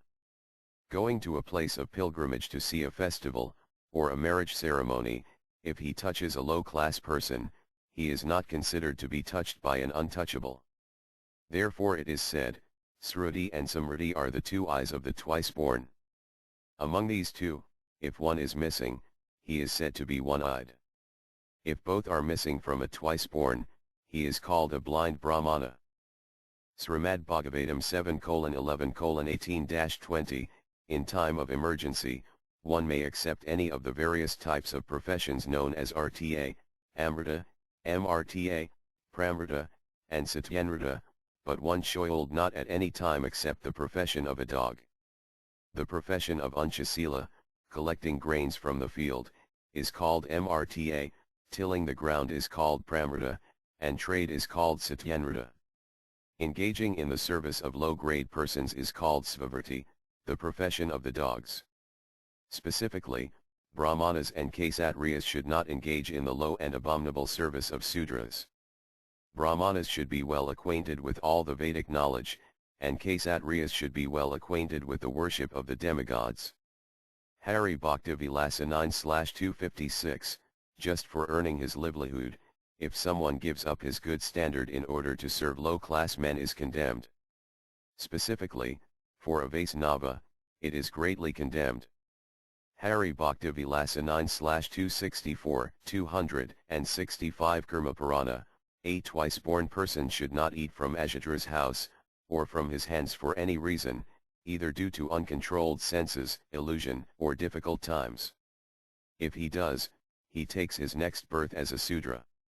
Hari Bhakti Vilasa 9/267 Karma Purana, learned people, after paying a small price can buy from a Sudra sweet rice, ghee, ingredients deep fried in oil, milk, flour, oil cakes and oil.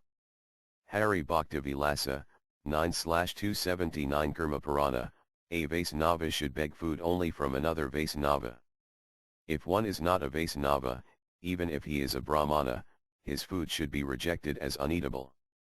Srila Sanatana Goswami states in his Digdarshan Tika commentary, that if a Brahmana is not a Vaisnava, even if he is given money for his food is considered equal to that of a Sudra and he can be criticized for this.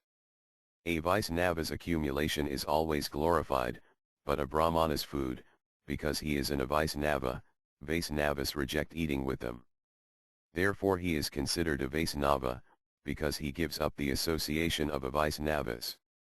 Hari Bhakti Vilasa 9/280 Padma Purana, an intelligent person, to remove all of his sins, should go to a Vaisnava for food. He should make a great endeavor to approach a Vaisnava to obtain food, but if this unavailable, he can drink a cup of water at least. Hari Bhakti Vilasa 9/282 Visnasmriti, as a straw fire purifies gold, similarly, grains from a Vedic person, from a Vaisnava, from a fire sacrifice, these all purify a person from the toenail to the sika. Hari Bhakti Vilasa 9/283 Skanda Purana conversation between Markandeya and Bhagirata, food from the devotee of the Supreme Personality of Godhead, Ganges water, the mind engaged in the lotus feet of Lord Vishnu and underscore the day of Lord Hari, named Ekadasi. These are all pure. Hari Bhakti Vilasa 9/285 Sri Prahlada Vakya, O King, if in any house, there is no deity of Lord Krishna, one should not eat any grains from that person because that food is called uneatable. Hari Bhakti Vilasa 9/307-309 Skanda Purana, conversation between Lord Brahma and Narada Muni, O sage, within this world, specifically in Kali Yuga, any person who worships Lord Hari to satisfy their forefathers, they are all glorifiable. O sage, what is use of any person giving oblations in Gaya or taking any kind of vow to satisfy the forefathers if he is worshipping Lord Sri Hari with devotion? If somebody worships Lord Sri Hari, then whoever is suffering in the hellish planet attains the supreme abode of Lord Hari. Hari Bhakti Vilasa 9/311 Srti Sastra, in the beginning, there was only Narayana present. There was no Brahma, there was no heaven, earth, etc. There was nothing at all. All the demigods, the forefathers, the human beings, they were only eating the leftovers from Lord Vishnu. After his smelling, they were smelling. After his drinking, they were drinking, for learned personalities should always take the remnants of the Supreme Personality of Godhead Sri Vishnu. Hari Bhakti Vilasa 9/319 Samriti Sastra, as nectar situated within the wine pot becomes destroyed and unusable, similarly, oblations offered to the forefathers without the presence of a Vaisnava remains useless. Hari Bhakti Vilasa 9/320 Vinurahasya, any person, due to illusion or madness, who makes a Vaisnava sit in the line or put in the queue among a Vaisnavas, these envious difference makers, the lowest among mankind, fall into the ferocious hellish planets. Hari Bhakti Vilasa 9/338, 339 Brahmanda Purana, leaves, flowers, fruits, water, grains, drinks, and medicines altogether, whatever is to be used by a person, cannot be used without offering it to the Supreme Lord. If somebody uses something without first offering it to the Lord, that person must perform atonements. Therefore, everything should be first offered to the Lord before taking it himself. Hari Bhakti Vilasa 9/340 Padma Purana, conversation between Gautama and Ambarisa. O Ambarish, if anything desirable is being prepared within the house, if it eaten without first offering it to Lord Janardana, that person has to suffer in hell for 7 kalpas, 1 kalpa is 1000 yugas. Hari Bharti Vilasa 9/343 Venusamriti conversation between Gautama Rsi and Ambarish Maharaja. A Vaisnava should always offer new clothes, fruits, grains, and juices to the Supreme Lord Venu before he accepts them for himself. Hari Bhakti Vilasa 9/349 Sarat Pradipa, a devotee always observes the festivals of Lord Sri Venu, he always remembers Lord Sri Venu within his house. That is his worship. The ingredients which he offers to the Lord is his charity. All of these activities ultimately lead him to the spiritual world, which is rarely achieved even by great demigods such as Indra. Hari Bhakti Vilasa 9/371 Karma Purana, Vyas Ajita section, anybody who eats facing east, increases in intelligence. Anybody who eats facing south becomes famous. If someone eats while facing west, he becomes wealthy, and if he eats facing north, he achieves the topmost benefit. Hari Bhakti Vilasa 9/385 Markandeya Purana, one who puts his drinking water on the left side of his eating plate, that water becomes equal to wine and his food becomes uneatable. Hari Bhakti Vilasa 9/390 Varaha Purana, after worshipping me, one should offer me sumptuous food, and after offering it to me, he should eat sumptuously. What would be more pleasing than this? Hari Bhakti Vilasa 9/395 Skanda Purana, one who eats food after offering it to Salagram Sila, he achieves the results of performing 100 times 1000 times, 1,000,000 fire sacrifices.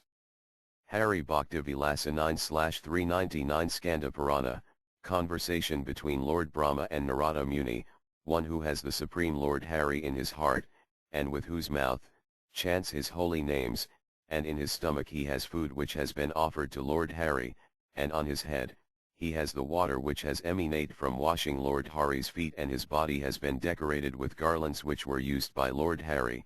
Such persons have become equal to infallible personalities. Hari Bhakti Vilasa 9/406 Vinu Dharmadhara, any person who offers newly grown grains, fruits, flowers, to Lord Sri Madhusudana and afterwards, he eats them himself, Lord Kesava remains very satisfied. 10. Hari Bhakti Vilasa 10/6, 7, 8, Skanda Purana conversation between Markandeya and Bhagirata, O king, any person who does not fast on Ekadasi which is mixed or overlapped with Dasama, he is certainly a very advanced devotee. And those people who do not eat on the day of Lord Hari, Ekadasi, even if he has to die under the most difficult conditions, and if he remains awake overnight, you should understand that he is always to be considered a very advanced devotee. Any person, after fasting, who remains awake overnight, according to the rules and regulations, breaks his fast properly, that devotee is to be considered a Bhagavata devotee, very advanced devotee. Hari Bhakti Vilasa 10/9 Skanda Purana, Markandeya Muni speaks to King Bhagirata, O king, any person who is not devoid of devotional service, those people who fast on Ekadasi and who fast in the month of Kartika and who do not break the rules and regulations, and who love the Supreme Personality of Godhead, these devotees are called Bhagavata devotees, very advanced devotees. Srila Sanatana Goswami gives his commentary in his Digdarsana Tika regarding fasting on Ekadasi and following the rules and regulations for fasting in the month of Kartika. He says that one who is dedicated to the devotional service to the Supreme Personality of Godhead, these are not his infallible symptoms, such as fasting on Ekadasi and following the proper rules and regulation for fasting during the month of Kartika. He does not deviate from these functions at any time. Therefore, the Supreme Lord remains their dear personality. Hari Bhakti Vilasa 10-12th Skanda Purana, Markandeya Muni speaks to King Bhagirata, any person whose etiquette is best and proper, who lives according to the scriptures, who is very merciful to all living entities, who is pure and whose actions are offered to the Supreme Lord, are said to be Bhagavata devotees, very advanced devotees. Srimad Bhagavatam 3 hours 25 minutes and 21 seconds, the symptoms of a sadhu are that he is tolerant, merciful, and friendly to all living entities. He has no enemies, he is peaceful, he abides by the scriptures, and all his characteristics are sublime. Srimad Bhagavatam 5:5:2, one can attain the path of liberation from material bondage only by rendering service to highly advanced spiritual personalities. The personalities are impersonalists and devotees. Whether one wants to merge into the Lord's existence or wants to associate with the personality of Godhead, one should render service to the Mahatmas. For those who are not interested in such activities, who associate with people who are fond of women and sex, the path to hell is wide open. The Mahatmas are equiposed. They do not see any difference between one living entity and another. They are very peaceful and fully engaged in devotional service. They are devoid of anger and they work for the benefit of everyone. They do not behave in any abominable way. Such people are known as Mahatmas. Srimad Bhagavatam 11:29:29-31, Hari Bhakti Vilasa 10:33 Skanda Purana. Anyone who has made the Srimad Bhagavatam better or more valuable than his own life, those ideal personalities are considered to be Mahabhagavat devotees. Hari Bhakti Vilasa 10:35 Linga Purana, any devotee of the Supreme Personality of Godhead, after hearing the harsh and dry words from another devotee, tolerates them and pays obeisances to such a devotee, they are certainly said to be real Vaisnavas. Hari Bhakti Vilasa 10:40 Bran Naradiya Purana, conversation between the Supreme Personality of Godhead and Markandeya Rsi, anybody, after hearing my transcendental glories, become jubilant and situates himself in goodness and becomes devoted to that speaker of Krishna's glories and serves him. Such a person is known as a Bhagavatatama, or high-class devotee. Srimad Bhagavatam 3 hours 25 minutes and 23 seconds, engaged constantly in chanting about me, the Supreme Personality of Godhead, the sadhus do not suffer from material miseries because they are always filled with thoughts of my pastimes and activities. Hari Bhakti Vilasa 10:44 Bran Naradiya Purana, anyone whose heart becomes jolly just by hearing the transcendental holy names of Lord Hari with a pleased mind, and just by hearing these holy names, his hairs stand on end, he is considered a Bhagavata, best devotees.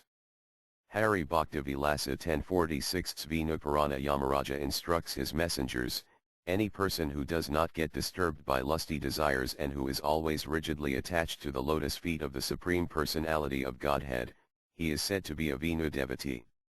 Srila Sanatana Goswami gives his Digdarsanatika commentary on this verse, saying anybody who is really attached to the transcendental subjects of Krishna, he becomes very purified and becomes free from all kinds of personal sense gratification, etc.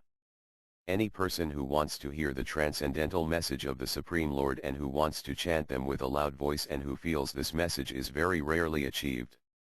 One who is attached to the lotus feet of Lord Krishna and one who wants his mind to be tied at his lotus feet, all of these personalities are to the known as Vinu Bhaktas or devotees of the Supreme Lord.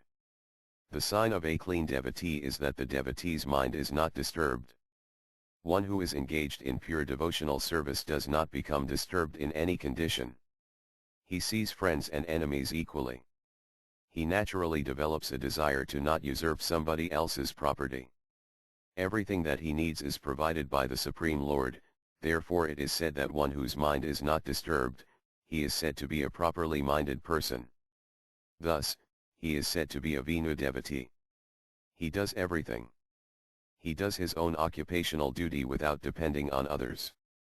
Whatever is possible, he depends on the Supreme Personality of Godhead. Hari Bhakti Vilasa 1054 Srimad Bhagavatam 11:2:54, when the moon shines in the sky, at that time, there is no heat available from the sun.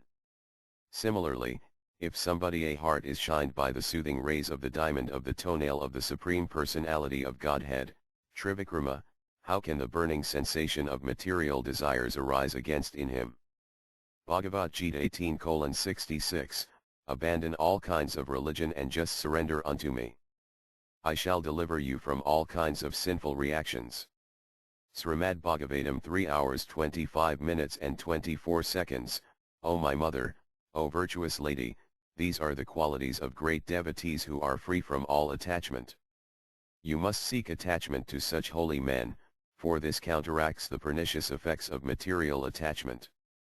Hari Bhakti Vilasa 1067th Skanda Purana, any person who remains attached to Lord Hari within his mind, even if many obstacles come on his path and he does not deviate from his service, it can be certainly understood that he is a devotee of the Supreme Lord.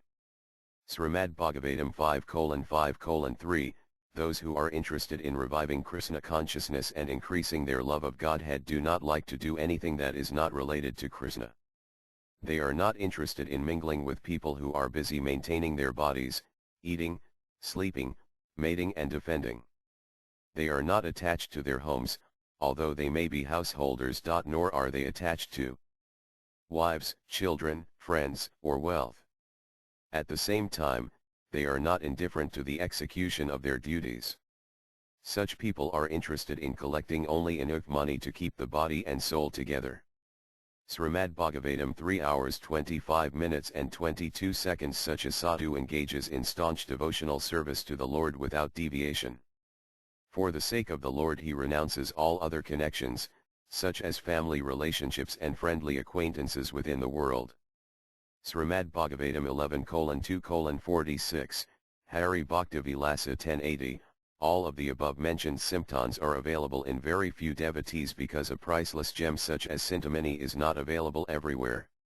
Srimad Bhagavatam 11:2:46, Srimad Bhagavatam 11:2:47, Hari Bhakti Vilasa 1088, 89 Skanda Purana, Lord Brahma speaks, O Lord Kesava, if you are pleased upon someone, even if he is a low-born, is equal to Indra, Siva, and Brahma, and anybody who is against you, even if he is Indra, Siva, or Brahma, he is said to be the lowest of mankind.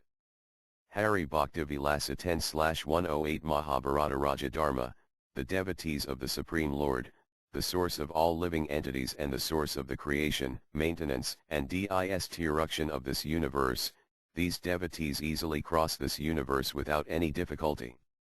Hari Bhakti Vilasa 10/119 Itihasa Samakya, Lamazo Rsi speaks, Avas Nava, even if he is born in Ajitra, Dojadar or even lower class family than that, if somebody sees such a devotee in bad behavior, due to being born in that kind of family, he is certainly said to be going to hell.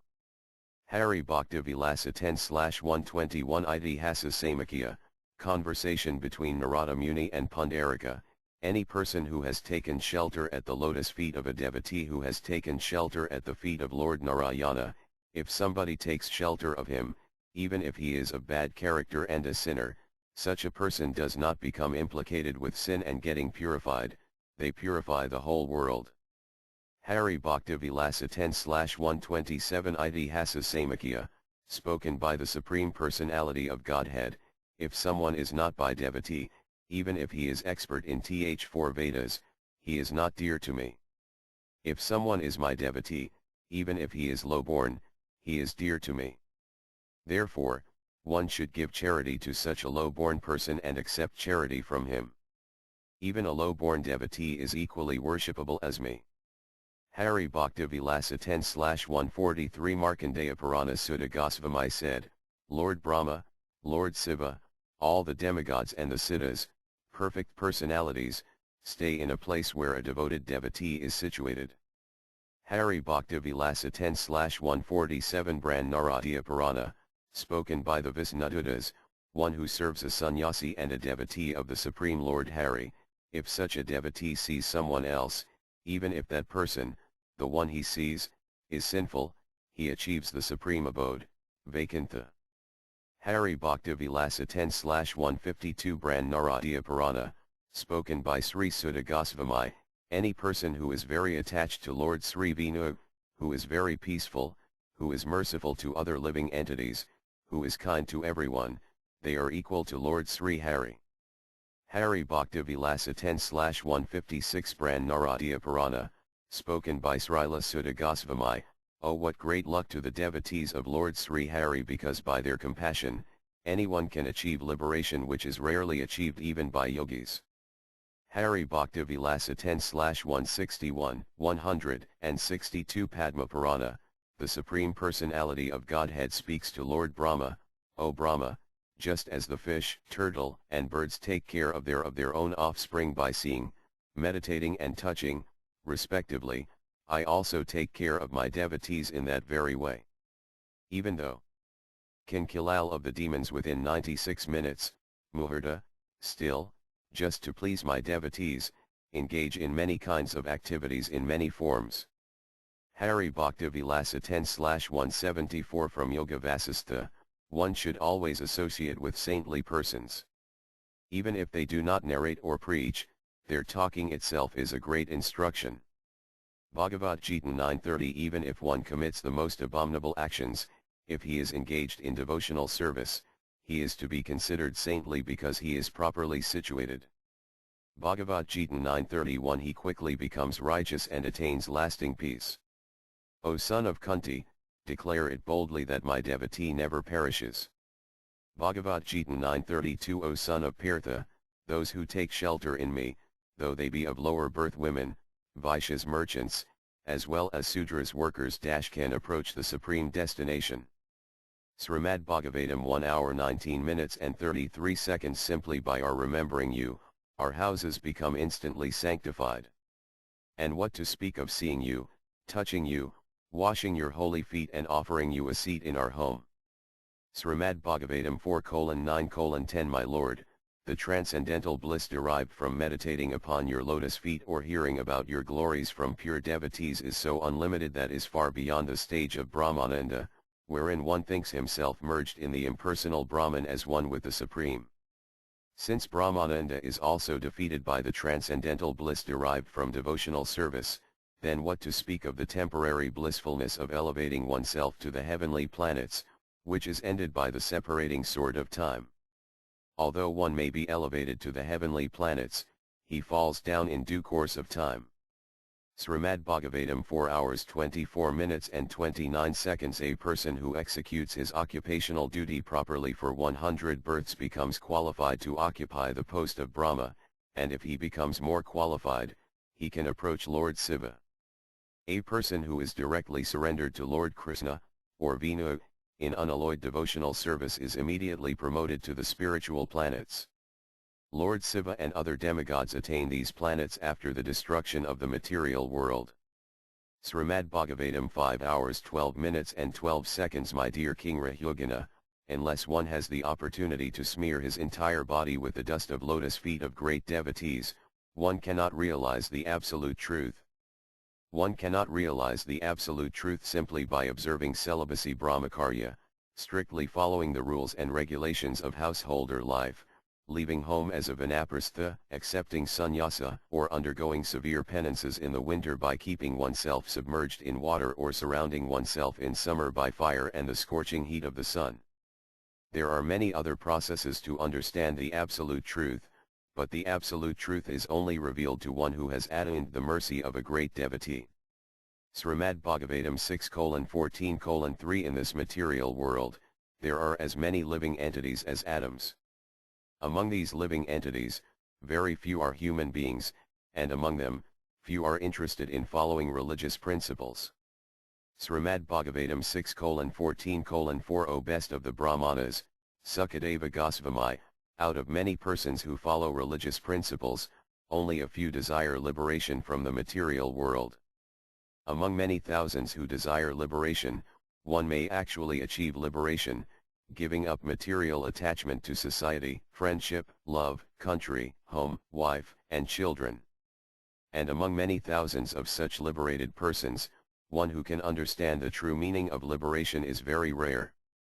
Srimad Bhagavatam 6:14:5 O great sage, among many millions who are liberated and in perfect knowledge of liberation, one may be a devotee of Lord Narayana, or Krishna. Such devotees, who are fully peaceful, are extremely rare. Srimad Bhagavatam 6 hours 17 minutes and 28 seconds Devotees solely engaged in the devotional service of the Supreme Personality of Godhead, Narayana, never fear any condition of life. For them the heavenly planets, liberation, and the hellish planets are all the same, for such devotees are interested only in the service of the Lord. Srimad Bhagavatam 7:532 Unless they smear upon their bodies the dust of the lotus feet of a Vaisnava completely freed from material contamination, persons very much inclined toward materialistic life cannot be attached to the lotus feet of the Lord, who is glorified for his uncommon activities. Only by becoming Krishna conscious and taking shelter at the lotus feet of the Lord in this way can one be freed from material contamination. Srimad Bhagavatam 7:9:10 If a Brahmana has all 12 of the Brahmanical qualifications as they are stated in the book called Sanatsujata but is not a devotee and is averse to the lotus feet of the Lord, he is certainly lower than a devotee who is a dog-eater but who has dedicated everything mind, words, activities, wealth and life to the Supreme Lord. Such a devotee is better than such a Brahmana because the devotee can purify his whole family, whereas the so-called Brahmana in a position of false prestige cannot purify even himself. Srimad Bhagavatam 8:3:20-21 Unalloyed devotees, who have no desire other than to serve the Lord, worship him in full surrender and always hear and chant about his activities, which are most wonderful and auspicious. Thus they always merge in an ocean of transcendental bliss. Such devotees never ask the Lord for any benediction. I, however, am in danger. Thus I pray to that Supreme Personality of Godhead, who is eternally existing, who is invisible, who is the Lord of all great personalities, such as Brahma, and who is available only by transcendental Bhakti Yoga. Being extremely subtle, he is beyond the reach of my senses and transcendental to all external realization. He is unlimited, he is the original cause, and he is completely full in everything. Offer my obeisances unto him. Srimad Bhagavatam 9:4:63 The Supreme Personality of Godhead said to the Brahmana, 1 am completely under the control of my devotees. Indeed, 1 am not at all independent. Because my devotees are completely devoid of material desires, sit only within the cores of their hearts. What to speak of my devotee, even those who are devotees of my devotee are very dear to me. Srimad Bhagavatam 9:4:66 As chaste women bring their husbands under control by service, the pure devotees, who are equal to everyone and completely attached to me in the core of the heart, bring me under their full control. Srimad Bhagavatam 9:4:68 The pure devotee is always within the core of my heart, and am always in the heart of the pure devotee. My devotees do not know anything else but me and I do not know anyone else but them. Srimad Bhagavatam 9:5:15 For those who have achieved the Supreme Personality of Godhead, the Master of the pure devotees, what is impossible to do, and what is impossible to give up? Therefore, Yamaraja says to his messengers, Srimad Bhagavatam 6:3:27, My dear servants, please do not approach such devotees, for they have fully surrendered to the lotus feet of the Supreme Personality of Godhead. They are equal to everyone, and their narrations are sung by the demigods and inhabitants of Siddhaloka. Please do not even go near them. They are always protected by their club of the Supreme Personality of Godhead, and therefore Lord Brahma and even the time factor are not competent to chastise them. Srimad Bhagavatam 10:233 10:9:21, Hari Bhakti Vilasa 10/223, 225 Nrsimhapurana and Vinu Purana, Yamaraja speaks, the Supreme Lord Vinu, who is praised by everyone, has created me for the benefit of the whole world to discriminate the heavenly planets which are meant for meritorious persons, and hellish planets which are meant to torture the sinful people. Therefore, 1. Control and manage those people who are against the lotus feet of Lord Hari. Pay my humble obeisances at the lotus feet of Lord Hari. As the moon which has a deer mark on its chest cannot be defeated by unlimited darkness, similarly, any person who has developed pure devotion to Lord Sri Hari, even if he is very dirty, he is still worshipable. In other words, if an unalloyed devotee accidentally engages himself in sinful activities, he is not considered a sinful person. Hari Bhakti Vilasa 10/228 Padma Purana, in anyone's house, the messengers of Yamaraja say that by Yamaraja's instruction, we leave such a person alone who lives in the house of a Vaisnava. Due to association with a Vaisnava, they have become free of all implications. Srimad Bhagavatam 4 hours 31 minutes and 22 seconds. Although the Supreme Personality of Godhead is self-sufficient, he becomes dependent on his devotees. He does care for the goddess of fortune, nor for the kings and demigods who are after the favor of the goddess of fortune. Where is that person who is actually grateful and will not worship the personality of Godhead? Hari Bhakti Vilasa 10/246 Narayana Vyaha. O Lord Hari, I am bereft of your pure devotional service. 1. Do not even desire the post of Lord Brahma. If devotional service is available birth after birth, ye do not mind taking birth even in the form of moths. This is desirable to me. Srimad Bhagavatam October 14, 30 Lord Brahma prays, Hari Bhakti Vilasa 10/248 Narayana Vyaha, any person who is not attached to sons, wife, varnashrama system, wealth, and even liberation, and worships Lord Sri Vishnu properly with devotion, to such a devotee, I pay my obeisances again and again.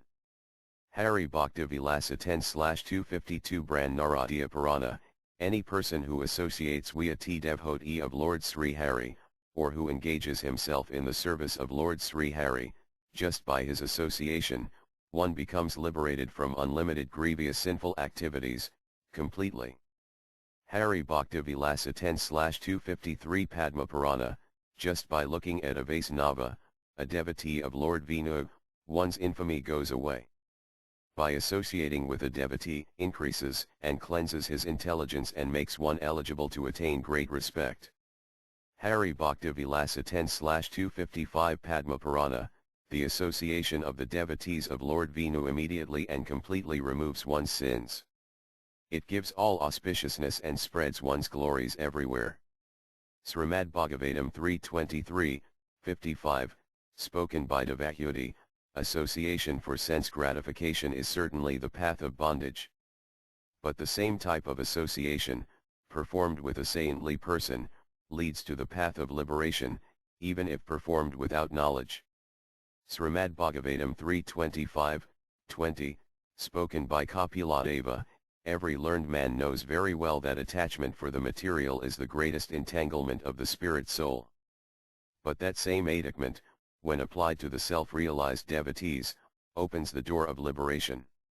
Srimad Bhagavatam 4:9-12, spoken by Dhruva Maharaja, O Lord who have a lotus navel, if a person happens to associate with a devotee whose heart always hankers after your lotus feet, seeking always their fragrance, he is never attached to the material body or, in a bodily relationship, to offspring, friends, home, wealth, and wife, which are very, very dear to materialistic persons. Indeed, he does not care for them. Srimad Bhagavatam 4:30-37, spoken by the Prasitas, Dear Lord, your personal associates, devotees, wander all over the world to purify even the holy places of pilgrimage. Is not such activity pleasing to those who are actually afraid of material existence? Hari Bhakti Vilasa 10/270 Bran Naradiya Purana, conversation between Narada Muni and Sanat Kumara, O son of Lord Brahma, any person who is systematically interested in devotional service of Lord Sri Hari, he should understand that the only solace within this suffering world is to associate with devotees of the Supreme Personality of Godhead. Hari Bhakti Vilasa 10/271 Padma Purana, King Maharada speaks, The association of devotees is nectarian, which has not emanate from the ocean and is an easily available medicine, and it is the only remedy to give pleasure to every living entity.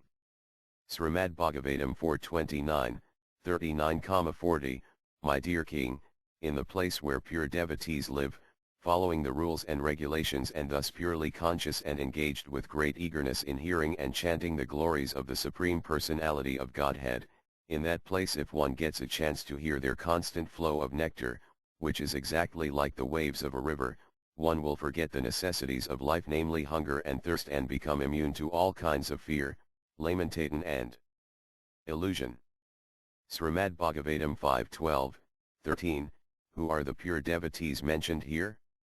In an assembly of pure devotees, there is no question of discussing material subjects like politics and sociology.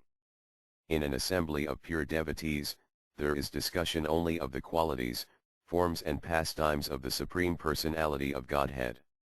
He is praised and worshipped with full attention. In the association of pure devotees, by constantly hearing such topics respectfully, even a person who wants to merge into the existence of the absolute truth abandons this idea and gradually becomes addict to the service of Vasudeva. Hari Bhakti Vilasa 10/279 Brand Naradiya Purana, by the association of the devotees of the Supreme Personality of Godhead, one's devotion to the Lord arises within his heart, and the association of devotees is only available to those who have acquired unlimited merits in different previous lives. Srimad Bhagavatam 11:12, 1,2 Conversation between the Supreme Personality of Godhead and Uddhava, Srimad Bhagavatam 3:7, 19, spoken by Vijaya Maharaja. By serving the feet of the spiritual master, one is enabled to develop transcendental ecstasy in the service of the Personality of Godhead, who is the unchangeable enemy of the Madhu demon and whose service vanquishes one's material distresses. Srimad Bhagavatam 1:18, 13 spoken by Saunaka, the value of a moment's association with the devotee of the Lord cannot even be compared to the attainment of heavenly planets or liberation from matter, and what to speak of worldly benedictions in the form of material prosperity, which are for those who are meant for death. Srimad Bhagavatam 4:30, 34 spoken by the Prasitas, even a moment's association with a pure devotee cannot be compared to being transferred to heavenly planets or even merging into the Brahman effulgence in complete libertone. For living entities who are destined to give up the body and die, association with pure devotees is the highest benediction. Srimad Bhagavatam 4:24, 57, spoken by Lord Shiva, if one by chance associates with a devotee, even for a fraction of a moment, he no longer is subject to attraction by the results of karma or jnana. What interest then can he have in the benedictions of the demigods, who are subject to the laws of birth and death?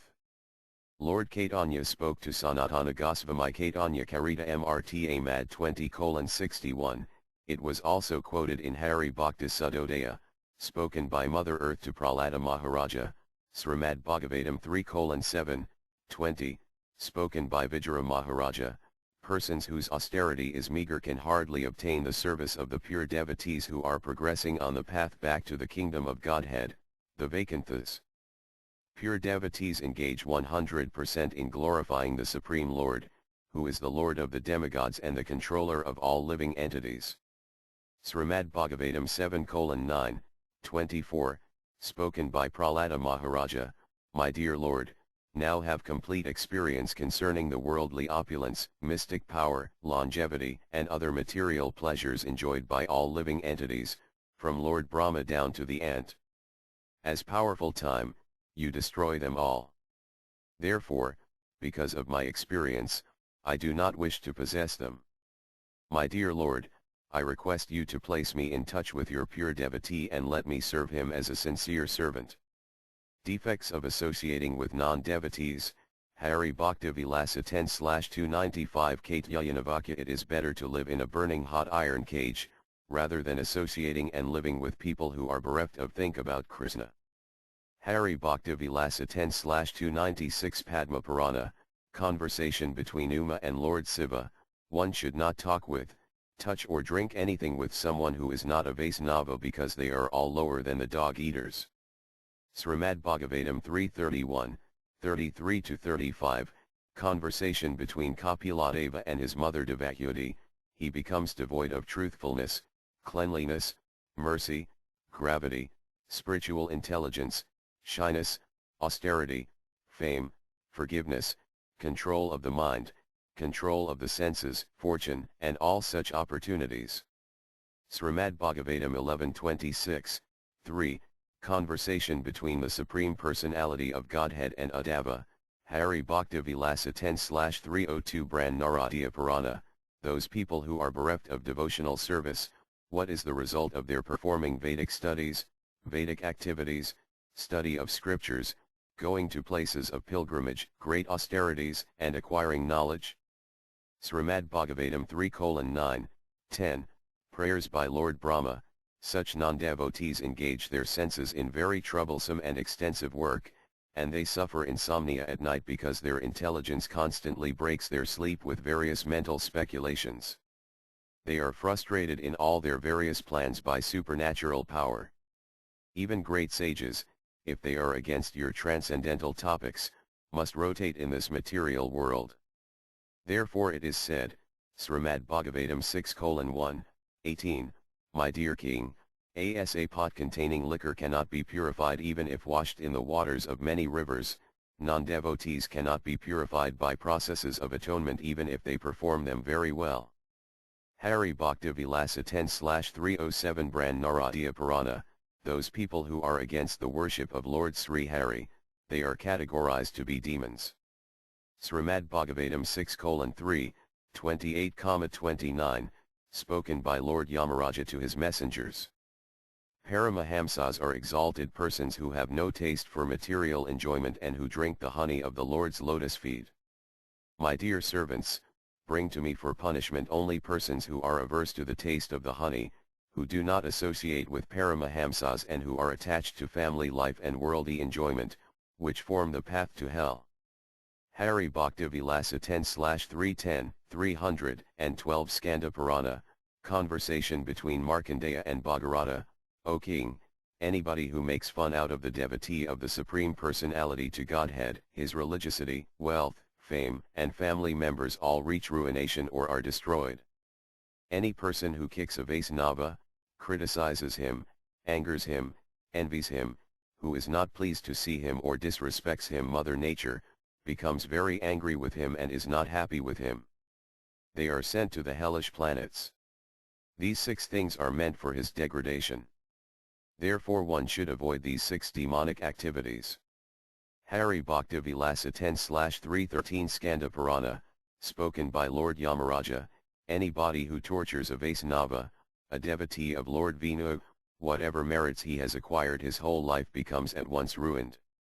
Hari Bhakti Vilasa 10/315, Dvaraka Mahatmaya, conversation between Prahlada Maharaja and Bali Maharaja, any person who has criticized a Vaisnava, such sinners, even if they worship Lord Sri Vishnu, the source of the whole world for hundreds of births, with such insulters of Vaisnavas, Lord Hari does not remain happy.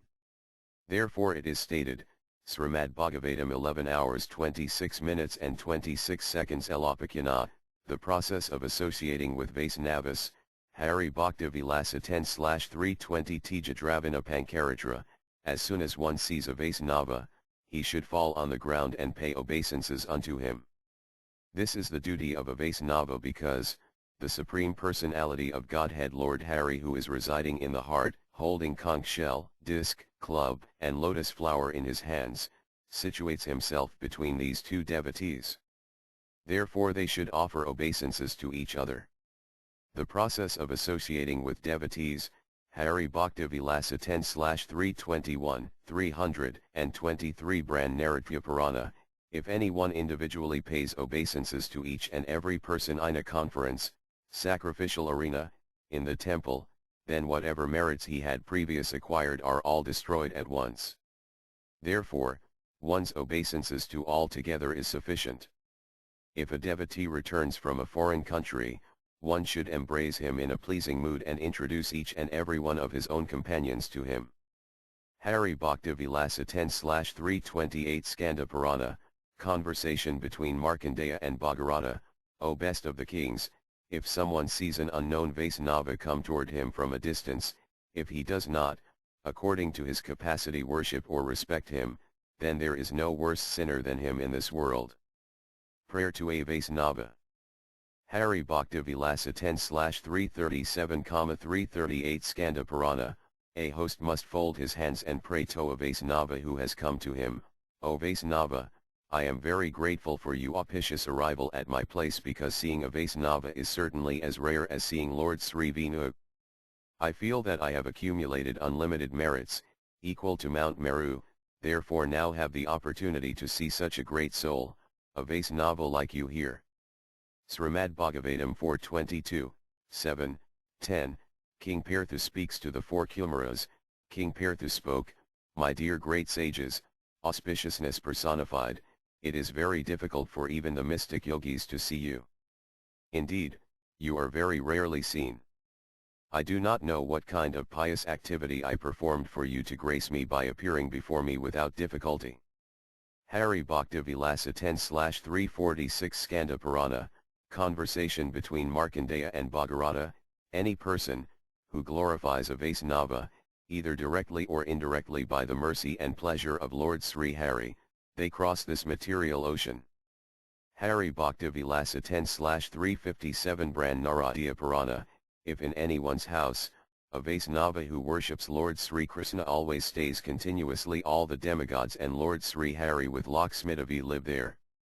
Hari Bhakti Vilasa 10/360 Brahma Purana, spoken by the Supreme Lord, O Brahma, if someone makes an offer of food grains in front of Salagram Sila, who is non-different from me, just by looking at it eat it, but I taste the food when my devotees touch it with their tongues, eat it. Mad Bhakta Pujabhyadhika, Hari Bhakti Vilasa 10/365 from Srimad Bhagavatam 11:19, 21. The Supreme Personality of Godhead said, "The worship of my devotees is superior to my worship." Hari Bhakti Vilasa 10/366 Skanda Purana, conversation between Markandeya and Bhagirata. Anyone who always worships Lord Sri Hari with his mind, body, and words, it is the duty of everyone to follow the statements of such devotees. They are equal to Lord Sri Hari. Hari Bhakti Vilasa 10/369 Skanda Purana, conversation between Lord Brahma and Narada. People who worship Vaisnava scriptures in their house, they become free from all sins and cross over material existence and become eligible to go back to Godhead. Hari Bhakti Vilasa 10/371 Skanda Purana, conversation between Lord Brahma and Narada Muni. O Narada, written Vaisnava scriptures, if anyone has them in their house, then Lord Sri Narayana live there. The glories of Srimad Bhagavatam. Hari Bhakti Vilasa 10/380 Skanda Purana, conversation between Lord Krishna and Arjuna. Any person who donates a Srimad Bhagavatam to a Vaisnava, with devotion, he remains unlimitedly in the abode of Lord Vinu. Hari Bhakti Vilasa 10/382 Skanda Purana, conversation between Lord Krishna and Arjuna. In Kali Yuga, if there is no Srimad Bhagavatam scripture in a person's house, he can never become free from the clutches of Yamaraja. Hari Bhakti Vilasa 10/384 Skanda Purana, conversation between Lord Krishna and Arjuna. In Kali Yuga, wherever the Srimad Bhagavatam is situated, O great sage Narada, Lord Sri Hari reaches there with all the demigods. Hari Bhakti Vilasa 10/390 Skanda Purana, conversation between Markandeya and King Bhagirata. Any person who creates a disturbance to the Srimad Bhagavatam and does not pay his obeisances unto it, those rascals descend to the lowest planets along with their previous 100 ancestors. Hari Bhakti Vilasa 10/392 Padma Purana, conversation between Gautama Rsi and Ambarisa Maharaja. If anyone wants to be delivered from this ocean of material existence, he should daily study or hear the Srimad Bhagavatam by Srila Sukadeva Goswami. One verse of the Srimad Bhagavatam, or even half of it, or even one line of a verse, if available in anyone's house, the Lord of all Lords, Lord Sri Hari, remains in that person's house continuously. Of this, there is no doubt. Hari Bhakti Vilasa 10/394,395 Garuda Purana, the Srimad Bhagavatam literature. is the explanation of the Vedanta Sutra. It is complete settlement of the Mahabharata. It is the complete commentary on the Gayatri Mantra. It strengthens the explanation of the Vedas and is the topmost Purana. And it is written by the Supreme Personality of Godhead. It has 12 cantos. It has 100 sections and 18,000 slokas, Srimad Bhagavatam 1:1, 2, completely rejecting all religious activities which are materially motivated. This Bhagavata Purana propounds the highest truth, which is understandable by those devotees who are fully pure in heart. The highest truth is reality distinguished from illusion for the welfare of all. Such truth uproots the threefold miseries. This beautiful Bhagavatam, compiled by the great sage Vyasadeva in his maturity, is sufficient in itself for God realization. What is the need of any other scripture? As soon as one attentively and submissively hears the message of Bhagavatam, by this culture of knowledge the Supreme Lord is established within his heart. Srimad Bhagavatam 1:3, 40, this Srimad Bhagavatam is the literary incarnation of God, and it is compiled by Srila Vyasadeva, the incarnation of God. It is meant for the ultimate good of all people, and it is all successful, all blissful and all perfect. Srimad Bhagavatam 1:3, 41, Sri Vyasadeva delivered it to his son, who is the most respected among the self-realized, after extracting the cream of all Vedic literatures and histories of the universe. Srimad Bhagavatam 1:3, 43, this Bhagavata Purana is as brilliant as the sun, and it has arisen just after the departure of Lord Krishna to his own abode, accompanied by religion, knowledge, etc. Persons who have lost their vision due to the dense darkness of ignorance in the age of Kali shall get light from this Purana. Srimad Bhagavatam 1:7, 6, the material miseries of the living entity, which are superfluous to him, can be directly mitigated by the linking process of devotional service. But the mass of people do not know this, and therefore the learned Vyasadeva compiled this Vedic literature, which is in relation to the supreme truth. Srimad Bhagavatam 1:7, 7, simply by giving oral reception to this Vedic literature, the feeling for loving devotional service to Lord Krishna, the Supreme Personality of Godhead, sprouts up at once to extinguish the fire of lamentation, illusion, and fearfulness. Srimad Bhagavatam 12:13, 18, Srimad Bhagavatam 1:1, 3, O expert and thoughtful man, relish Srimad Bhagavatam, the mature fruit of the desire tree of Vedic literatures. It emanated from the lips of Sri Sukadeva Goswami.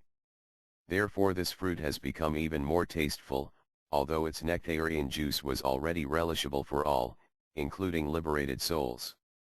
The importance of the speaker of Vaisnava scriptures, Hari Bhakti Vilasa 10/411 Narada Pankaratra Sandilya Muni speaks to other sages, any person who worships or respects a speaker of the knowledge of Lord Sri Vinu, thinking him to be a spiritual master, and worships him with body, words, and mind, they are the knower of scriptures and are able to be addressed as Vaisnavas. Hari Bhakti Vilasa 10/417 Narada Pankaratra, Sandilya Muni speaks to the sages, Vaisnava scriptures remove one's sins, make him meritorious and purifies him and gives him sufficient happiness in this world and at least liberation, keeps him peaceful and creates the etiquette of a Vaisnava. One who speaks this scripture is addressed as the spiritual master of the whole world. Hari Bhakti Vilasa 10/419 Skanda Purana conversation between Lord Brahma and Narada Muni, whatever purification one attains by hearing the narration of the Supreme Lord Narayana, that much purification cannot be achieved even by going to all the ashramas, following all religious principles or going to all the places of pilgrimage. Srimad Bhagavatam 1:2, 17, Sri Krishna, the personality of Godhead, who is the Paramatma Supersoul in everyone's heart and the benefactor of the truthful devotee who has developed the urge to hear his messages, which are in themselves virtuous when properly heard and chanted.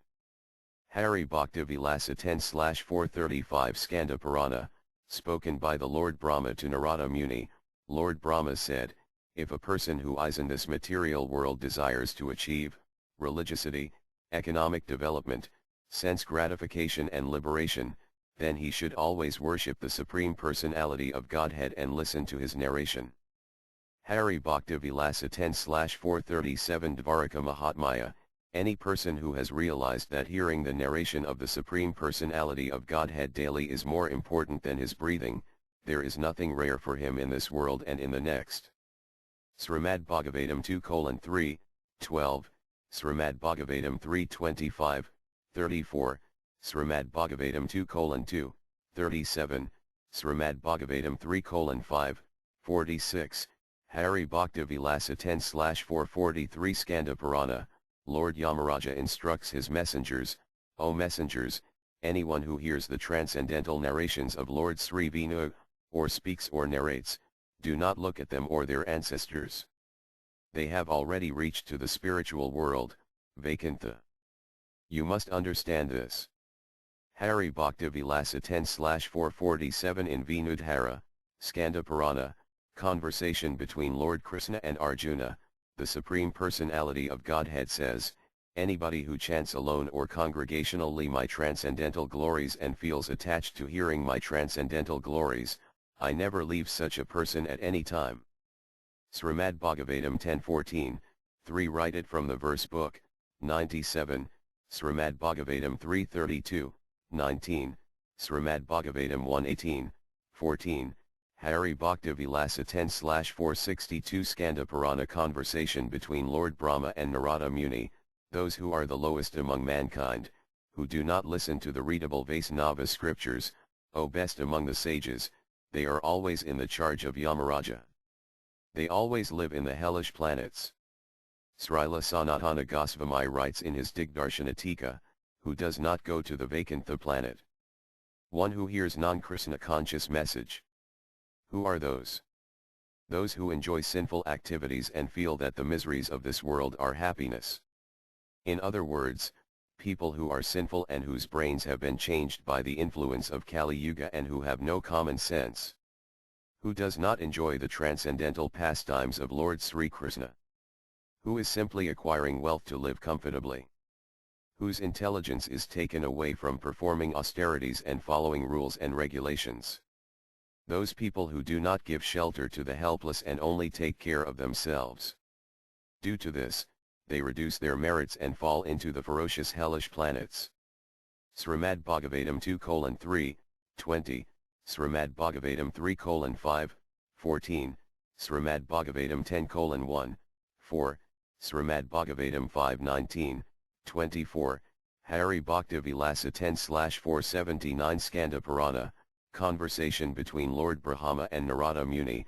Any person who teaches the science of Krishna consciousness to innocent people or instructs them about religious principles, they achieve merit attained by donating the whole earthly planet. Srila Sanatana Goswami remarks in his Digdarsanatika that one who knows specific instructions about how to serve the Supreme Personality of Godhead, he must certainly speak to other Vaisnavas equally. Speaking about the glories of the Supreme Personality of Godhead is not equal to speaking some ordinary religious principles to others. Hari Bhakti Vilasa 10/482 Brand Naradiya Purana. Those people who enjoy the association of Vaisnavas, who worship the Supreme Personality of Godhead, who listen and speak the transcendental glories of the Lord, who engage themselves in listening and hearing to the transcendental glories of the Lord, after giving up the present body, they achieve the same bright transcendental body as the Supreme Personality of Godhead and attain his eternal abode. Srimad Bhagavatam 7:7, 30-32, Srimad Bhagavatam 11, 11:34-35, Srimad Bhagavatam 7:7, 33, Hari Bhakti Vilasa 10/529 Skanda Purana conversation between Lord Krishna and Arjuna. Those people who always listen to my transcendental glories from other Vaisnavas and chant them, they shall enjoy this world properly and at last attain the supreme liberation. Srimad Bhagavatam 7:9, 18, Srimad Bhagavatam 10:31, 9, Hari Bhakti Vilasa 10/535, whatever results one achieves by hearing the transcendental glories of God, the same results are achieved by one who speaks them, because by speaking, hearing is included. Srila Sanatana Goswami remarks in his Digdarsanatika, Certainly there are many instructions given in different places about the importance of listening to the transcendental glories of God, but what results one achieves by speaking or chanting them. Therefore it is stated here, certainly also by Kirtan this is certainly to be understood, that by chanting or speaking, he himself hears them too. By his own ears, he can hear whatever he chants or sings. Therefore, it can be understood that the glories of chanting have more importance than the glories of hearing. Although there are very few instructions about the singing or chanting the glories of God, but due to conservative thoughts it is difficult to describe the importance of it, but it is true that the speaker has more qualifications than the listener. 11. Hari Bhakti Vilasa 11 7th Sri Vinu Purana. If one's mind is attached to too much service to Lord Sri Krishna, due to such circumstances, if someone forgets to chant his promised Gayatri mantra, although he is considered fallen, there is no diminishing in his advancement in spiritual life or there is no fear of disadvancement. Srila Sanatana Goswami states in his Digdarsanatika that certainly one has to chant his Gayatri mantra to worship the Supreme Personality of Godhead. Now if somebody forgets this, how can he worship the Supreme Personality of Godhead? No kinds of spiritual functions can be done by such persons. Therefore it is written here, Krishna Bhakti, which means being enthusiastically attached to doing devotional service to Lord Sri Krishna, and this nullifies all sins.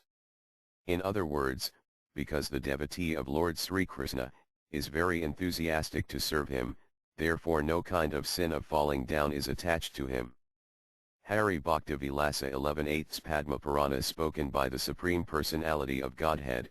If some devotee, while doing so much service for me, forgets to chant the Gayatri mantra, then all of the spiritual activities of such a devotee of Lord Krishna are done by 30 million great sages. Srimad Bhagavatam 10:84, 37, Hari Bhakti Vilasa 11/50,51 Agasta Samhita. O Brahmana, one should perform meritorious activities such as giving charity, performing sacrifices, worshipping the Supreme Lord, with properly earned money. If it is not done so, if a person does such activities with money which was not earned properly, he goes to the lower planetary system and into the lower species.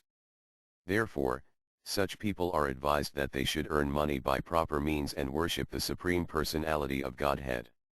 If somebody is unable to do so, he should just watch the worship of the Supreme Lord or else give some ingredients, according to his means, for the worship of the Supreme Lord. When Srila Sanatana Goswami, in his Digdarsanatika says, O Brahmana, this signifies O Sutaksana, anyone who is faithful to the Supreme Personality of Godhead, must earn wealth in proper ways and arrange for the worship of the Supreme Lord. Such a person is considered to be most fortunate. As it is mentioned here, yet not, if somebody is unable to earn money by proper ways, he should, according to his ability, give worshipable ingredients for the worship of the Supreme Lord. If he is unable to do even that, he should just watch the worship done for the Supreme Lord by a devotee of the Lord. Hari Bhakti Vilasa 11/63 Padma Purana, conversation between Lord Narayana and Narada Muni. Anywhere there is a deity established according to the proper inauguration process of Vedic instructions, if somebody does not go to see it, then he is certainly punished by Yamaraja and his messengers.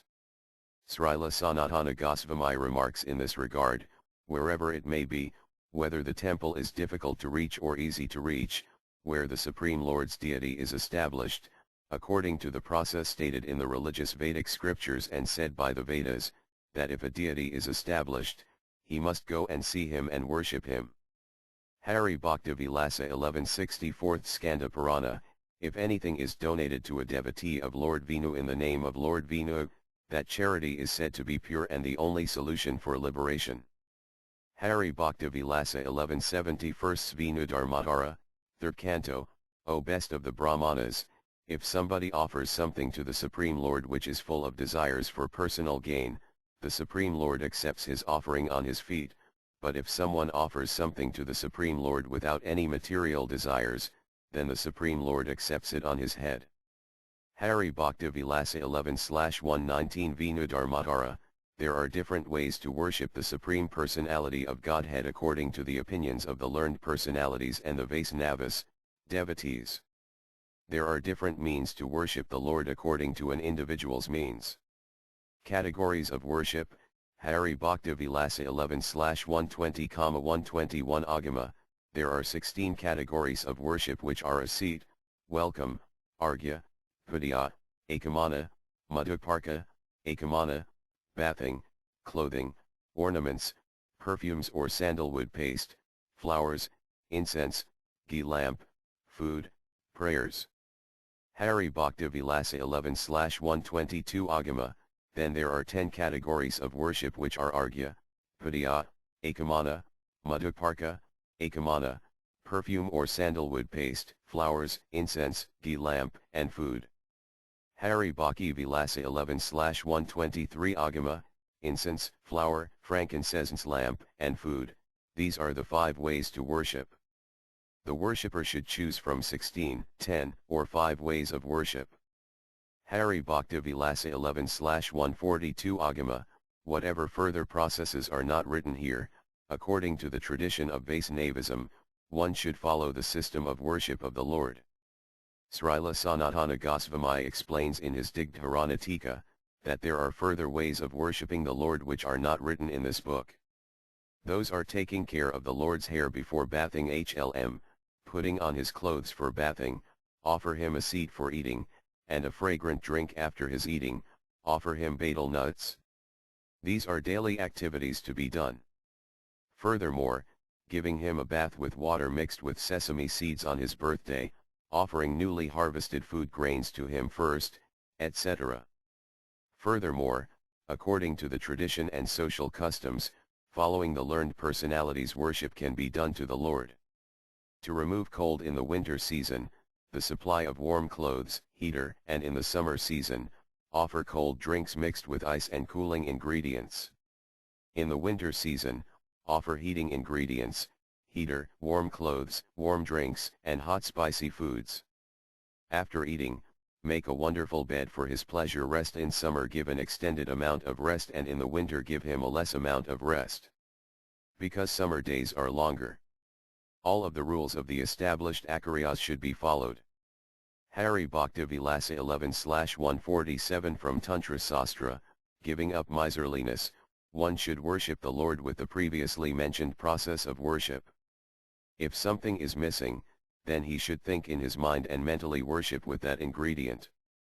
Srimad Bhagavatam 11:26-15, Hari Bhakti Vilasa 11/156,157 Skanda Purana and Padma Purana. Any grasta who copulates with his own wife only when it is time for conception is called brahmachari or celibate. There are 16 nights for conception of the woman from the day of the discharge of menstruation. Among them, the first 4 nights are rejected and very much criticized by scripture. Of whatever days are left, on the even-numbered days, one produces asan, and on the odd-numbered days, one produces daughter. Hari Bhakti Vilasa 11/185 ADI Purana. There is no better meditation than the worship of the Supreme Personality of Godhead. There is no better result than worshipping the Supreme Personality of Godhead. There is no better renunciation than worshipping the Supreme Personality of Godhead. There is no more meritorious function than worshipping the Supreme Personality of Godhead. There is no ultimate destination other than to worship the Supreme Personality of Godhead. Hari Bhakti Vilasa 11/266 Hayasirsa Pankaratra, spoken by Lord Hayagriva. Even if one has to give up his life or cut his head off, he should not give up the worship of the Supreme Personality of Godhead in his deity form for the rest of his life. Hari Bhakti Vilasa 11/273 Karma Purana. If somebody chants the name of Sri Nrsingadeva 21 times, by putting Sri before Nrsingadeva and chanting Jaya Jaya before repeating Nrsingadeva, Sri Nrsinga, Jaya Jaya Nrsinga, in other words, if somebody chants this 21 times, he becomes free from a great amount of danger and fear. Hari Bhakti Vilasa 11/328 Padma Purana spoken by Narada Muni.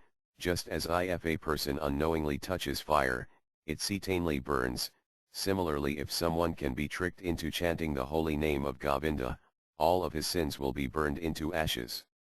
Srimad Bhagavatam 6:2, 14, Srimad Bhagavatam 6:2, 15, Srimad Bhagavatam 6:2, 18, Srimad Bhagavatam 6:13, 8, Hari Bhakti Vilasa 11/339 Lagu Bhagavat, whatever sins one has acquired presently, in the past or in the future, are all turned into ashes by chanting the fiery holy name of the Supreme Personality of Godhead. Hari Bhakti Vilasa 11/374 Brahmanda Purana, in Kali Yuga, if somebody chants the holy name of Madhava, says Govinda, Govinda, whatever sins which are removed from one's body, it is difficult to remove that many sins by fasting, Parakadata short duration of fasting, Kendriyana fasting, performing great austerities, and observing many vows of spirituality, that much purity is not attained from such activities. Hari Bhakti Vilasa 11/349 Lagu Bhagavat, if, with a pleasing attitude any person chants the holy name of Govinda, he is glorified, purified, and he helps the whole world to be liberated. Hari Bhakti Vilasa 11/354 Parasara Samhita, Sri Vyasa speaks to Samba, if somebody cannot remove the misery caused by disease by taking prescribed medicine, then by chanting the name of Lord Hari and continuing taking medicine, one can remove his disease. Of this there is no doubt. Srimad Bhagavatam 12:12, 48, Hari Bhakti Vilasa 11/360 Vinu Dharmatara, any person who is disturbed due to sadness, or who is miserable due to intolerable poverty, he has a broken limb in his body, or he is fearful from his enemies, or he is suffering from a chronic disease, he should always chant the holy name of Lord Narayana and he will become free from all miseries. Hari Bhakti Vilasa 11/363 Vinu Dharmatara, at the time of hiccups or thirst or at the time of difficulty, if somebody chants the holy name of Lord Hari, he immediately becomes free from all kinds of problems. Srimad Bhagavatam 6:2, 46, Hari Bhakti Vilasa 11/375 Vinu Yamala, spoken by the Supreme Personality of Godhead, any person in this world who chants my name, even without faith, I forgive 10 million of their acquired offenses without a doubt. Hari Bhakti Vilasa 11/380 Padma Purana, one name of Lord Sri Vinu rewards more results than the study of Vedic literatures. Furthermore, one name of Lord Rama is equal to 1000 names of Lord Vinu.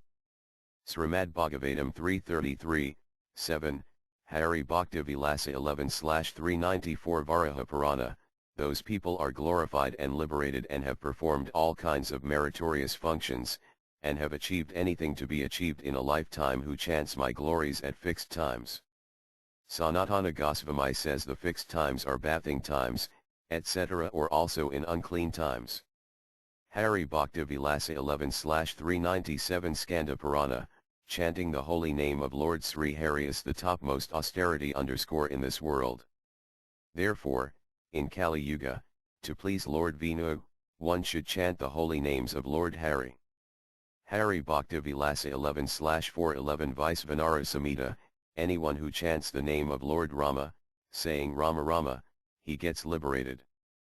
There are no hard and fast rules concerning time, place, cleanliness and uncleanliness and other circumstances to chant this.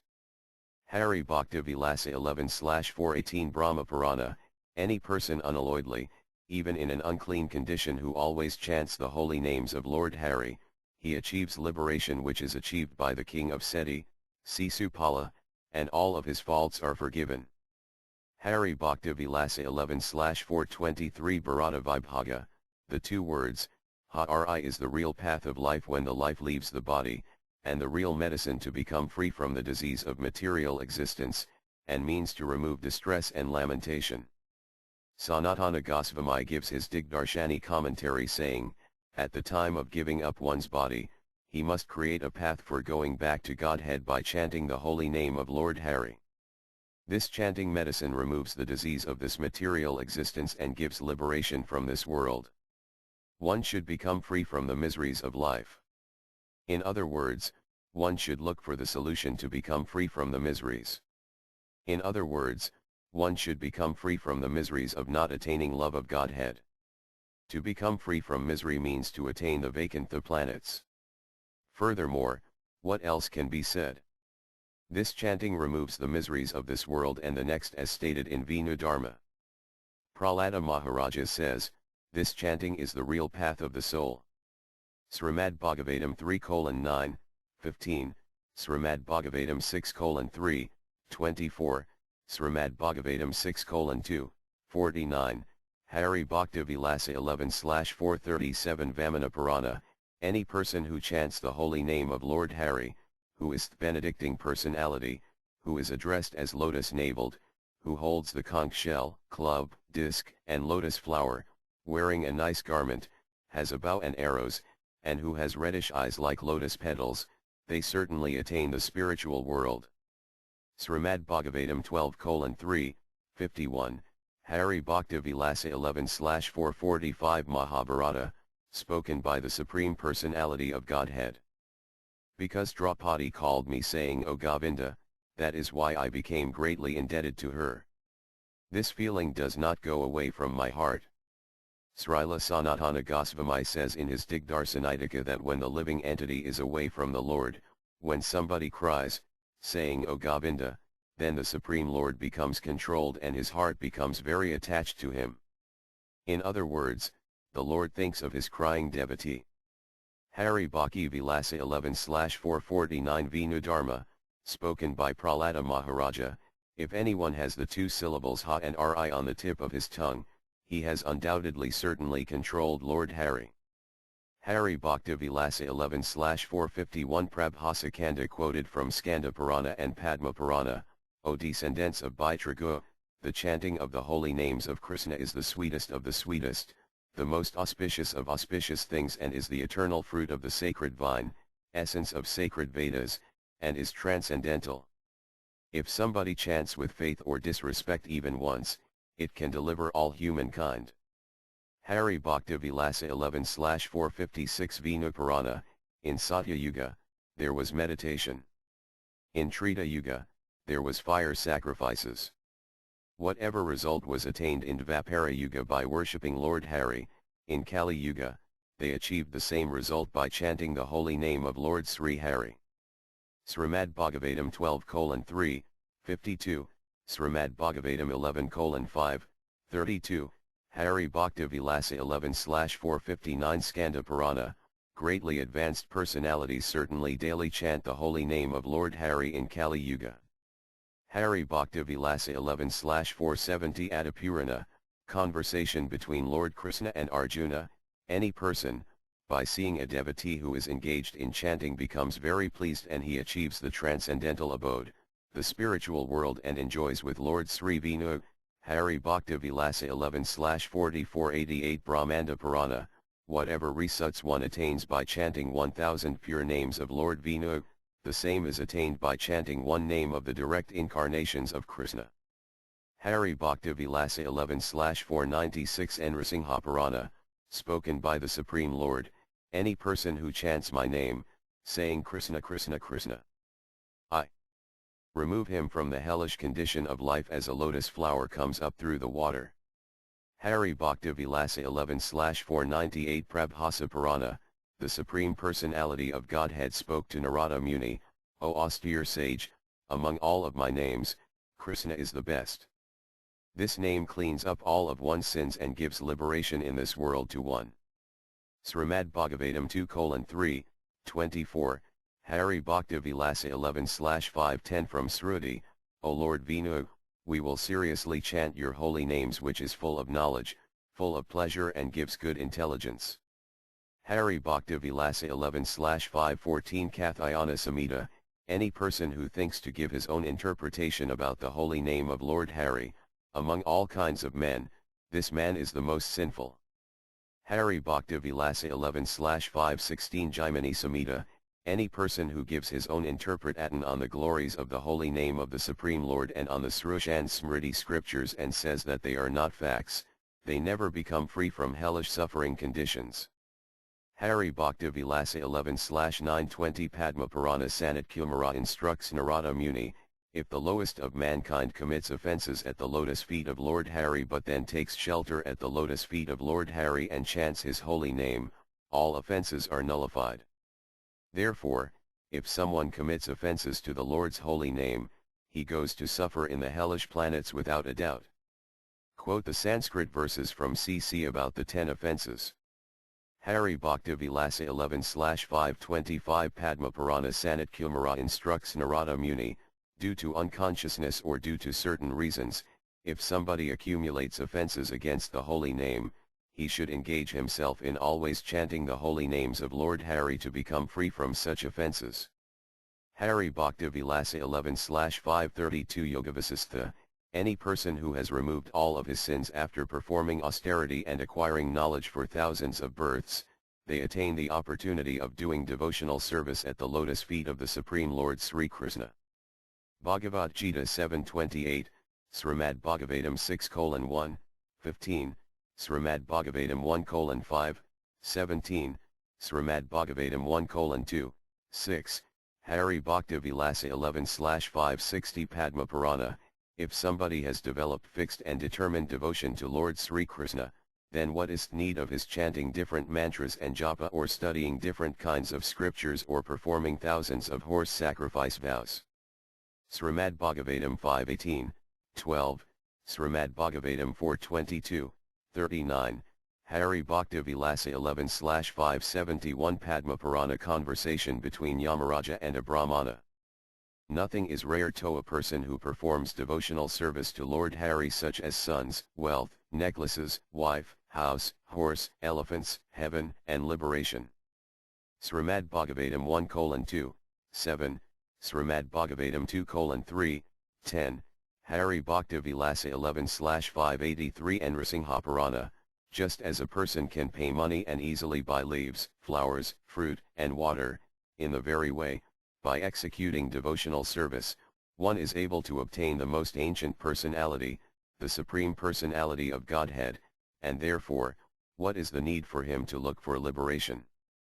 Hari Bhakti Vilasa 11/589 Bran Naradiya Purana, the personality of Godhead who removes the miseries of persons who take shelter at his lotus feet, the personality of Godhead who gives pleasure to his devotees, who is the source of all the demigods.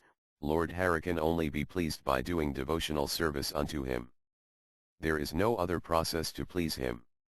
Bhagavad Gita 11:54, Srimad Bhagavatam 11:14, 20:21, 1/2 of 21st Sloka, Srimad Bhagavatam 9:4, 67, 12, Hari Bhakti Vilasa 12/5 Matsya Purana and Bhavijya Purana.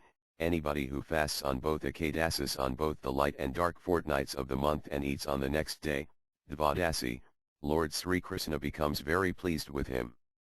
Hari Bhakti Vilasa 12/6 Agni Purana, full eating is condemned on Ekadasi and fasting is certainly on that day is certainly very pleasing to Lord Krishna. Hari Bhakti Vilasa 12/7 Bran Naradiya Purana, O Brahmanas, Kshatriyas, Vaishyas, and Sudras, whosoever one may be, to fast on Ekadasi with full devotion, he will certainly achieve liberation. Hari Bhakti Vilasa 12/15 Vinusamriti, a human being should never eat on Ekadasi day. Hari Bhakti Vilasa 12/16 Srngrsi, even if a woman is going through menstruation, she should not eat on Ekadasi. Hari Bhakti Vilasa 12/32 Gautamiya Tantra, if due to bewilderment, a Vaisnava eats grains on Ekadasi day, then whatever merit has attained by worshipping Lord Sri Vishnu becomes fruitless and he falls into hell. Hari Bhakti Vilasa 12/33 Vinurahasya, if, after taking a vow to observe Dvadasi, Ekadasi, if one breaks it, he falls into a grievous hell known as Raurava. Hari Bhakti Vilasa 12/34 Kadhyayana Samriti, any widow, if she eats grains on the Ekadasi day, she becomes bereft of all of her merits and she suffers the sin of performing an abortion daily. Hari Bhakti Vilasa 12/54 Tattvasagara, both the Ekadasi from the light fortnight and the one from the dark fortnight are equally powerful.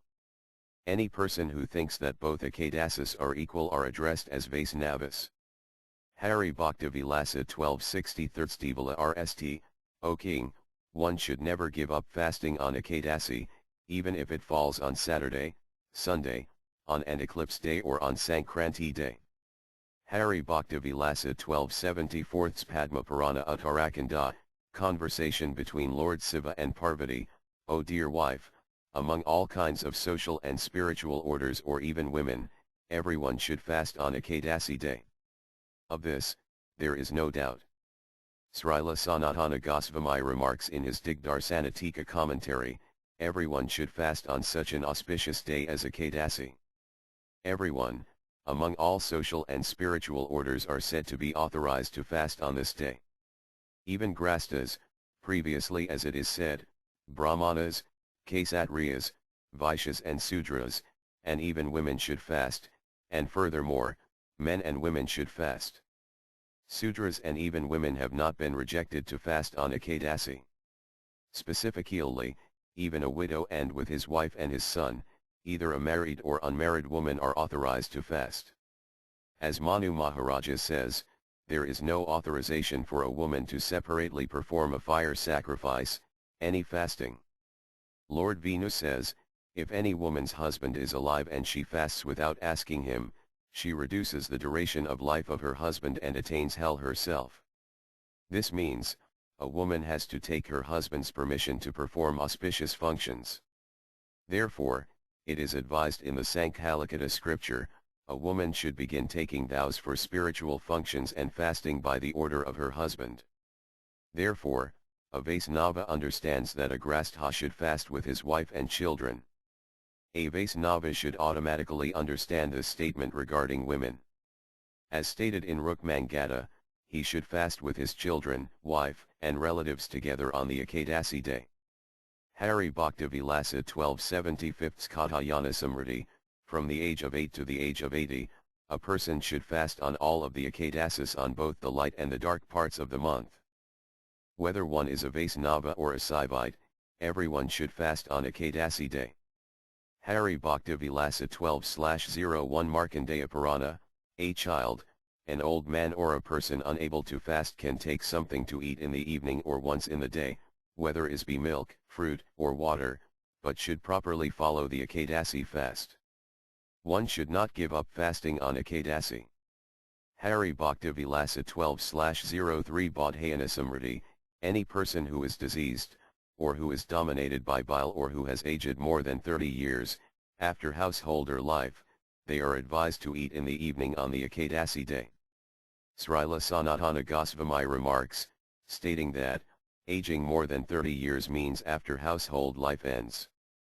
This is understood to be around 60 years of age, so 30 years added to that is 90 years. Furthermore, one shall go to the forest at the age of 50.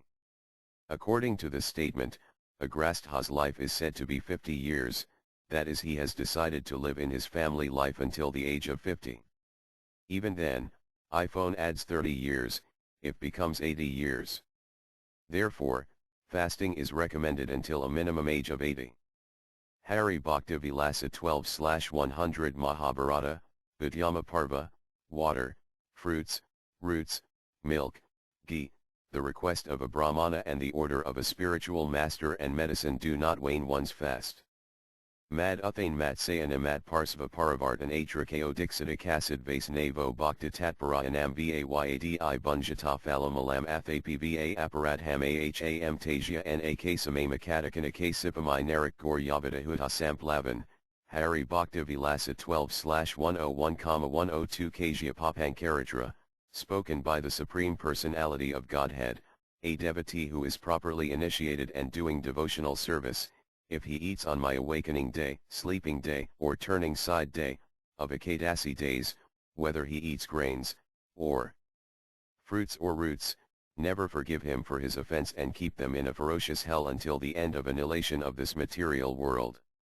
Matsayana Mad Uthane Mat Parsva Paravartan Falamula Jalahari Hrdi Salyam Mama Arpayat, Hari Bhakti Vilasa 12/103, whether one takes fruits, roots, or even water on my sleeping day, or my turning over on my side day of Ekadasis, he pierces my heart with a sharp spear.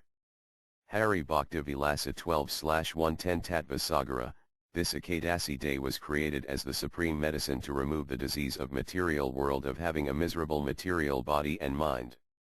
Hari Bhakti Vilasa 12/114 Narada Purana, spoken by Vasistha Muni, O king, as long as one does not fast on Ekadasi, the day of Lord Hari, who has a lotus navel, until that long, all of the sins remain in one's body. Hari Bhakti Vilasa 12/119, 120 Narada Purana, spoken by Vaistha Muni, neither Ganga, Gaya, Kasi, Puskara, Kurukstra, Reva, Vedika, Yamuna, and Chandrabhaga, none of them are equal to the day of Lord Hari, Ekadasi. O king, even if one fasts on Ekadasi unknown to others, all of his sins are at once burnt and he easily attains the spiritual world. Hari Bhakti Vilasa 12/137 Brahma Vaivarta Purana, O Saunika, Ekadasi which is the source of happiness, religiosity and good qualities, which is the topmost meritorious day, which is the most dear day to the Supreme Lord, the Lord of the universe. Anybody who takes a vow to fast on this day becomes eligible to completely liberated from this material world. Srila Sanatana Goswami comments on the verse as follows: the word Kali Ketu means the topmost meritorious day. Ketu, that which is the source of all kinds of happiness.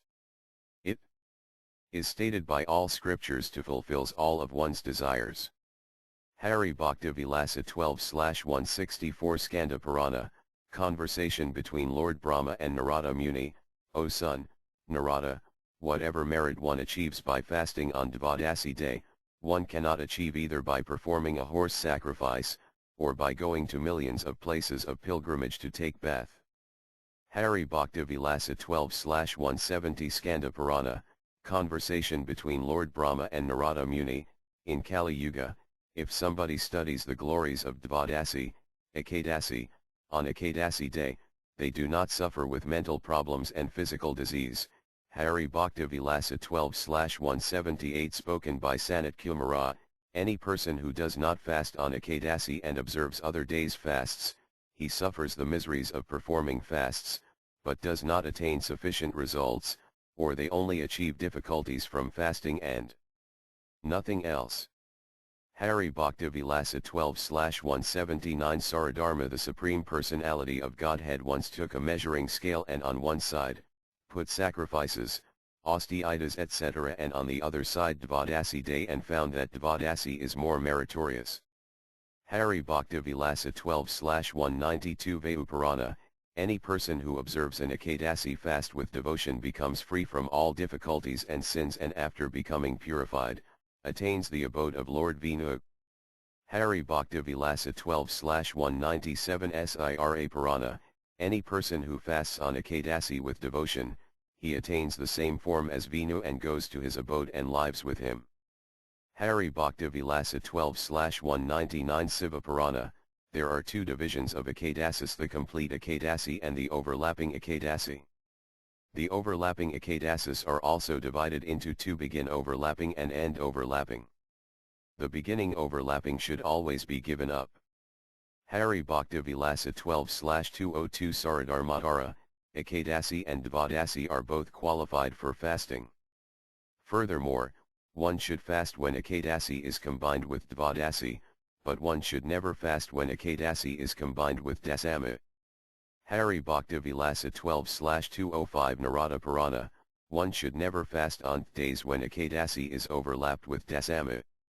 If one does so, loses whatever merit he had accumulated for 100 years. Hari Bhakti Vilasa 12/211 Brahma Purana Maitreya speaks to Dhritarashtra in answer to his question as to why all of his 100 sons had been killed. O king, previously, you, along with your wife, had fasted on an Ekadasi which was overlapped with Dasami day, therefore you are suffering the separation of all of your sons. Hari Bhakti Vilasa 12/214 Brahma Purana, Valmiki Muni answered Mother Sita's questions. She had asked him why she had been vanquished to the forest by Lord Rama. Previously you had observed an Ekadasi fast which was overlapped with Dasami and worshipped Lord Sri Hari. This is the result which you are experiencing now. Hari Bhakti Vilasa 12/218 Kurma Purana, Narada Purana, and Vinurahasya, those foolish persons who fast on Ekadasi which is mixed with Dasama, he does receive any result for performing Ekadasi fast for the past 12 years. Gangodakasya Sampranamyatha Tyajyam Gatam Bhave Suravan Samayuktam Tatsarvam Madhyatam Vrajet, Hari Bhakti Vilasa 12/223 Brahma Vavarta Purana. Just as a cup of Ganges water which has been mixed with a drop of wine is fit for giving up, in the same way, an Ekadasi which has been minutely mixed with Dasama is fit for giving up. Hari Bhakti Vilasa 12/226 Garuda Purana, O Brahmanas, learned souls reject Ekadasis which are mixed with Dasama because they know that if they fast on this day, they will only get poverty and misery. Hari Bhakti Vilasa 12/228 Skanda Purana, O Commander and Chief of the Demigods, Skanda, at the end of Dvapara Yuga, Gandhari, who will increase the Kuru dynasty by producing 100 sons, due to bewilderment and madness, she will observe Ekadasi which will be mixed with Dasama. Due to this, her 100 sons will be destroyed. Of this, there is no doubt. Hari Bhakti Vilasa 12/230 Skanda Purana, the demons reside in any Ekadasi which is overlapped with Dasami and any whoever fasts on this day achieves negative results. Lord Hari resides in any Ekadasi which is overlapped with Dvadasi. If someone observes fasting on this day, he receives complete results, which is proper. Hari Bhakti Vilasa 12/234 Skanda Purana, conversation between Lord Shiva and Uma Devi. Any person who fasts on Ekadasi which is contaminated by Dasami or makes somebody else fast, he has been controlled and bewildered by Sakrakarya the spiritual master of the demons. This should be understood properly. Hari Bhakti Vilasa 12/239 Skanda Purana, Dvadasi or Ekadasi, if it overlaps Dasama, it ruins one's offspring of one who fasts on those days and ruins the merit of all time and takes away the devotional service to the Lord and gives him a birth among the devils or ghosts. Hari Bhakti Vilasa 12/244 Skanda Purana, Markandeya Rsi speaks to King Bhagirata, O King, previously the Supreme Lord Vishnu prohibited one to fast when the Ekadasi overlapped Dasama. Therefore, the devotees of the Supreme Personality of Godhead should endeavor to reject the Ekadasi which overlaps Dasami and observe a pure Ekadasi fast. Hari Bhakti Vilasa 12/246 Skanda Purana, any person who is a Vaisnava, who knowingly or unknowingly observes Ekadasi overlapped with Dasama should certainly understand that Lord Sri Vishnu will not be happy with him. Hari Bhakti Vilasa 12/248 Skanda Purana, therefore, O best among human being, it is not recommended to observe Ekadasi overlapped with Dasama. Great sages have recommended and stated to you to observe only pure Ekadasi fasts. Hari Bhakti Vilasa 12/253 Dvaraka Mahatmaya, spoken by the Supreme Personality of Godhead, any person who fasts on the liberating day of mine, but which is mixed with Dasama, their collective merit for the past 100 cycles, one cycle equals 1000 yugas, is destroyed. Hari Bhakti Vilasa 12/256 Dvaraka Mahatmaya, Sri Khandra Sharma prays to the Supreme Personality of Godhead. O Supreme Personality of Godhead, my forefathers had observed the day of Lord Hari fast sometime on the Dasama day. This is why they have achieved the form of ghost which is very miserable condition. Srila Sanatana Goswami remarks in his Digdarsanatika, Khandra Sharma Brahmana was a devotee of Lord Shiva and was against the Supreme Personality of Godhead Sri Krishna. Somehow, in a dream, he saw that his forefathers had achieved the form of ghosts due to observing fasting on the overlapping day of Ekadasi and Dasama. Then he was advised by a devotee of the Lord to go to Dvaraka near the Supreme Personality of Godhead and worshipped HLM and prayed to him to please free his forefathers from their devilish condition. The Lord then freed them because of his prayers. Hari Bhakti Vilasa 12/257, 258 Padma Purana, the Supreme Personality of Godhead speaks to Lord Brahma. The Supreme Personality of Godhead said, O Brahma, the Brahmana bewildered by the illusion created by Sakrakarya fast on the Dasama mixed Ekadasi to enhance the strength of demons. My day, Ekadasi, influenced by Dasama day increases the strength of demons. I repeated and truthfully say this. Of this there is no doubt. Hari Bhakti Vilasa 12/259, 260, Padma Purana, Conversation between the Supreme Personality of Godhead and Lord Brahma, O Grandfather of the world, as long as somebody fasts on Ekadasi mixed with Dasama, the demigods extend their merits to the demons, therefore the demon Hiranyaksha becomes strong due to that merit and defeated Indra in the battle and usurped the kingdom of the demigods. Hari Bhakti Vilasa 12/268 Bhavijya Purana and Markandeya Purana, O son, after knowing the instruction about fasting on Dasama, who is that person who would like to fast on the Ekadasi which overlaps Dasama? Who would be those persons, after hearing Vedic instructions, who would kill cows in the name of worshipping cows? Hari Bhakti Vilasa 12/270 Karma Purana and Brahma Vaivarta Purana, Srila Vyasadeva speaks to Sutta Goswami, O Sutta Goswami, if somebody strictly observes a pure Ekadasi which is not mixed with Dasama, it is all auspicious. If Ekadasi is mixed with Dasama and is observed, then the observer who is fasting makes him fall into the hellish planets. Therefore, the learned people, the knowers of Vedic literatures have determined this fasting to be improper. Hari Bhakti Vilasa 12/277, 278 Karma Purana Srila Vyasadeva speaks to Sutta Goswami, if there are two people arguing and due to that argument and unsteady opinions, the exact date of Ekadasi cannot be determined, then hearing this, one should fast on Dvadasi day and break fast on Trayodasi. This is the scriptural instruction. If any scripture recommends to observe Ekadasi mixed with Dasama, even if Lord Brahma is the writer of that scripture, I, Vyasadeva, do not accept it. Hari Bhakti Vilasa 12/286 Narada Purana, if there is a reduced day in the fortnight or increase of a day, or if there are 3 days combined, then one should fast on a pure Dvadasi day and break the fast on Trayodasi. Hari Bhakti Vilasa 12/293-295 Skanda Purana, if Ekadasi appears to be Dasama, it is not called the day of Lord Hari, therefore, Dvadasi is to be accepted for fasting and one should then break fast on Trayodasi. If one follows this process with devotion, then the fasting person goes to live in the Lord's abode after liberation. If one does otherwise, he falls into the hellish planets because Ekadasi is the day of the sages and purified Ekadasi with Dvadasi is the day of Lord Hari.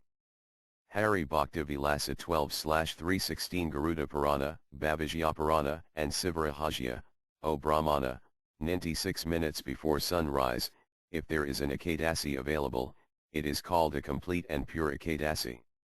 On this Ekadasi, even every householder should fast. Hari Bhakti Vilasa 12/318 Bhavijya Purana, therefore one should give up Ekadasi which is combined with Dasama, even if it is available before sunrise. Specifically, Vaisnavas should always reject Ekadasis which overlap Dasamis. Srila Sanatana Goswami remarks in his Digdarsanatika that if Ekadasi is mixed with the previous day, even 96 minutes before sunrise, it is said to be an unwanted Ekadasi because it is an Ekadasi which overlaps with Dasama. It does not matter what moment before sunrise Ekadasi is overlapping Dasama, it should always be given up, especially by Vaisnavas. The duty of a Vaisnava is to reject the mixed Ekadasi of the previous day. Such a statement as this from the Bhavijya Purana is meant specifically for Vaisnavas. It may be found somewhere else that for Saivites and others, it may be found that they can observe an Ekadasi mixed with the previous day. Hari Bhakti Vilasa 12/319 Kanva RSI, if before sunrise, Dasama is mixed with Ekadasi, one should fast on Dvadasi and break fast on Trayodasi. Hari Bhakti Vilasa 12/322 Garuda Purana, even if Ekadasi is available 48 minutes before sunrise, still it's said to be mixed with the previous day. People who are interested to increase their merits should give up fasting on such Ekadasis. Hari Bhakti Vilasa 12/336 Bhavijya Purana, at the time of sunrise, if Ekadasi if available, a Vaisnava should not fast on that Ekadasi. Hari Bhakti Vilasa 12/354 Karma Purana, if Dasama day passes over midnight, then one should give up fasting on that Ekadasi, but fast on Dvadasi day. Hari Bhakti Vilasa 12/360 Garuda Purana, if there is a complete Ekadasi available which begins from dawn and carries on until the next day, which due to extension, it continued until sunrise the next day, it is better to perform Ekadasi on the next day, and this is the duty of Bhaktgrasta or the Sannyasi, to not follow the previous day Ekadasi. Hari Bhakti Vilasa 12/362 Padma Purana, it does not matter if Ekadasi is touching the Trayodasi or not, but Ekadasi mixed with Dvadasi should be observed among all other fasts. Hari Bhakti Vilasa 12/365 Skanda Purana, even if for a moment, Ekadasi is available on Dvadasi day and Dvadasi is not touching the Trayodasi day, one should fast on Dvadasi and break fast on Trayodasi. This fasting brings the results of performing 100 sacrifices. Hari Bhakti Vilasa 12/371 Bodhayana Samriddhi, human beings are desired to observe Dvadasi fasts which is mixed with Ekadasi and break fast on Trayodasi. If they do so, Lord Sri Vishnu becomes pleased with them.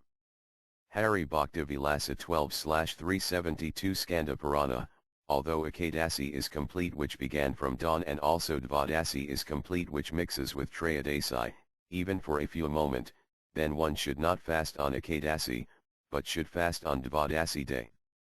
Hari Bhakti Vilasa 12/373 Kalika Purana, even if Ekadasi is a complete day and Dvadasi being extended, then one should fast on Dvadasi. This is called extended fasting. Hari Bhakti Vilasa 12/376 Bhagavadadal Tantra, the Supreme Personality of Godhead says, if Dvadasi combines even for a moment in Trayodasi, one should give up a complete day of Ekadasi fast and fast on Dvadasi. If someone does fast like this, then that fasting person does not need to take another birth in the material world. Hari Bhakti Vilasa 12/378 Karma Purana, if Ekadasi and Dvadasi fall in one day, and at night Trayodasi is combined, in other words, there are 3 days combined in day and night, it is called Trisparsa. This tithi or day is said to be removing sins. Hari Bhakti Vilasa 12/380 Karma Purana, where there is Trisparsa Ekadasi, there Lord Hari himself resides. Both the devotees who are full of desires and those who are desirous should fast on this Trisparsa Mahadvadasi. Srila Sanatana Goswami has given his Digdarsani commentary, saying, it is said that when Ekadasi, Dvadasi, and the end of the night are combined, Trayodasi, one should perform fast with his sons, grandsons, and all of his family members. This is because whether one is full of desires, desiring wealth, sons, or many other things, or he is a desireless Vaisnava who is interested to please the Supreme Lord, who is desirous for liberation, but one who is interested to please the Supreme Lord Vishnu is called a Vaisnava. All of them should observe this Trisparsa Ekadasi fast. By doing so, one becomes free from the sin of killing a Brahmana, etc. He becomes free from all kinds of miseries acquired from different births and attains the merit of performing sacrifices too. This fasting is the source of auspiciousness and increases one's merit. Therefore one should accept it. Hari Bhakti Vilasa 12/387 Dvaraka Mahatmaya, if in the beginning there is a tinge of Ekadasi, in the middle there is a complete Dvadasi day, and at last, there is a minute mixture of Trayodasi, that is called Trisprasa Ekadasi, which is very dear to Lord Hari. Hari Bhakti Vilasa 12/407 Vinurahajya, spoken by Srila Vyasadeva, O King, those people who are desirous for liberation from this material world observe a purified Dvadasi fast and break it in Trayodasi after properly worshipping Lord Janardana. Srila Sanatana Goswami gives his commentary in his Digdarsanatika, stating that attaining liberation means to become free from birth, death, etc., which is the bondage in the material world. In other words, anyone who liberates others from the maximum misery is called liberation, or Lord Sri Vishnu. A real devotee of the Lord is interested in attaining love of Godhead. That is his liberation and it is his ultimate desire. It has been accepted here that if the day of Vaisnava, Dvadasi, is not available, then one can worship Lord Sri Janardana on Tirayadasi and break one's fast. To break one's fast, it is specifically recommended that even on Tirayadasi, after worshipping the Supreme Lord Sri Janardana, one can break his fast. This is undoubtedly an authorized statement. Hari Bhakti Vilasa 12/410, 411 Vinurahajya.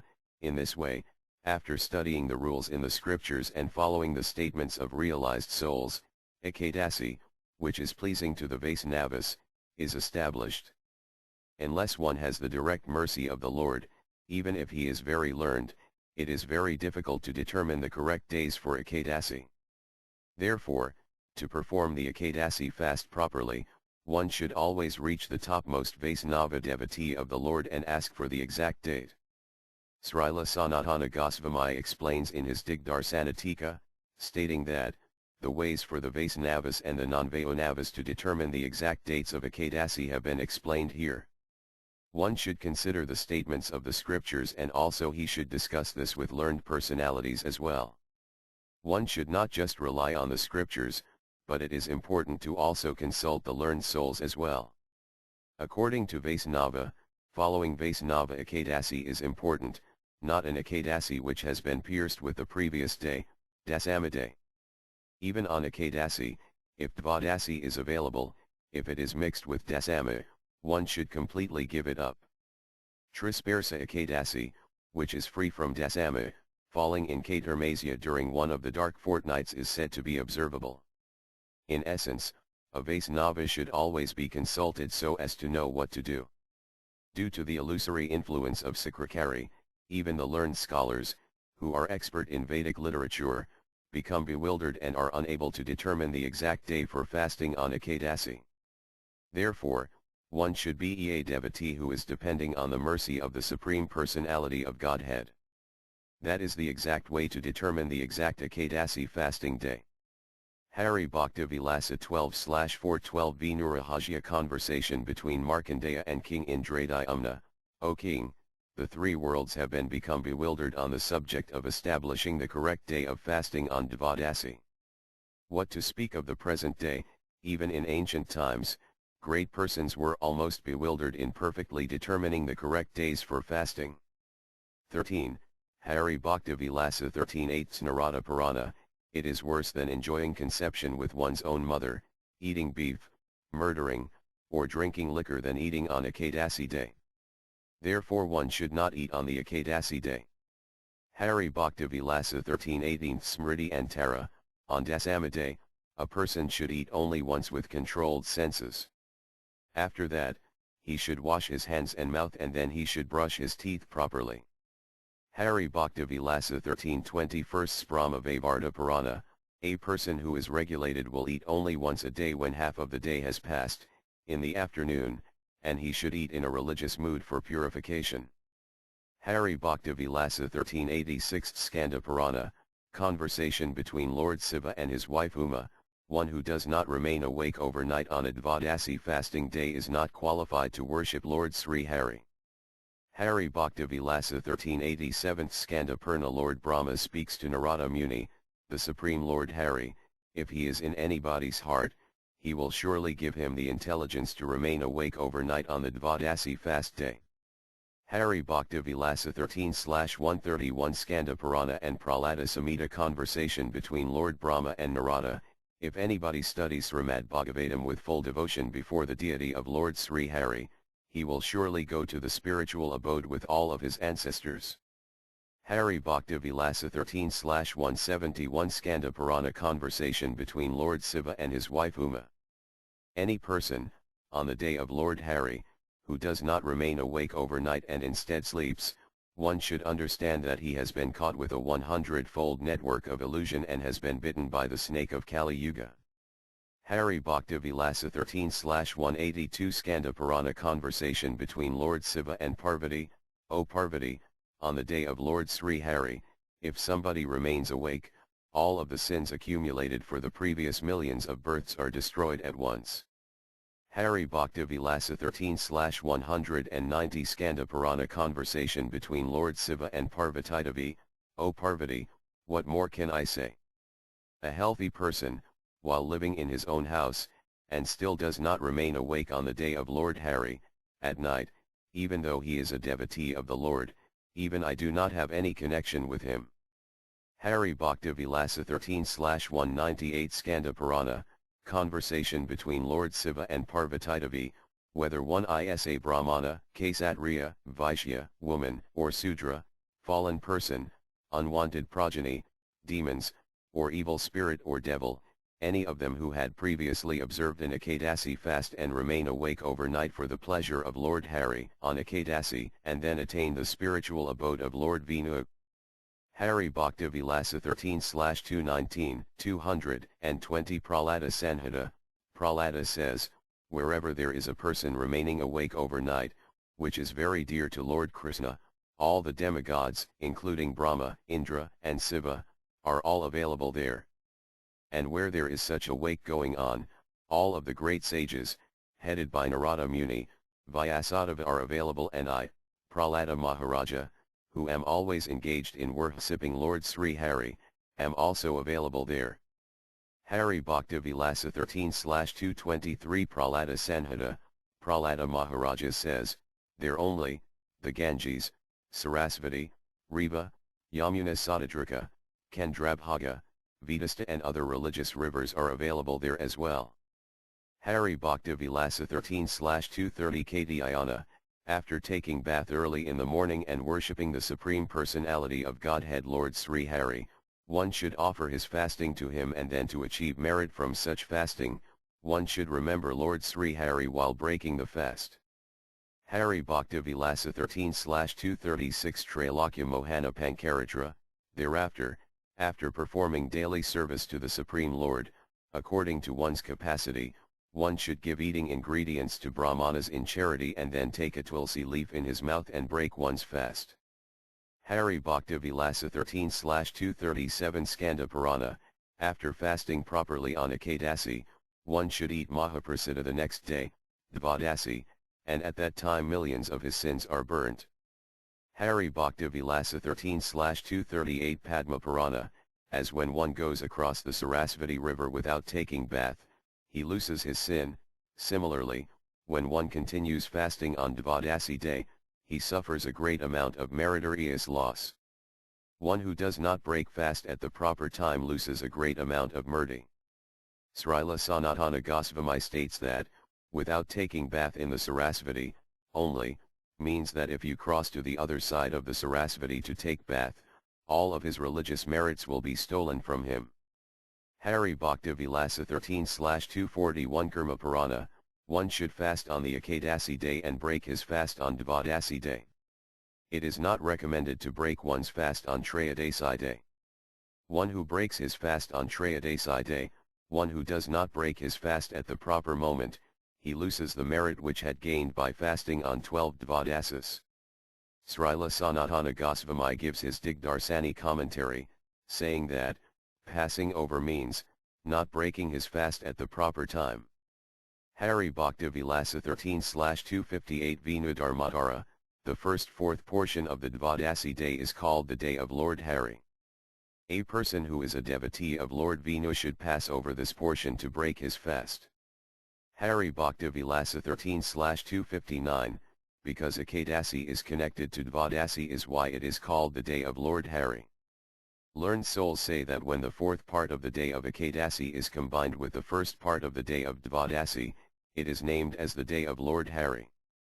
Therefore it is rejected to eat during this period. Hari Bhakti Vilasa 13/440 Padma Purana. The Supreme Lord Madhava speaks, it has always been forbidden to have conception with a lady passing through menstruation. Similarly, on my own day, Ekadasi, one should never observe it when it is mixed with the Dasama day. Hari Bhakti Vilasa 13/530 Skanda Purana.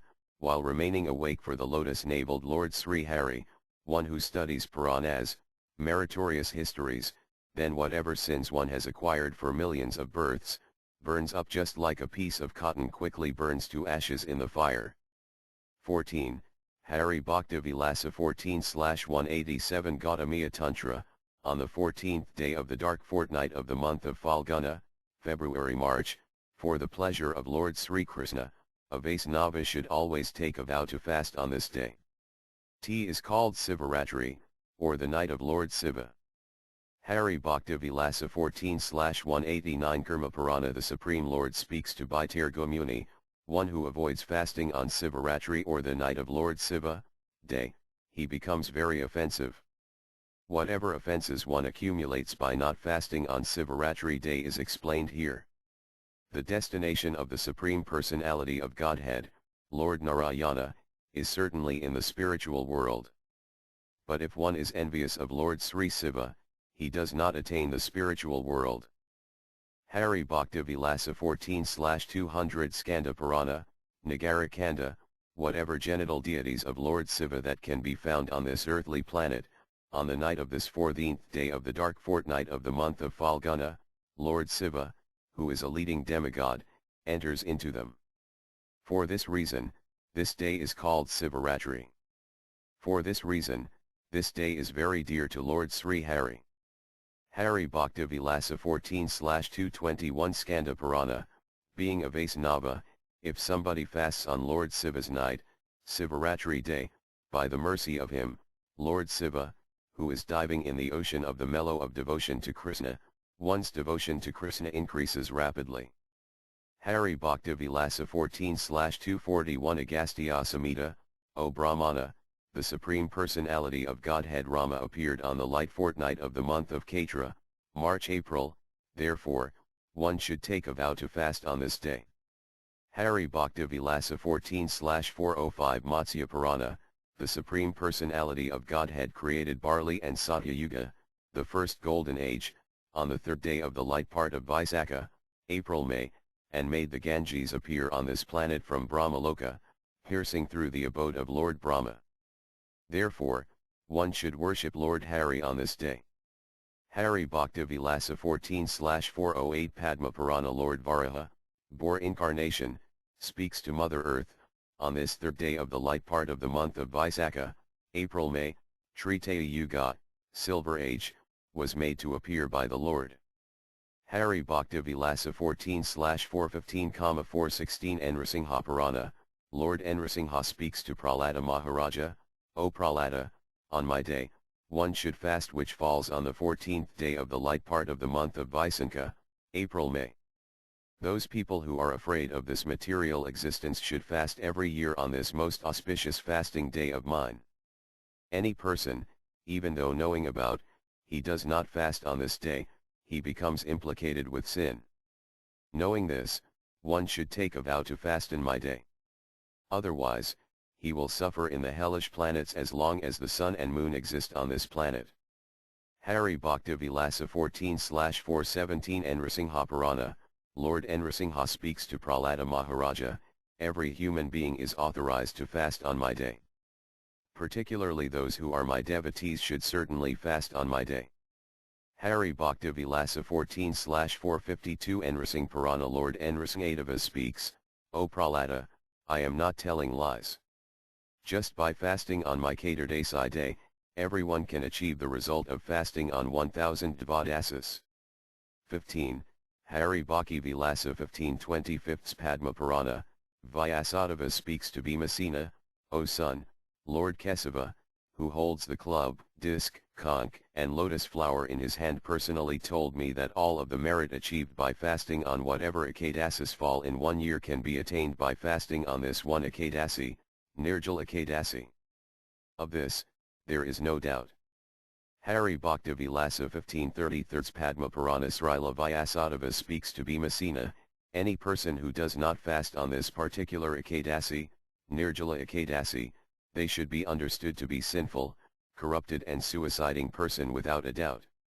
Hari Bhakti Vilasa 15/113 Navaprasna Pankaratra, after properly praying to the Supreme Lord near him, one should properly take a vow to follow the proper rules and regulations and process of Katarmasya to increase one's devotion to Lord Sri Krishna.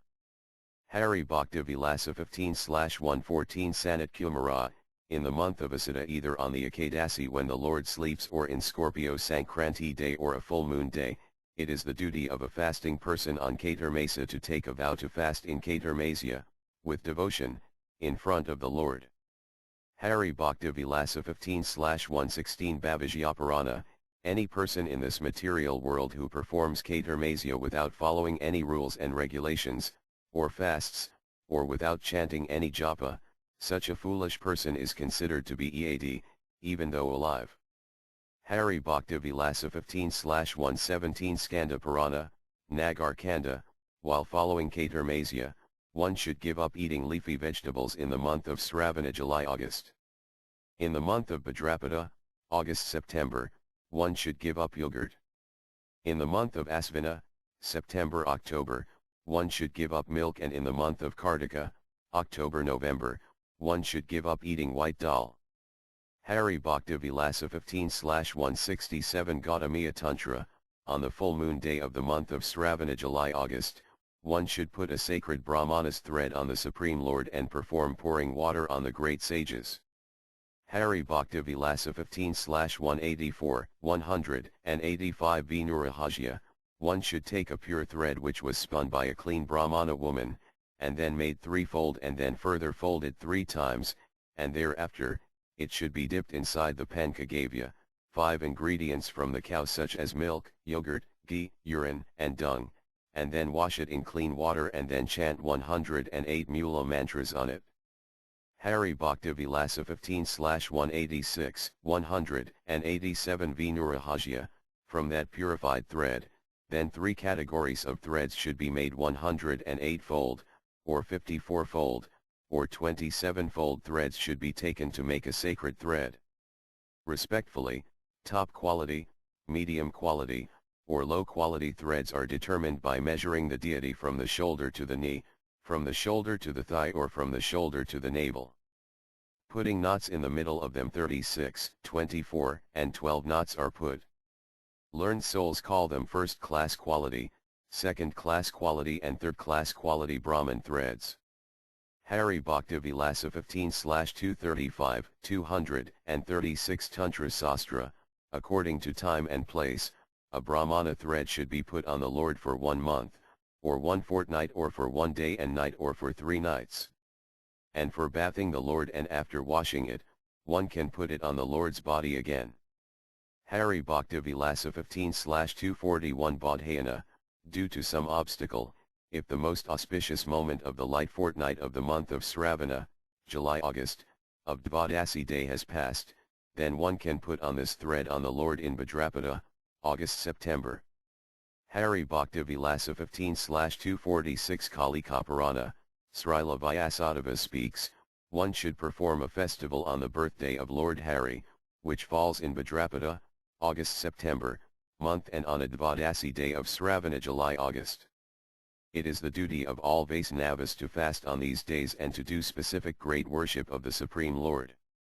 Hari Bhakti Vilasa 15/267, 268 Skanda Purana, great kings such as Prahlada had fasted on the most dear of day of Lord Sri Krishna named Janmastami, the birthday of Lord Krishna, to develop intense love for Krishna.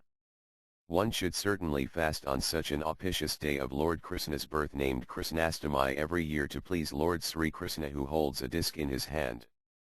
Hari Bhakti Vilasa 15/275 Skanda Purana, O greatly intelligent, any person, even with knowledge of Krishna's birthday, Janmastami, who does not fast, he takes his next birth as a snake in a thick forest. Hari Bhakti Vilasa 15/295 Skanda Purana, if someone fasts on Janmastami day, with devotion, he attains the abode of Lord Sri Vinu.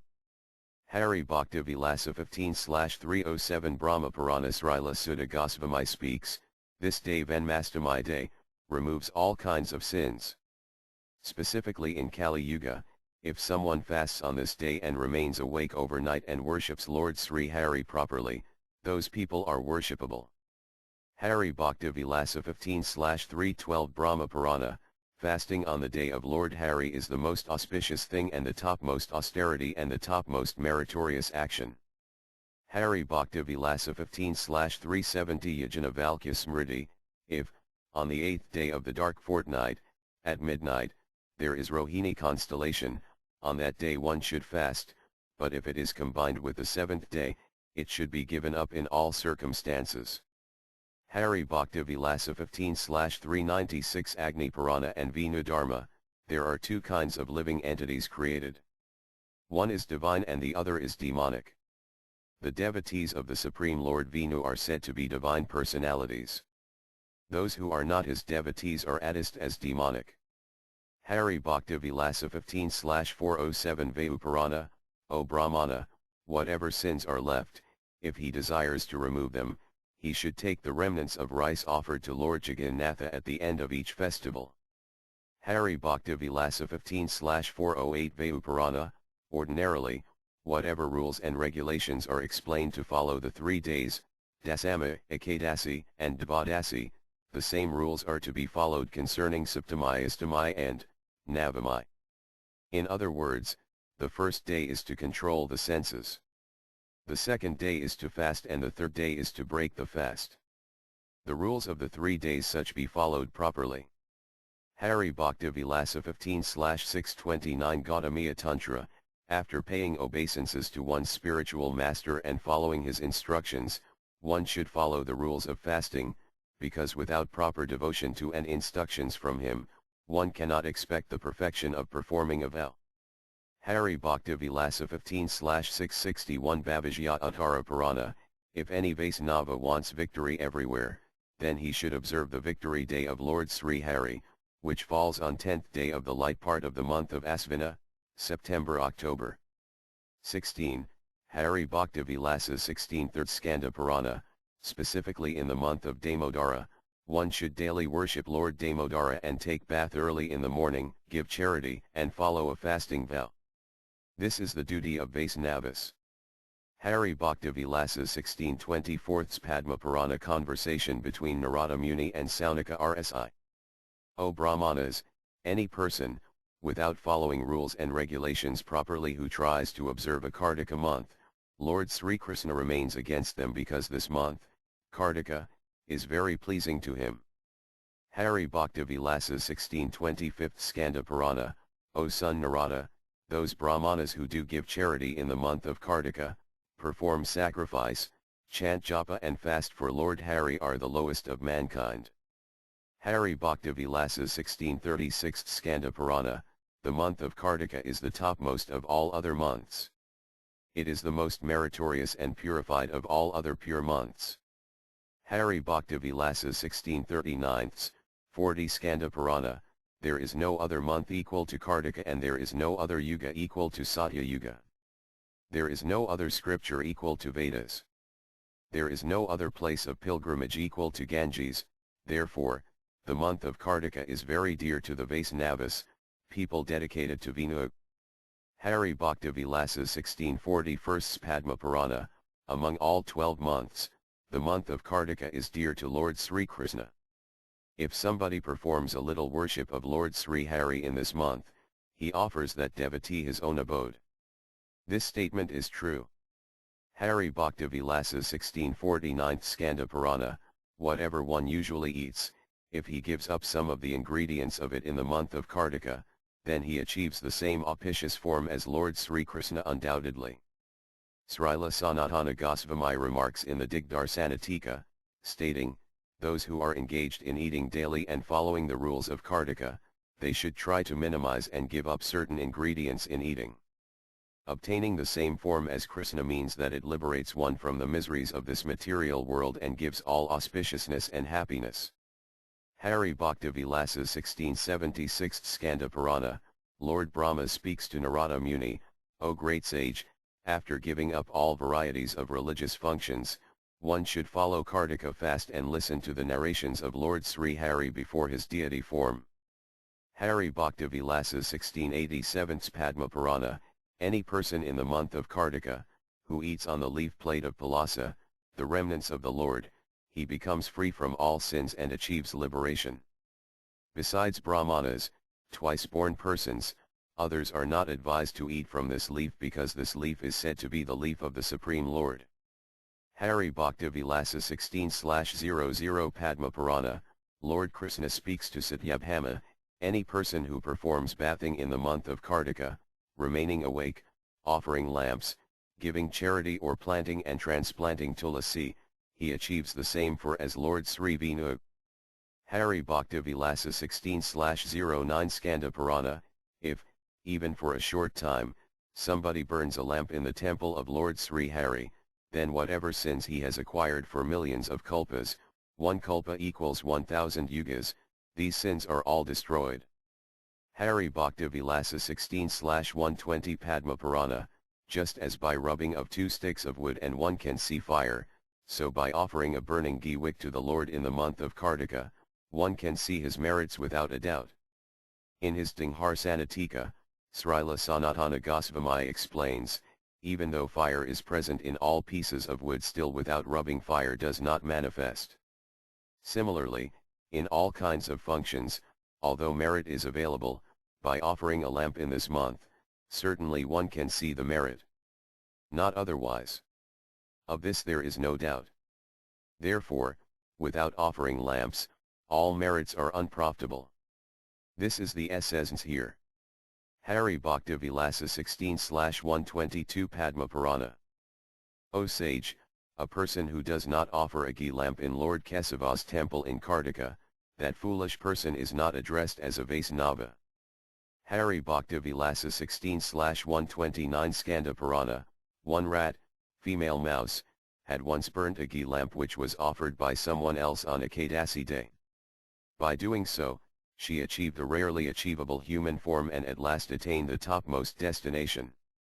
Srila Sanatana Goswami writes in his Digdarsanatika, in this verse it is found that it is possible to attain the results of directly offering a lamp on Ekadasi. This history of the mouse is very famous in the Padma Purana, Kartika Mahatmya. In a temple of Lord Vinu, there was a mouse living who was eating the ghee from the extinguished ghee lamps which had been offered by others to him. One day when she felt hungry to eat ghee, she tried to eat the ghee from a lamp which was not yet extinguished. While eating ghee from the lamp, the cotton wick got stuck in her teeth. Since the ghee wick had a flame, the mouse started jumping in front of the Lord's deity form and thus died due to fire. But Lord Sri Vinu accepted the jumping of that mouse with a lit ghee wick in her mouth as his aratic. In the end, he gave her liberation, the topmost destination. Hari Bhakti Vilasa 16/155 Padma Purana, any person who worships Lord Damodara in the month of Kartika in the Mathura area, they certainly achieve the same form as Lord Sri Krishna himself. Srila Sanatana Goswami comments on this in his Digdarsanatika, stating that, human beings achieving the same form as Krishna means that they see Lord Sri Krishna. In other words, they become as worshipable as Lord Sri Krishna. This the understanding here. Hari Bhakti Vilasa 16/161 Padma Purana, although a child, Dhruva Maharaja, during the month of Kartika, in the area of Mathura, worshipped Lord Sri Damodara and immediately he became fixed in his devotion and became worshipable by Saunaka and the other sages and saw the Supreme Personality of Godhead face to face. Hari Bhakti Vilasa 16/162 164 Padma Purana, although Mathura, Vraja area, is easily available on the earth and Kartika is easily attainable in the year, but oh, what a great misfortune in the sight of human beings who are still suffering in the ocean of material existence. In the month of Kartika, all of the places of pilgrimage, oceans, rivers, and lakes come to Mathura area but they do not take advantage of it. Hari Bhakti Vilasa 16/168 Padma Purana, conversation between Lord Krishna and Satyabhama, one should take a fasting vow for the month of Kartika without any laziness from the Ekadasi which falls in the light part of the month of Asvina, September-October.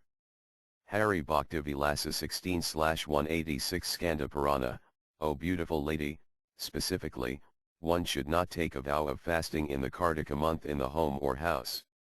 Always the endeavor should be made to go to a place of pilgrimage and make this vow and observe it there. Hari Bhakti Vilasa 16/195 Padma Purana, among all other gopis, Srimati Radharani is the most dear to Lord Krishna. Therefore in the month of Kartika, one should worship Lord Damodara with Srimati Radharani near him. Hari Bhakti Vilasa 16/198, in the month of Kartika, one should daily worship Lord Damodara and sing the Damodara Staka, the 8 prayers of Lord Damodara, which pleases Lord Damodara, written by the sage named Satyavrata. Hari Bhakti Vilasa 16/207 Padma Purana, O Brahmanas, in the beautiful Govardhana area, there is a Radhakunda, a lake of Radharani, which is very dear to Lord Sri Hari. One who takes bath in it on the 8th day of the dark moon night of Kartika, he becomes very dear to Lord Sri Hari. Srila Sanatana Goswami remarks in his Digdarsanatika that although by taking bath in Radhakunda one becomes very dear to Lord Sri Hari, still, if he takes bath anywhere in the name of pleasing Lord Hari, he pleases him as well. Hari Bhakti Vilasa 16/232 Skanda Purana on the first day of the light part of the month of Kartika, a Vaisnava should certainly worship the topmost servant of Lord Sri Krishna, Sri Govardhana Hill early in the morning, as it is found in the Srimad Bhagavatam, 10th Canto, 21 Chapter, verse 18.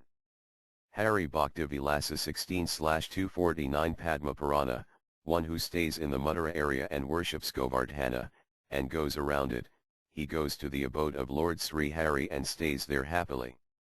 Hari Bhakti Vilasa 16/267 Skanda Purana, Padma Purana, on the mid-part of the second day of the light part of the month of Kartika one should worship Yamaraja and take bath in the Yamuna. If he does so, he will not have to go to the abode of Yamaraja. Hari Bhakti Vilasa 16/289 Skanda Purana, spoken by Lord Brahma, O Narada Muni, one who fasts on Prabodhini, when the Lord gets up, Ekadasi, the fasting person does not enter again into the womb of another mother. Therefore, a person should give up all varieties of occupation and fast on this particular Ekadasi day.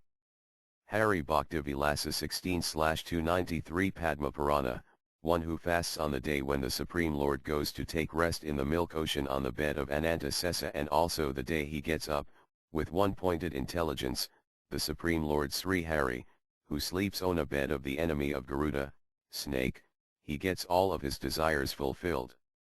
16/301 Varaha Purana conversation between Yamaraja and Narada Muni, this Prabodhini Ekadasi is famous for rewarding devotion to Lord Sri Hari.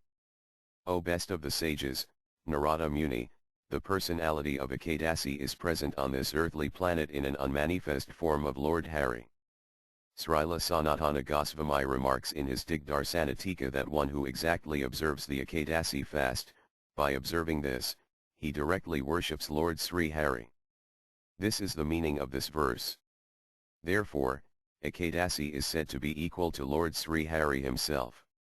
Hari Bhakti Vilasa 16/412 Mahabharata, a person who observed Chaturmasya fast, it was stated 4 different ways, he should end his fast on the Dvadasi day on the light fortnight of the month of Kartika. Hari Bhakti Vilasa 16/433 Bhavijya Uttara Purana, O son of Partha, O best of the kings, one who follows his vows properly as it is stated here achieves the highest merit and at last goes to the abode of Lord Sri Hari, the son of Vasudeva. 17. Hari Bhakti Vilasa 1725 Sri Yajna Valkya, if one chants his japa in a transcendental place, such as Vrindavan, or a place of pilgrimage, such as Rishikesa, Dvaraka, Bajranatha, Jagannathapuri, etc., or near the place of demigods, according to Srila Sanatana Goswami's Digdarsanatika, demigods refers to great demigods like Lord Shiva, he receives the results 1000x 1 million. And if one chants near the deity of Lord Sri Vinu, Krishna, he achieves unlimited results. Hari Bhakti Vilasa 1746 Narada Pankaratra, if one claims himself to be devotee, he must eat a small amount of the following, sweets, steaming hot deep-fried preparations, and should avoid any food which agitates his senses. Srila Sanatana Goswami, in his Digdarsanatika, quotes a verse from Saradataleka, those who claim themselves to be devotees should eat his meal in the afternoon, consisting of vegetables and different kinds of fruits, roots, and grains. Hari Bhakti Vilasa 1747 Narada Pankaratra, After cutting the middle portion of this vilasa leaf, one should eat on the other portion of it. On the right side of this leaf is the place of Brahma. On the left side is the place of Lord Vishnu, and in the center is the form of Lord Shiva. Srila Sanatana Goswami says that a Brahma leaf is the leaf from the vilasa tree. It is necessary for a devotee to cut of the middle portion of this leaf. Hari Bhakti Vilasa 17/70,71 Varaha Purana. After becoming a devotee or engaging in the devotional service to the Supreme Lord, one who does not accept a japa mala, his initiation is said to be demoniac. This kind of initiation is not very beneficial for religious principles. One who chants on the beads properly, the Supreme Personality of Godhead, think of this intelligent person for thousands of years. Hari Bhakti Vilasas 1773 Varaha Purana. The beads which have 108 seeds are said to be of the topmost quality. The beads which have 50 seeds are said to be of medium quality. The beads which have 20 seeds are said to be of the lowest quality. Hari Bhakti Vilasa 17/112 Narada Pankadatra. One should understand that beads made out of tulasi wood seeds is said to be fulfilling all kinds of desires in every activity or function. Hari Bhakti Vilasa 17/113 Gautamiya Tantra. The mala which is made out of tulasi wood seeds is said to be certainly rewarding liberation. Hari Bhakti Vilasa 17/114,115 Sivagama. Keeping the beads on the mid of one's ring finger, one should chant in murmuring sound. One should not keep beads on the pointing finger and chant japa. Chanting japa with the pointing finger has been rejected. One by one, putting the beads inwards and chanting japa is recommended. O dear wife, one should not jump over the head of japa beads. Otherwise he will not the results of his chanting. Hari Bhakti Vilasa 17/116 Siva Agama. If one chants japa on the fingers, he should chant also using the thumb. Chanting japa without using the thumb does not give any success. Hari Bhakti Vilasa 17/117,118,119, chanting on the fingers, namely the ring finger, the middle finger or the fourth finger are accepted for chanting japa. On these three fingers, there are three parts to be used, and one part of the mid finger, altogether 10, to chant japa. This means that one should reject using the first two parts of the mid finger and chant japa. Brahma has stated that the first two parts of the mid finger is said to be the meru or head of the beads, and he has rejected, himself to use it. One should start from the middle of the ring finger and carry on ina clockwise until the pointing finger's root, and thus altogether they become 10. One should hold his fingers together and chant japa. Hari Bhakti Vilasa 17/122 Gautamiya, beginning from the middle of the ring finger and continuing clockwise to the root of pointing finger and chanting japa in this way numbering 10. Hari Bhakti Vilasa 17/124 Gautamiya, one should not touch his beads with the left hand nor make them fall from the hand. Hari Bhakti Vilasa 17/132 Vyasa Samritai. Chanting japa becomes fruitless if somebody chants in an impure condition with dirty hands or without a seat, or in nude condition, or with a covered head, or while talking japa. Therefore one should chant japa carefully. Hari Bhakti Vilasa 17/133 Narada Pankaratra. While talking, walking, sleeping, or thinking about some object, hungry, while stretching the body, while having hiccups, while mentally disturbed, in such condition, if someone chants japa, he does not receive the perfection of chanting. Therefore one should endeavor to give up all of these functions to chant properly. Hari Bhakti Vilasa 17/135 Vyasa Smriti. One who chants japa holding the beads on the tip of the fingers, or who jumps over the head bead, or who chants japa without counting how much he has chanted, then that japa is said to be fruitless. Hari Bhakti Vilasa 17/137 Mantrarnava. One should not hold japa beads or chant with dirty hands, and one should not in an unclean condition or while talking with others. Hari Bhakti Vilasa 17/139, 140 Mantrarana. Sitting without a seat, while lying down sleeping, while walking, while standing, while on a path or in impure places such as crematoriums or in dark areas are the forbidden to chant japa. Wearing shoes, climbing on a carrier in the sleeping condition, spreading two legs, on an impure asana, one should not chant japa. Hari Bhakti Vilasa 17/142 Yajna Valkya Samhita, while chanting japa, one should not let one's leg climb another leg and arm climb upon another arm, in an unsteady mind, in a doubtful condition, one should not chant japa. While chanting, one should not shake his neck or head, one should not show one's teeth to others while chanting. Hari Bhakti Vilasa 17/144 Yajna Valkya Samhita, if one chants japa while keeping his japa beads outside of his bead bag, then his japa is forcibly stolen by semi-demigods, demons, ghosts, perfected living entities from Siddhaloka and Vidyadharas, the dancers in the heavenly planets. Therefore one should not keep his beads outside of his bead bag. Hari Bhakti Vilasa 17/148 Trailakya Samohana Tantra, if somehow, due to certain circumstances, somebody breaks the stated rules to chanting, then he should chant a Vinu mantra or remember the imperishable personality of Godhead Sri Vinu. Hari Bhakti Vilasa 17/155 Nrsimhaparana, Japa Yajana is of three kinds. Please listen. Chanting with a sound vibration, chanting with a murmuring condition and chanting within the mind. These three kinds of chanting are respectively one better than the other. Chanting in the mind is best.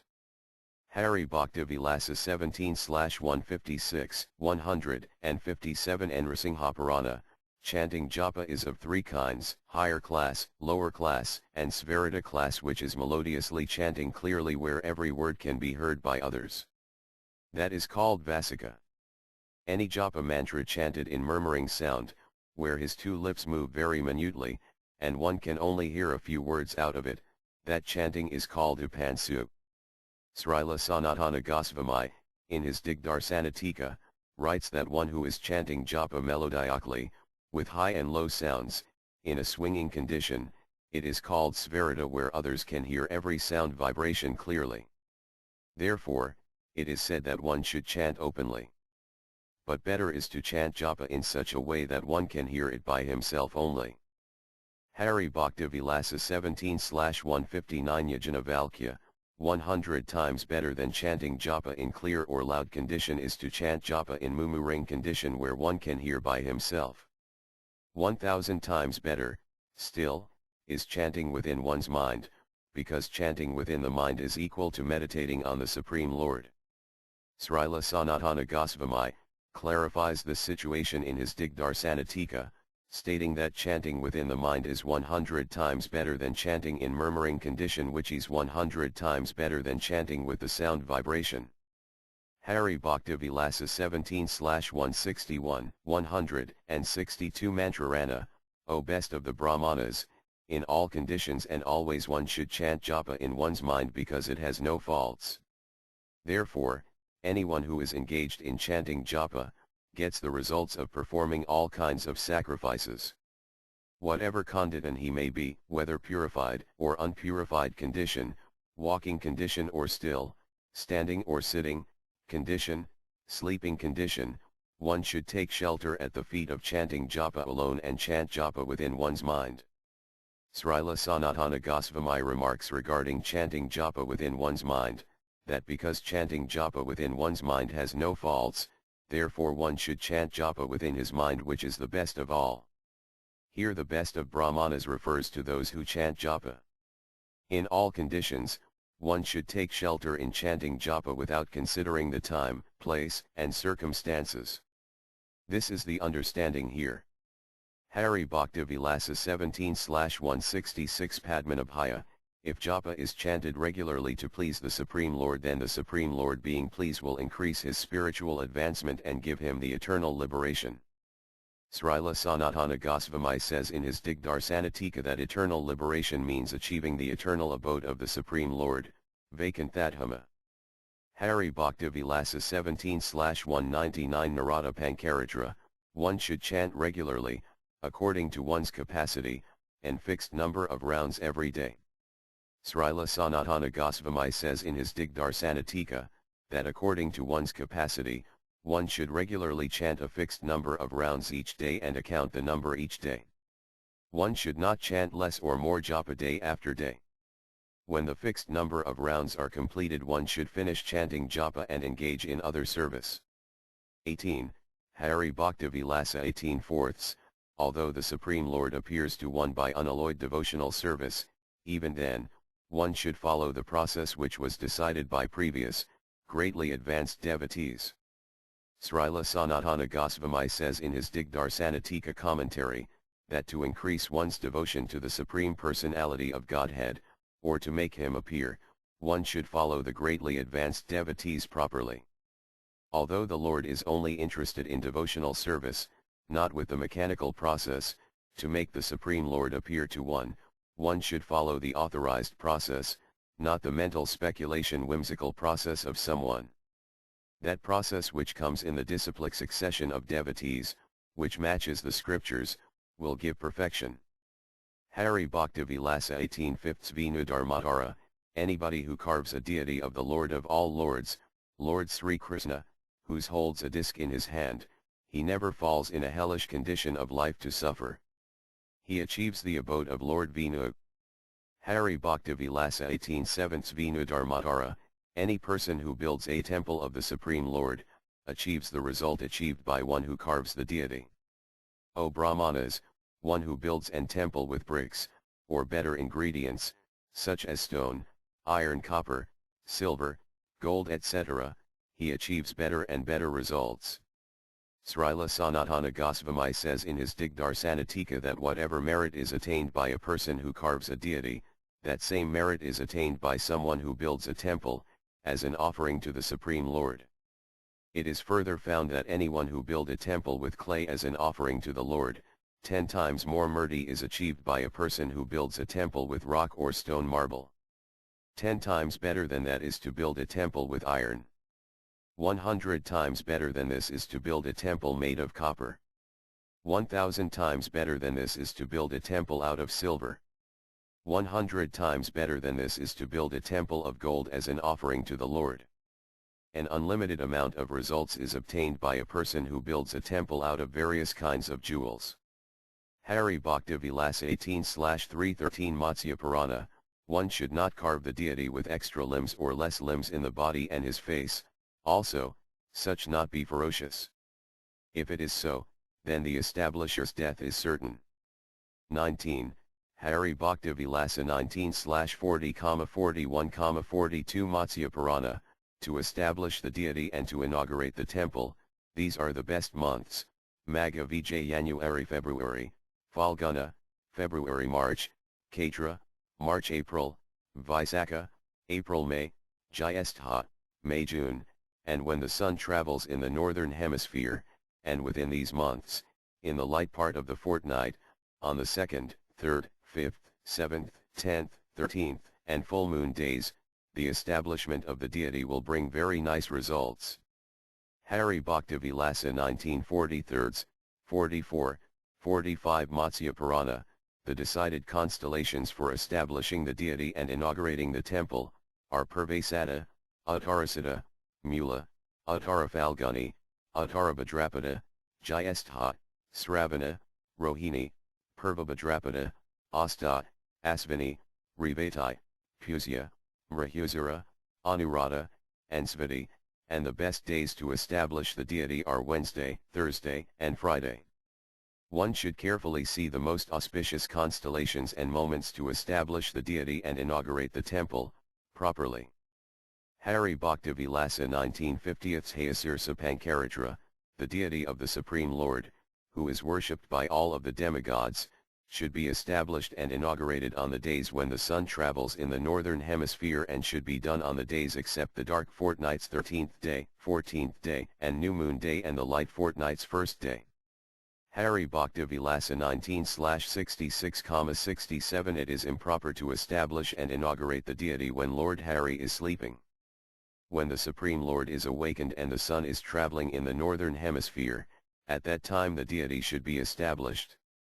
The deities should be established by those people who know the proper mantras so as to get the perfection of the deities. One should carefully avoid establishing the deity during the moments when the sun travels in the southern direction.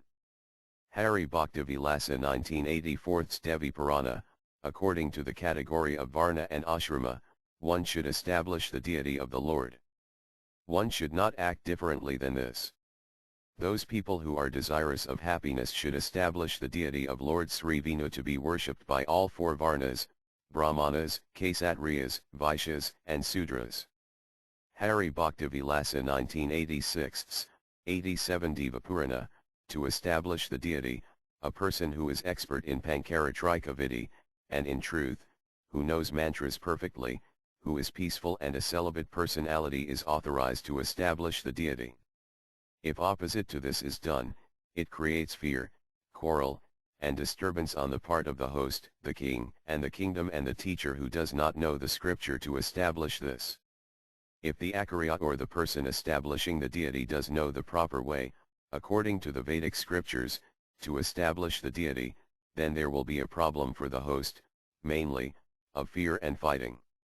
Hari Bhakti Vilasa 19/04 Hayasirsa Pankaratra, those people who are born in a pure Brahmana dynasty and whose parents and dynasty are pure, those who are knowledgeable of creation, annihilation, and maintenance, they are the only intelligent people who are able to become the main person in the inauguration function.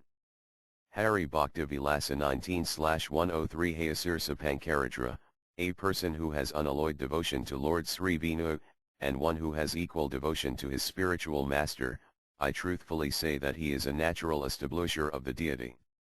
Hari Bhakti Vilasa 19/606 Bhavijya Purana, after situating the deity, one should chant Om Yajagratha, etc. While chanting, he should touch the transcendental limbs of the Supreme Lord beginning with the right side of the belly, the left side of the belly, back, head, and 2 feet. He should touch these 6 portions of the body of the deity. These are the Mula mantras, Hari Bhakti Vilasa 19/615 Matsya Purana, meditating on the Supreme Lord particularly with one-pointed intelligence, one should chant all of the Mula mantras. Hari Bhakti Vilasa 19/617 Matsya Purana, one should chant these mantras again and again, and should sprinkle water on the deity 4 times and touch the deity from the lower portion, middle portion, and top portion or head portion, head. Hari Bhakti Vilasa 19/099 Pradisthanatra, one who establishes the deity by following this process, due to his desire, goes to the abode of the Supreme Personality of Godhead, Vaikunthatham, where he resides happily after enjoying all kinds of pleasures in the heavenly planets. Hari Bhakti Vilasa 19/1000 Pradisthanatra, if there is some fault that happens, due to some reason, then, according to the scriptural instructions, one who again follow the inauguration process. Hari Bhakti Vilasa 19/1004 Hayasirsa Pankaratra, if the deity, which is made of wood or stone, if it has become too old or deformed, then a spiritual master should give them up, and then according to the previous process of establishment, he should replace the deities again. Hari Bhakti Vilasa 19/1006, 1007 Hayasirsa Pankaratra, using a bull, one should bring the deity outside. Thereafter, the deity made of wood can be burnt in the fire. The deity made of stone can be put in the deep water and the deity made out of jewels and metal can be put in the ocean or in any deep water such as a river or in a thick forest. Hari Bhakti Vilasa 19/1015 Hayasirsa Pankaratra, to remove a deity of Lord Sri Hari, whatever ingredients that deity which is being removed was made of, the new deity being established there should be made of the same. Whatever the size of the previous deity was, the new deity should also be that size. This is an instruction. Hari Bhakti Vilasa 19/1016 Hayasirsa Pankaratra, whatever is the weight, form, and posture of the deity which is being removed, when the deity is re-established, it should be the same size, form, and posture. Hari Kati Vilasa 19/1017, 1018, after removing the previous pedestal of the deity, one should immediately establish the new pedestal on that very day. After removing the old deity, one should re-establish the new deity within 2 or 3 days. If one takes longer than that to establish the deity, then it becomes a faulty establishment of the deity. Hari Bhakti Vilasa 19/1025, 1026 Brahma Purana, if the deity is broken, or cracked, or burnt or fallen, disrespectful, or bereft of worshipping in different ceremonies, untouchable, or if it has become impure due to being touched by a low-class animala, or has fallen in a dirty place, or being worshipped with another god's mantra, such as if Lord Caitanya is worshipped with the mantra for Lord Nityananda, or if Lord Nityananda is worshipped with the mantra for Lord Caitanya, or has become impure because of being touched by the lowest class of man.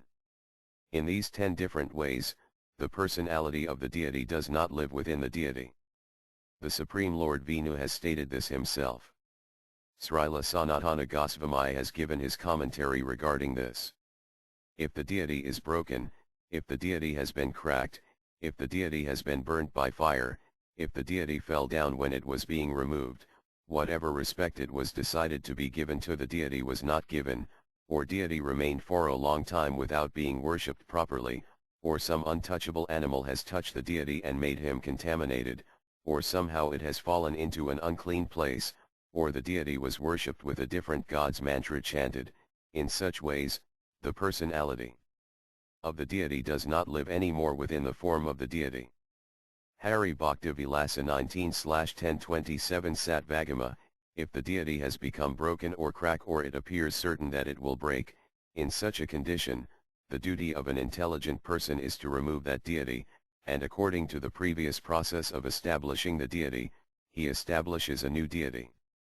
Hari Bhakti Vilasa 19/1038, 1039 Sivagama, if the deity is left without being worshipped for 1 day, then double worship should be done. If it is left for 3 days without worship, then a great worship should be done. If it is left for even more days than that, then a great bathing ceremony should be performed. Some great thinkers have recommended that if the deity has been left without being worshipped for more than 1 month, then reinstallation should be performed, and some recommend only a great bathing ceremony should be performed for this. Srila Sanatana Goswami states in his commentary that if deity was touched by a low-class person, or if the deity remained without being worshipped for a long duration of time, or if it was touched by a low-class animal, or he was being worshipped with another god's mantra, rather than replacing the deity, one should perform a great bathing ceremony. Hari Bhakti Vilasa 19/1044 Devi Purana, O son, the established immovable deity should not be removed under in circumstances. Even if it is made of paper mache or clay, it should not be replaced, even with a golden deity. The deity made of paper mache or clay creates a havoc of pestilence or famine and causes great fear for the establisher and increases the enemies surrounding the person. Hari Bhakti Vilasa 19/1047 Hayasirsa Pankaratra, any person on this earthly planet who re-establishes a deity according to the previous system for establishing the deity, replacing the previous one, he gets 10 times the merit attained by the previous establisher of the deity without a doubt. 20. Hari Bhakti Vilasa 27th Agni Purana, any person who promises within his mind that I shall construct a beautiful temple for Lord Sri Hari, his acquired sins for 100 births are destroyed by doing so. In his Digdarsana Tika, Srila Sanatana Goswami says that one who, with his intelligence, says that will build a temple for the Lord, and meditates on this continuously, because he thinks like this, whether he ever builds the temple or not, he gets the result of removing sins for 100 births. Hari Bhakti Vilasa 29th Agni Purana, one who builds a temple after spending either Rs 100,000 Rs 1000, or Rs 100, builds a temple for Lord Sri Hari, they all attain the same result, because in the eyes of the Lord, there is no difference between a rich man and a poor man. In his Digdarsana Tika, Srila Sanatana Goswami says, because the rich man is able to build a house for the Lord by spending sufficient funds. If a poor man spends a small amount, both of them of equal in front of the Lord. This is stated by the learned personalities because both of them have the same faith for the Supreme Lord, and both of them go back to the eternal abode of the Lord, Vaikunthatham, after leaving this world. Hari Bhakti Vilasa 2010 Vinu Dharmatara, 3rd Canto, one who gives a built temple for the pleasure of Lord Hari, he gets the results of performing a Rajaswaya sacrifice and a horse sacrifice. Hari Bhakti Vilasa 2017 Skanda Purana, any person who paints some pictures in the temple, as long as the oceans exist in this world, until then, a person goes to the abode of Lord Sri Hari. Hari Bhakti Vilasa 2018 Nrsimha Purana, any nice person who build a nice temple for Lord Nrsimhadeva, he becomes free from all kinds of problems, sins, and goes to the place of Lord Hari. Hari Bhakti Vilasa 2020 seconds Vinurahajya, those children who, in their childhood play, make a temple out of sand for the pleasure of Lord Hari, they also attain the abode of Lord Hari. Hari Bhakti Vilasa 2020 Thirds Adi Purana, any person who whitewashes the temple or seals up the holes of the temple, he becomes free from the fear of reptiles, such as snake bites. Those personalities, who have made their ultimate desires to achieve the devotional service to Lord Sri Damodara and thus they remain fixed with the rules and regulations of purity, I pray for their mercy and ask when will my head be decorated with the dust of their lotus feet.